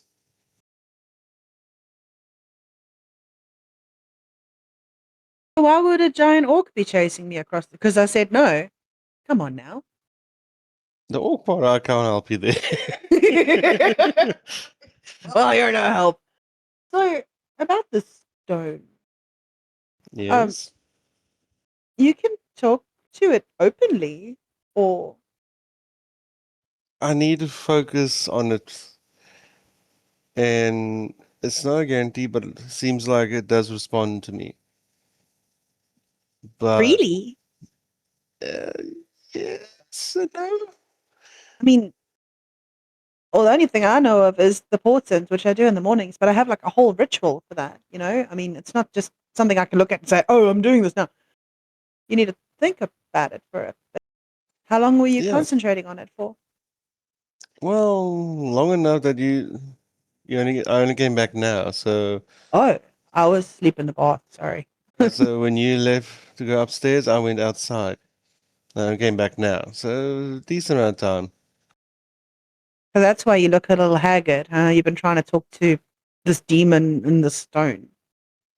Yeah, but the thing is, in their foreheads, they also have the same stone embedded in their foreheads. Like they were, like the negative part of them was being focused into the stone, maybe, or like it Possibly. was actually a part of, like maybe they were born with it, or does it look like it was placed? The thing is, it looks like it's maybe potentially part of them, but how they are dressed and everything, I can't say for sure. See, any idea where they are? Unfortunately, no. Hmm. I mean, only, or maybe. Maybe. The thing is, only I had I think it's a memory recall from my master Kaizen. Master Cousin, you told me about him. Yes, Yeah, and with the sword and the yes, in the oh, mountains. the black beings that came. Oh, Cobra, when did this Yeah, happen? How long has this they couldn't find me until now.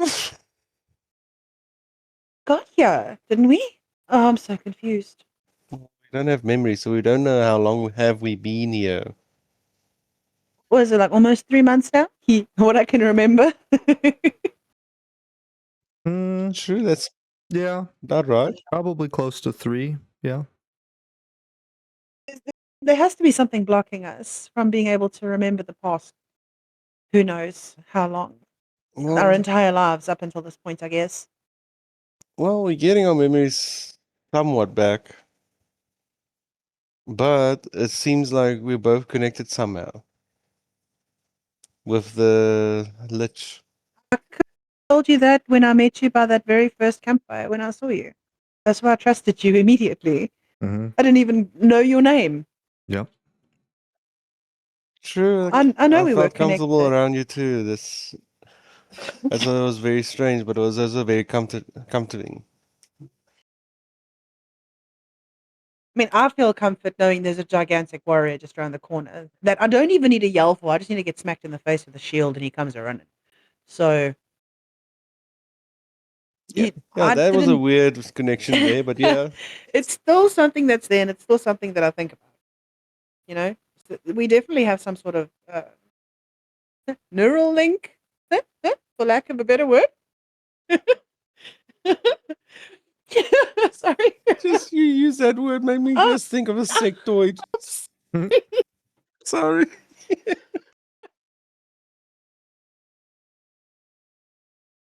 So yes, does this mean we have to go to Tabrayaka volcano? The place that you cleansed the sword, Cobra. You're worse at directions than I am. I swear to God. oh, I'm trying to remember. Did I remember that in the memory or not? Yes, you remembered the name Mhm. of the volcano. I'm Yeah. pretty No, sure. okay. Yeah, yeah. You, I don't you even need my notes to remember that. you knew where it was I at. Yeah. remember that, but I wasn't sure it was pulled through with the story. I mean, that's I think in the opposite direction. We need to go check. Is there a map room in the library? Is like a map Well, table we in the probably need to library? go check still. True. Otherwise, was there one in the armory? What was on that round table in the armory? It's not a table. That round thing is a big sand pit in the middle of the armory. It's a sparring like training room. Oh, The X on each of the like kind of yeah. corner-ish of that are 2 like scarecrow styled like practice dummies. Like straw dummies. Mhm. Okay, awesome. Yep. Yeah. Okay, That cool. I whole thought it was a room, table. all those X's on the border of the room are either a armor rack, like a wooden like shape of like a person, you know. You could put a helmet, you could put chest armor, you can put like gauntlets on there and stuff. They're armor racks. And then these ones farther back against the wall are like weapon plaques. So you could hang a shield or an axe or a sword. These squares, these 2 are weapon racks that have like wooden training swords, regular long swords in there, like not particularly great. They're like training weapons, dull. Some spears, some like just training weapons, and then all these X's down here are more weapon racks, more armor racks. This X and this X was to showcase the just the doors. There's those iron doors. Okay. These two little X's were the key rings that you guys got that work on all these iron doors to lock them. And then this back here, I was just put that there. This is another iron door. This armory, every door that is connected to this armory, so this door, and even this back patio door, is a reinforced iron door that those keys work on with those like intricate locks. This is because you could essentially put like magical suits of armor on the armor racks and stuff. If you Keep wanted to it put safe. magic stuff into here, it's pretty well reinforced. It's not as crazy as your vault in the basement, but it's reinforced to where like if you lock Safety these first. doors because you have magical weapons and artifact items and stuff on the racks, like people aren't going to be able to just walk in here and steal your shit, you know? Awesome. I mean, that's proper armory. Wasn't expecting it to be a training. It's a training room. Yeah. That's Mhm. great. A whole training setup. That's Yeah. so cool. Yeah. Okay, well, are we going to rest for the night? Wake up early if we can. Yeah. And I'll want to meet you in the study in the morning, Cobra. We need to check for maps. If they don't have maps downstairs in the study, we have our own maps we can just unfurl there. Yeah. We can have a look. Yeah. But I'm pretty sure there will probably be a little bit of extra map extension there, hopefully. I'm eager to see what they actually have in the archive in the library. But I worry we don't have enough time for that right. Sure. What's nice is with Bramping being, 2 days away, It's I don't know how close. much of it Yeah, we'll be able it's, to. it's Yeah, pretty close. I don't know how much work we'll be able to get done in that one day because there's a lot of people we need to speak to and there's a lot of different things we need to do in Bramping. Yeah, and there's a lot of people there in general who knows. People might see you, give you side quest shit or something. You know what I mean? Like there's tons of shit that's going to happen in Bramping. It's huge. There's 30,000 people that live there. You know what I mean? So, Yeah.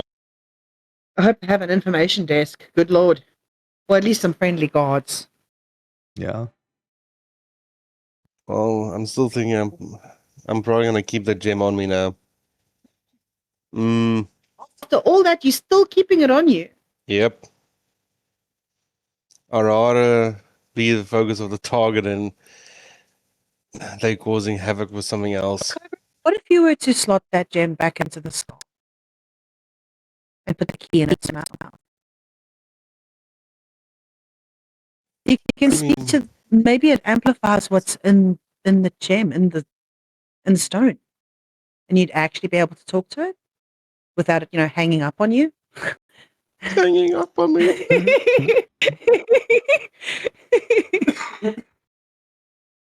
I don't know. I don't know what it does. It's not seemingly magical, the skull now. And the key's not seemingly magical.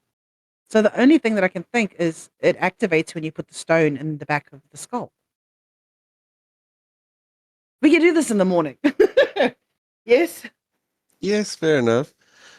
But hold on. What about no, but I mean they wouldn't make that mistake. So tell me.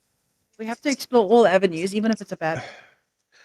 What if Cicerac actually stole that stone? Huh? And the shadow people have no connection to that stone. They're finding after it got unslotted out of the skull, so they actually could track it now. And they whoever picked it up and they can see who it was. It's like, now, okay, you're our target, so you stole the stone. Possibly, but I mean, I don't think there would be that. Have you seen these? Have you seen these faces in any other time, or only when you interacted with the stone? Just when you interacted with the stone, you've never seen these faces before. I mean, then your hypothesis could be correct, because that does make sense. Like, oh, you stole this. We see you, so now we're going to come for you because you stole this. But I'm just gonna say I don't think there's a lot of people around that have experienced missed people before. Well, that's the concerning part of me because in my scenario, I don't know if that dreamer released them or not. Released them. Where would they even go? Did you what?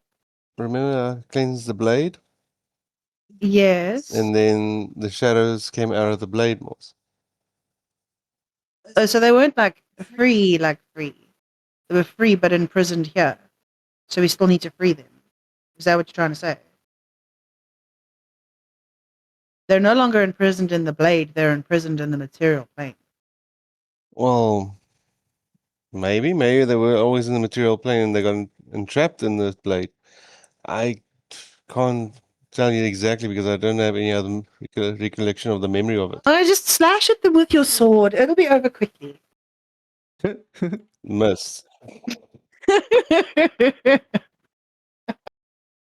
Isn't that the way you normally deal with your problems, Cobra? Just slash it, it's fine. I hope you proc.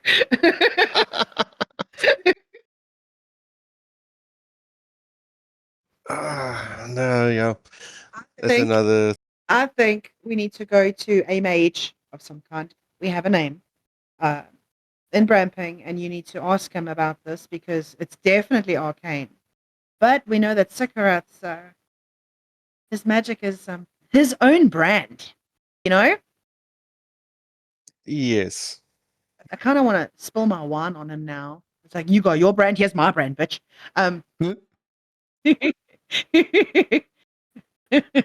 Have some of this smelt like the Wicked Witch of the West. Bitter and sweet. Oh, no. Tart and sweet. And sweet. Oh, worth it. Totally worth it.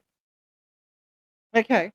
What is the plan? Am I going to see you in the library then tomorrow, Cobra? We're going to speak about what we should be doing next. We need to give Wilfred a little bit of time to sort out inventory and do what he needs to do. Yeah, that's gonna take him a couple days. Yeah, no, that's fine. I'll meet you in the library in the morning. Okay, that's great. You have a good night, Cobra. And try not to have any more dreams or visions. Don't speak to the stone again. I'll try. Night. No, it's Okay, oh. so you guys go to sleep. I'm gonna push the button just because I can. Sure. Oh, you do need to push it, Mister. I got headache damage. Yeah. Headache damage. Headache damage. Yeah. Hey, I've been there. Yeah. Okay. The thing is, I would digitally back for it. You went back for seconds and thirds with that Yeah, headache yeah, damage. yeah, I yeah. swear. yeah, kept poking at it. All right, so you guys wake up the next morning, and we'll say, for the sake of time, what you guys do first is you go into the library. You guys get up, run down into the library. Do you want to do a portent?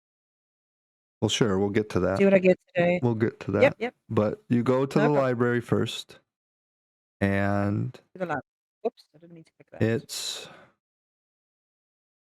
like this.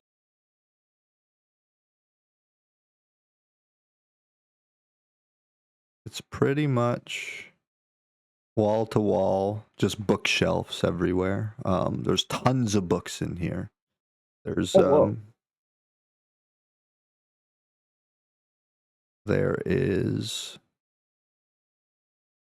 a big table where you guys are at right now. Very large table. It's Good. wall to wall with books.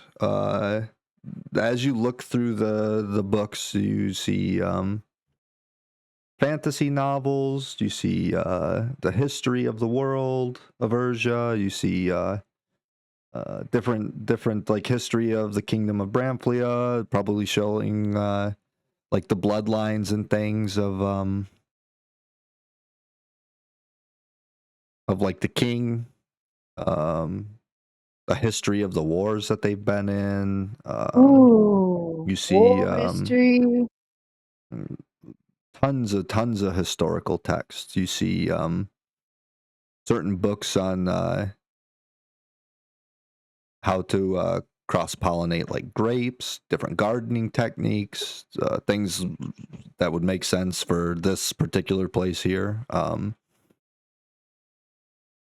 Over here, right here on this wall, you do see a pretty large map on the wall. It's a frame. It's in a picture frame. See, It's this map. Of which you Ooh. are like right there. see the teeth. We got stuck right Yeah. there. Make it a little bit bigger. You guys are roughly about right there. You look south, Cobra. Stop Yakas Yeah. down there. Ooh, there. Yeah, that's Yeah. a distance. Quite a ways away, yeah. That is this volcano right there. It's the volcano where you had your events with the sword and the like soul fragment creatures coming out of it and everything. This right here is the Halls of Za that you guys fought through recently. And up here is Albertina. And then Damn, we did travel a far right distance. Yes. Jeez. right here is Galebrook. That's Bramping, and then right here where I'm pinging is where the circus is at.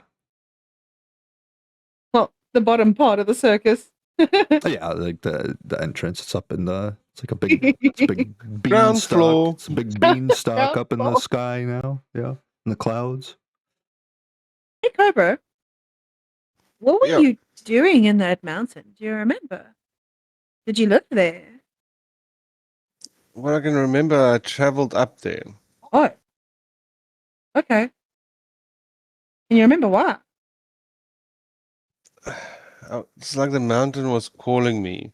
Oh, God. It's like I a don't know. feeling each time I look towards it, it's like it's egging me on, was go there. Like you were being summoned. Like I was being called, yeah. Already got a bad feeling about this. And Okay. then right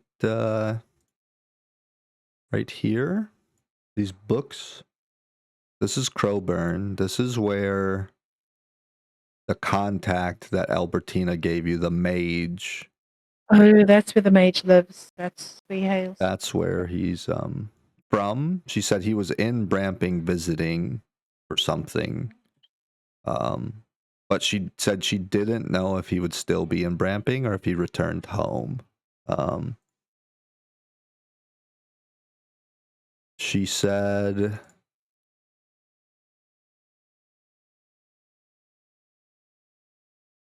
he's a member of the Star Surge Weavers. Mhm. And he's a wizard on the council of the Star Surge Weavers. The Star Surge Weavers are who runs Crowburn. And that town is the one that I was telling you about on the, like, as like a table talk thing. That's like a massive library in that town. The one where you have to pay with knowledge to gain entry. There's an entry fee to make it in there, yeah. Yeah. Mm-hmm. Yeah. Oh, it's You incredible. guys don't really know that yet, but like as Yeah, a yeah, yeah, as yeah, a of DM course, to yeah. player, like yeah, there's an entry fee to enter into their town. Fantasy library world. Let's go. They prefer rare and exotic books for entry. Yeah. Interesting. They won't just let anybody in. Maybe. We'll have to find that information out a Maybe. different way. But they have an entry fee. It could potentially be gold, might be expensive.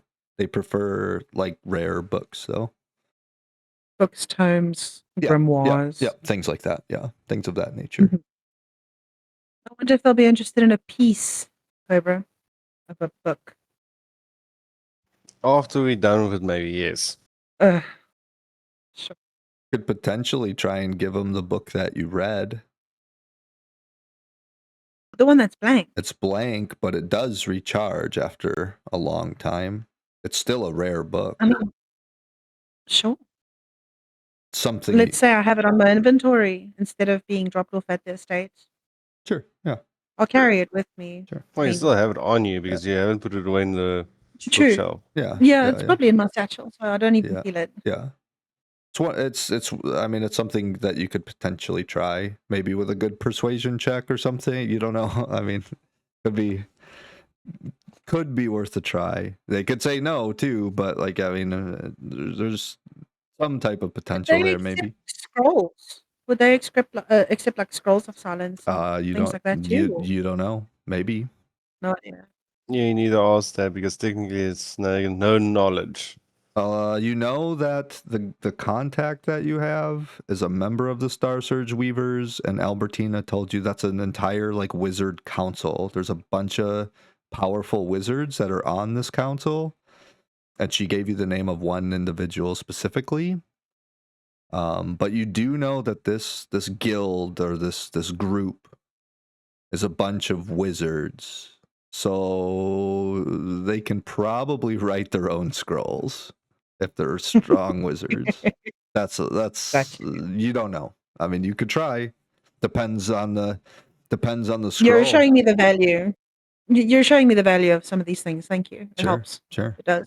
Yeah. I mean, if Like it's a scroll of fireball, probably not. If it's a scroll with a wish spell on it, that's something different entirely. Like, you know what I mean? Like, it depends on what the scroll is, probably.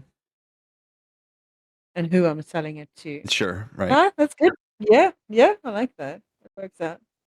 But I definitely think bramping is our first order of business, Cobra. Yeah, I think ramping is probably the And first maybe stop. if we can find a liaison in bramping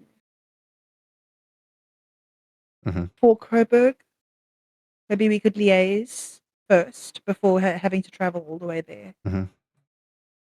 Because we don't know. Maybe they swing by and visit quite often. We can just meet them here. Right. You know what I mean? We have a few days to burn anyway, waiting for affairs to be sorted out. Right. At Crestvale. So if we can liaise and maybe get somebody to meet us here or something. Liaise? Exactly. We could many birds, one stone situation. That's what I'm thinking. Well, we have to send someone to liaise, send the message out. We ourselves will be going because we're going to ramping anyway, but we need to look for like an office or something there. For Cobra. Yep. Cobra is very confused. Yeah, I know. My wisdom intelligence check has failed me. What's going on now exactly? Did you roll in that one in real life? I missed the step somewhere. What are we doing? The mage in Coburg. Yes. If we can find a way to liaise with the Star Weavers, Yes. have them either meet us or see if he's already in Bramping if he has not yet left. So we don't need to jump in the boat for a 4-day sail from what it looks like to go to Coburg. Okay, but that's why I thought we were going to Bromping. He potentially might not be there. Yes, but then we have the Tabaxi there we can talk. I'd like to speak to everybody available, not just the Tabaxi and whoever's there. Right. Fair enough, but I mean, I'm pretty sure we can get a hold of someone who actually knows the mage and then leave a message because he'll say maybe he's on the way still or he has already left and we know he's back. Like I said, we need to find the liaison for Coburg and Bramping. And then they will know his location. Hopefully. Where will we find that person in Bromping? The liaison. Yes. Maybe in the government. Because government, bramping. yes, ramping, yes. So my initial thought was anyway correct. Yes, but you look so confused. Just how you said it made me confused, but okay. That doesn't help me. How can I make that better? Just confirm. Yes, we're still going to bramping. Yes, we're going to bramping. Bramping. Bramping. Okay. Redneck. Oh, sorry. That's what we just call each other, yeah. That's you're good. When we do the plaster cast. That's the cast. Plaster cast. Yeah. Yes, exactly. Redneck. Okay. So the plan is to what? Ramping. See if we can get connections with Coburg. Yes? Yes. Probably stay the night in Bramping, if not more than one night. Return home. Well, we're gonna sail. It's gonna take us more than a day, so yeah, we're gonna be on the boat first time, Yes. depending on where we rock up there, and depending on how much time we're gonna spend there. We could probably sail back on the same day or spend the night. Well, if a wizard friend isn't there, and we have to sail across, that's like 4 days just to get there. Five days. That's already a week. Yeah.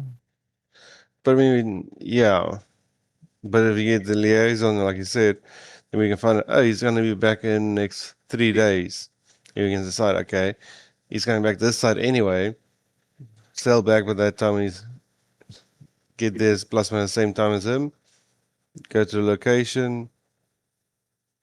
Bob Jungle then sort it. But if they say, no, he's only coming back in a month's time, then we know, okay, prepare and get ready Yeah, to but- sail over. We could also take the carpet. That's something else we could do. I mean, that is an option, yeah. Would it be faster with a carpet to fly there instead of sail there?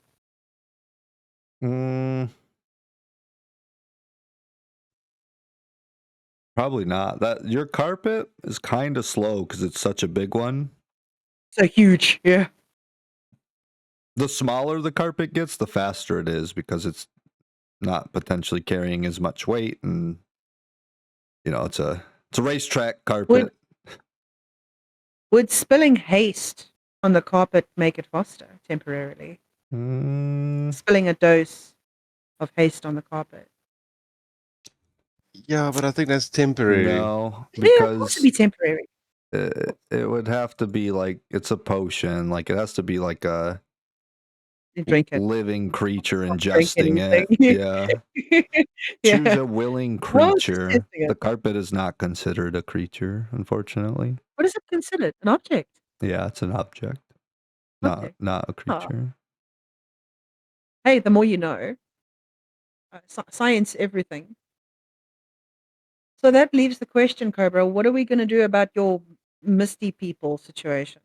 Because like this, we're at least, 2 weeks out, just back and forth, looking for answers. That's 2 weeks that we're leaving these potential assassin misty people to come fucking get us. And think of all the people we're putting at risk right now. Well, that's why I'm keeping the gem on me, so they will focus on me rather. You're living in the same estate. Yeah. Are you trying to tell me that you're going to be sleeping in the vault from now on? I mean, if it makes you feel better, we can put the gem in the vault in nighttime, so it's hopefully not being detected anymore. And then by the morning, take it out again, so everybody's awake at least, and Would I'm up and running at least. Would anything change if Ziggurat did this? If you knew that Ziggurat did this to you, like from the beginning, this was the intention. Depends. Hmm? He probably knew or did something in the past. The fuck did you do? I mean, I said no for marriage. What did you do? He had all of his limbs, so you definitely didn't chop him up. Well, I mean, I don't know. A whole bunch of things could happen. It like hits Lady T like a ton of bricks. Lady T's face flushes from the top all the way down. She goes bright red, and she kind of like shuffles a little bit, and she looks over at Cobra and she says, "I know what it is. What is it? I promised him my heart. No, I denied him. Yes. Who else It's, would my heart belong to?" She's like flush. Her whole face has gone red.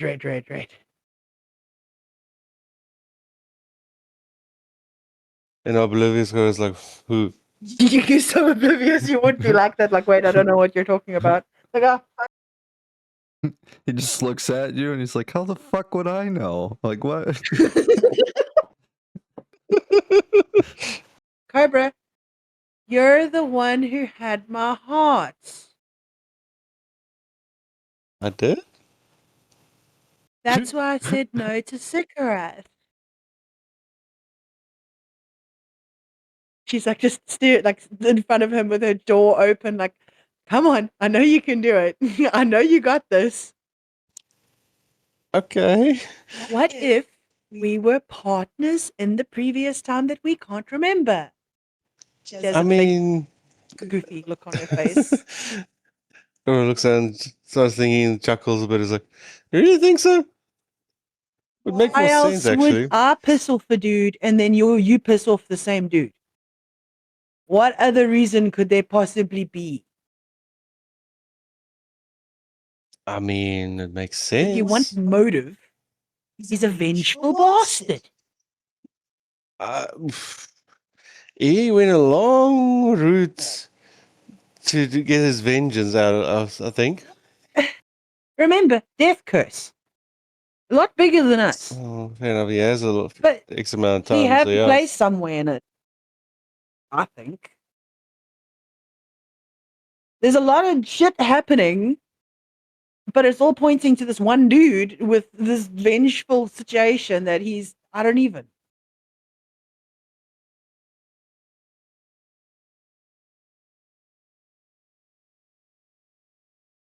I've all of a sudden become very, very afraid of orcs. And what about gravel then? I don't want to look at Gravel right now. I might just punch him or something. Trying to like stay away.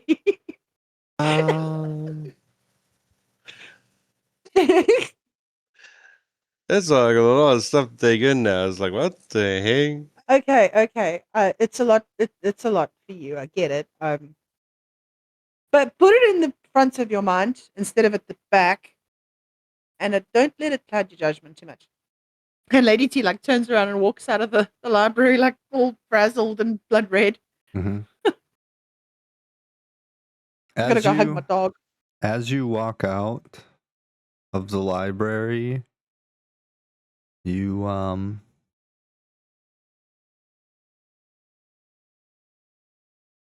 walk out of the library here.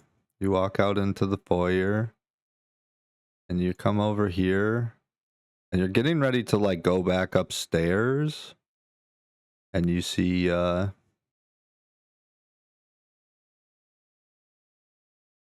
Hillary open the door to the dining hall, and she says, "Oh, please, breakfast is served." Morning time for you Wonderful. guys. And she's kind of waiting for people to come in, and as you enter like into the doorway, you see like the table has all been set and prepared and stuff. The food isn't out yet, like she's probably plating it and getting it ready to be served, but like all of the silverware is out, and there's like orange juice and water and like various different things to drink. There's fresh fruits and things. I'm gonna help myself to some orange juice. Sure. Help. And as you sit down, and as you guys all take your seats and everything, more people start, more of the party starts shuffling down the stairs from upstairs. They kind of woke up later than you, and they started smelling food and things, so they woke up and they, everybody came down.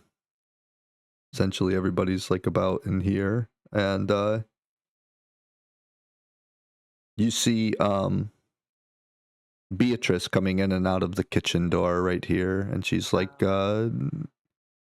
bringing more fruits and running around, kind of like pouring your drinks for you and stuff, and then she runs back into the kitchen, and you can see she's already started like her first day of working for the kitchen under Hillary's like tutelage. Nice. And that is where we will end the session for tonight, guys. Oh, Awesome. oh my gosh. I was about to kick Cobra under the table. Give him a shin kick. All right, yeah, you sit down. Yeah. We'll do it like this. Oh, hang on. You guys are across from each other, and you just Yep. kick him in the shin. He's like, son of a bitch.